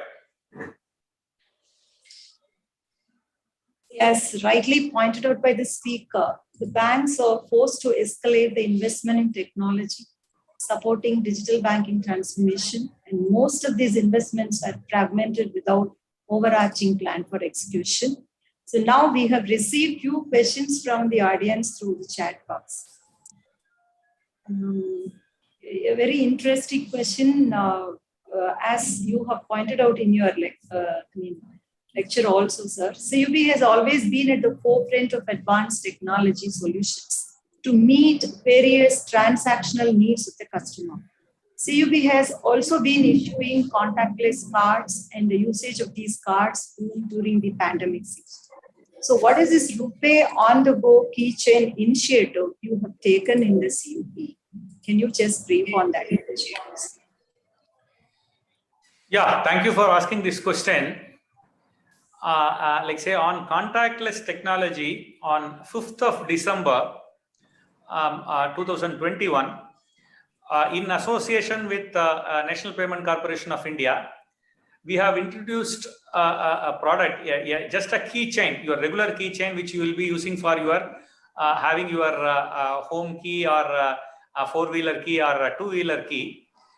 There a chip is embedded, which is linked to your account. It works on the near field communication technology, like what you see in your what do you call the fast track. Like say, when you have it in your car, when you cross a toll, automatically the money gets deducted. Like that, the chip is embedded into the your what you call keychain. And if you take the keychain near the POS machine in a shop, the transaction is authenticated. The PIN, if you want, above 5,000 rupees, PIN is compulsory. Below 5,000 rupees transaction per day, the PIN is optional. And as we are talking in the morning, just we announced and introduced a new product on a watch. In a smart watch, the same chip is embedded. The watch has, like say, apart from showing you time, it also has facilities to monitor many of your, track your health parameters like body temperature, oxygen concentration, like say you are tracking your 18 types of exercises and things like that. There also the chip is embedded. If you take that chip, if you take that watch in your hand, near the POS machine, automatically the transaction is getting like say activated.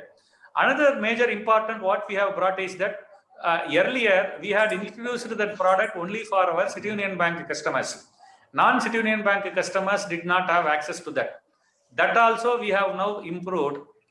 Even if a non-City Union Bank customer wants to go to have that product, he has to just download CUB all-in-one mobile app. In that, if he switch on the, like say, open the app, install the app, enter his Aadhaar number. Once he enters his Aadhaar number, the like say OTP will come. If you enter that OTP into the system, the account is closed, account is opened.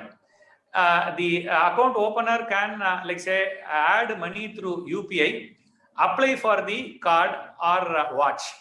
So even a non-CUB customer can have this. This is what we have introduced currently, which is going to be one of the major like say game changer. And this is for the first time it is happening in our country, and it is going to change the way the transactions are happening.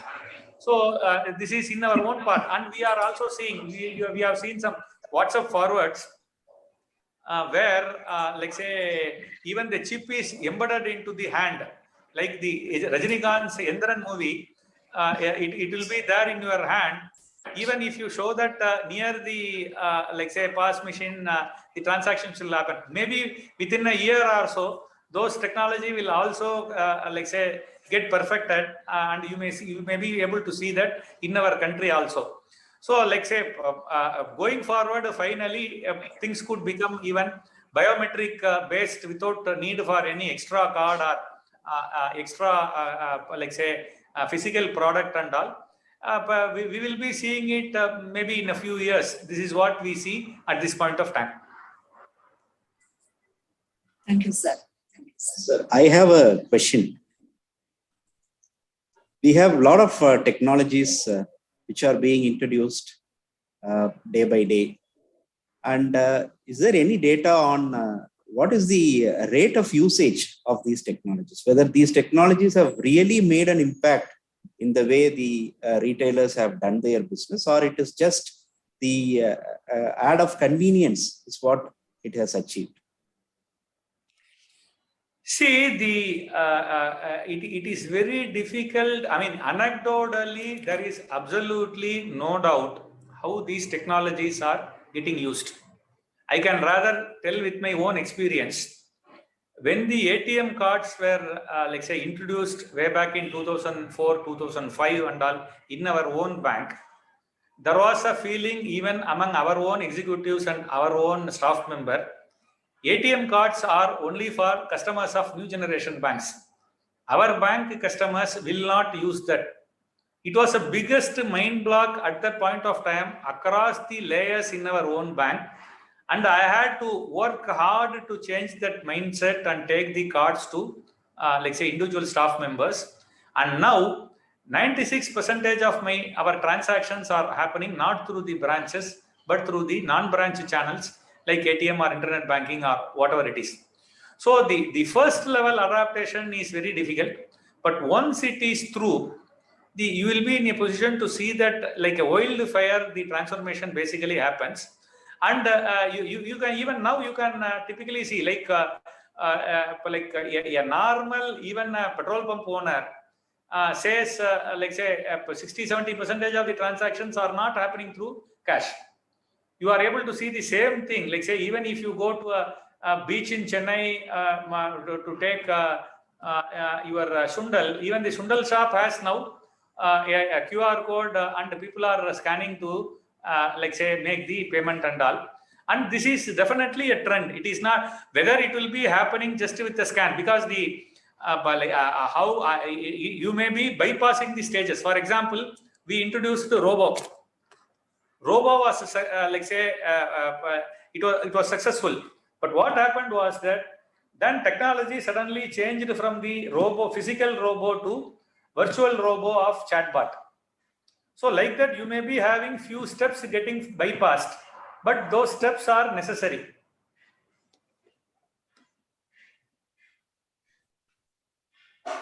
Or if I can pose a question, you had given a wonderful account of the rapid pace in adoption of technology, especially in banks, financial sector. And also you had mentioned about the technology, which has brought a sea change in functioning of banks. Can you please throw light on the issues or challenges faced by the banks in providing such IT services to all its stakeholders? See, the first of all, any investment in technology is costly. And number two, the period of obsolescence is very short. So you have to continuously keep on doing the investment on a continuous basis.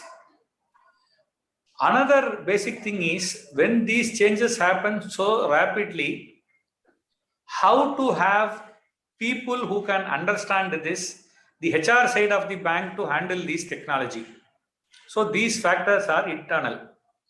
Then you have how will the customer understand this?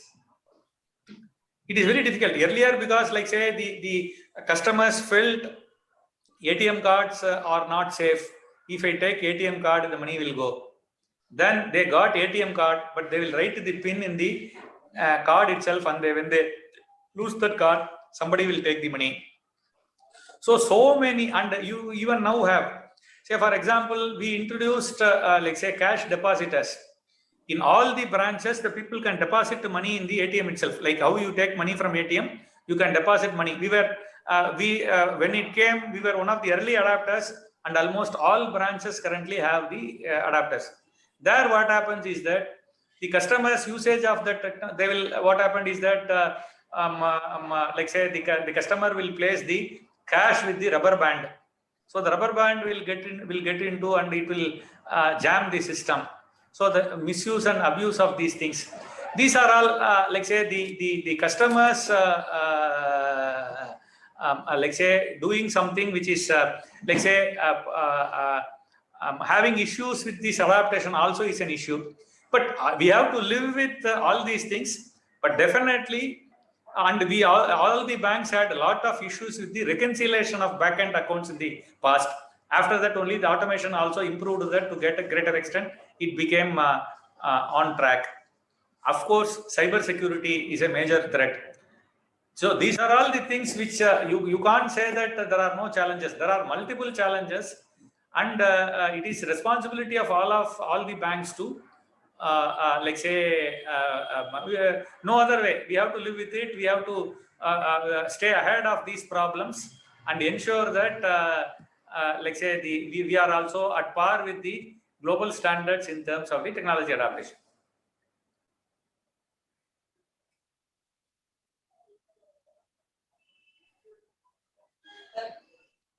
As part of SPARC team, we really thank you for the time you spend with us, the thoughts you provide with us. Really, thanks a lot. Actually, even our student community is also equally getting benefited. We are also instructing them to go through the history of the evolution, how the digital technology totally happens as of now today. We are also providing them the same information for making them to be into this. Thank you very much for your time you have spent with us. Thank you. My pleasure. Thank you. Thank you. Thank you. Now, let me invite Dr. Nigama to summarize the proceedings of the webinar briefly.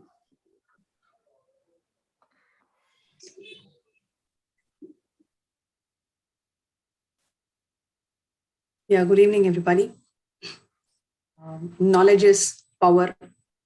Knowledge leads to opportunities and advancements. At the same time, knowing is not enough. We must apply. Willing is not enough. We must do. In essence, this is a lesson what I have learned from today's webinar. Today's webinar has really achieved its purpose, and no doubt we feel we have had the life's cup to its brim. Recollecting the drops of wisdom that filled our cups since this morning, Mr. Manish Sabnish's inaugural address, Mr. Manish Sabnish, Chief Business Officer, JioMart B2B Grocery Reliance Retail. He laid emphasis on technology adoption. by unorganized retailers. He highlighted the needs for simple technology solutions and appreciated the robust government initiatives for the welfare and development of small businesses to empower them with technology. Followed by Mr. Manish Sabnesh, we had the first technical session by Mr. Jayesh Joglekar. Mr. Jayesh Joglekar, Director, Global Technology Section, NTT Data Interlink Corporation, Tokyo, Japan, steered us through the realms of interesting facts and dimensions of digital retail adoption in Japan. Dr. Carolyn Tan, our foreign principal investigator of this SPARC project from University of Tsukuba, chaired the first technical session of Mr. Jayesh Joglekar. Yet another scintillating session on integrating people and process by Mr. Anil Kumar, founder and CEO of Samunnati, threw light on the agri-value chain, how markets operate. Although siloed and disaggregated, he said there is a lot of need for interdependence, and by leveraging technology, access to real-time information and new knowledge can be made available so that it can provide enough impetus to change the behavior and the way farmers do farming. We understood that they can be helped with what to grow, when to grow, how to grow, depending on the demand and supply dynamics. The valedictory session by Dr. N. Kamakodi, MD and CEO of City Union Bank, was highly informative. He had given a complete overview of banks, unorganized retailers, and technology adoption. He had also touched on the impact of emerging technologies on various players in the banking ecosystem. As he rightly said, to understand the value of the benefits what we are enjoying today because of technological advancements, each and every one of us should take pains to visit the history of banks and development of technologies. The participants, including the management, guests, speakers, faculty members, academic fraternity, industry members, I think all of us owe a lot, and we are overjoyed by the proceedings of today's webinar. Thank you. Let me invite Professor Dr. S. Selva Bhaskar, the Indian PI of SPARC project, to propose a formal vote of thanks. A very pleasant evening to all of you. I deem it a privilege to propose vote of thanks at the capacity of the principal investigator of this MHRD sponsored SPARC project. I must thank the Divine Almighty for providing this SPARC Indo-Japan academic collaboration happening this moment. At the outset, we are very thankful to Ministry of Human Resource Development, Government of India, for granting us this SPARC project to undertake a joint research with the University of Tsukuba, Japan, on this theme, technology adoption by unorganized retailers. We express our humble gratitude to our Honorable Chancellor, Vice Chancellor, Registrar, Dean Planning and Development, Dean Sponsored Research, for providing us a flexible academic ecosystem at Shastra, only with which we were able to carry out and meet different milestones of this particular project. I take this opportunity to thank Dr. V. Badrinath, Dean School of Management of Shastra, for his interest and support in helping us getting connected with a few resource persons and organizing this webinar successfully. Thank you very much, sir.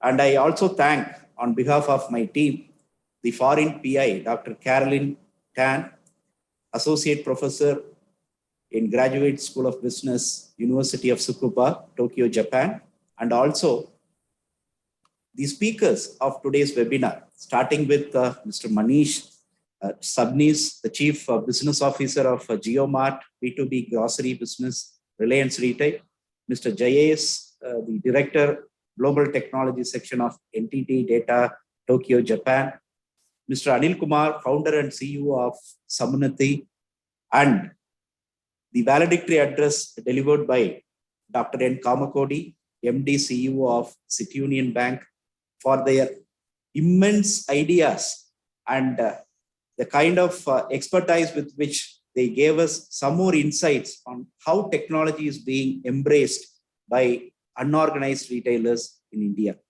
I'm expressing our gratitude to our research team, the scholars, and the technical support team who have helped us in terms of organizing this webinar over Zoom. We hope it is a great moment that all our viewers on YouTube enjoyed all the sessions, and I acknowledge the support rendered by the finance officer and the CENTAB office of Shastra University. And I take this opportunity once again to thank everyone for their wishes, support, especially my colleagues at School of Management and support staff at School of Management. Thank you, one and all. Thank you very much. Big thanks to all for your listening through live stream and make this day a SPARC day in our SOM. Thank you very much.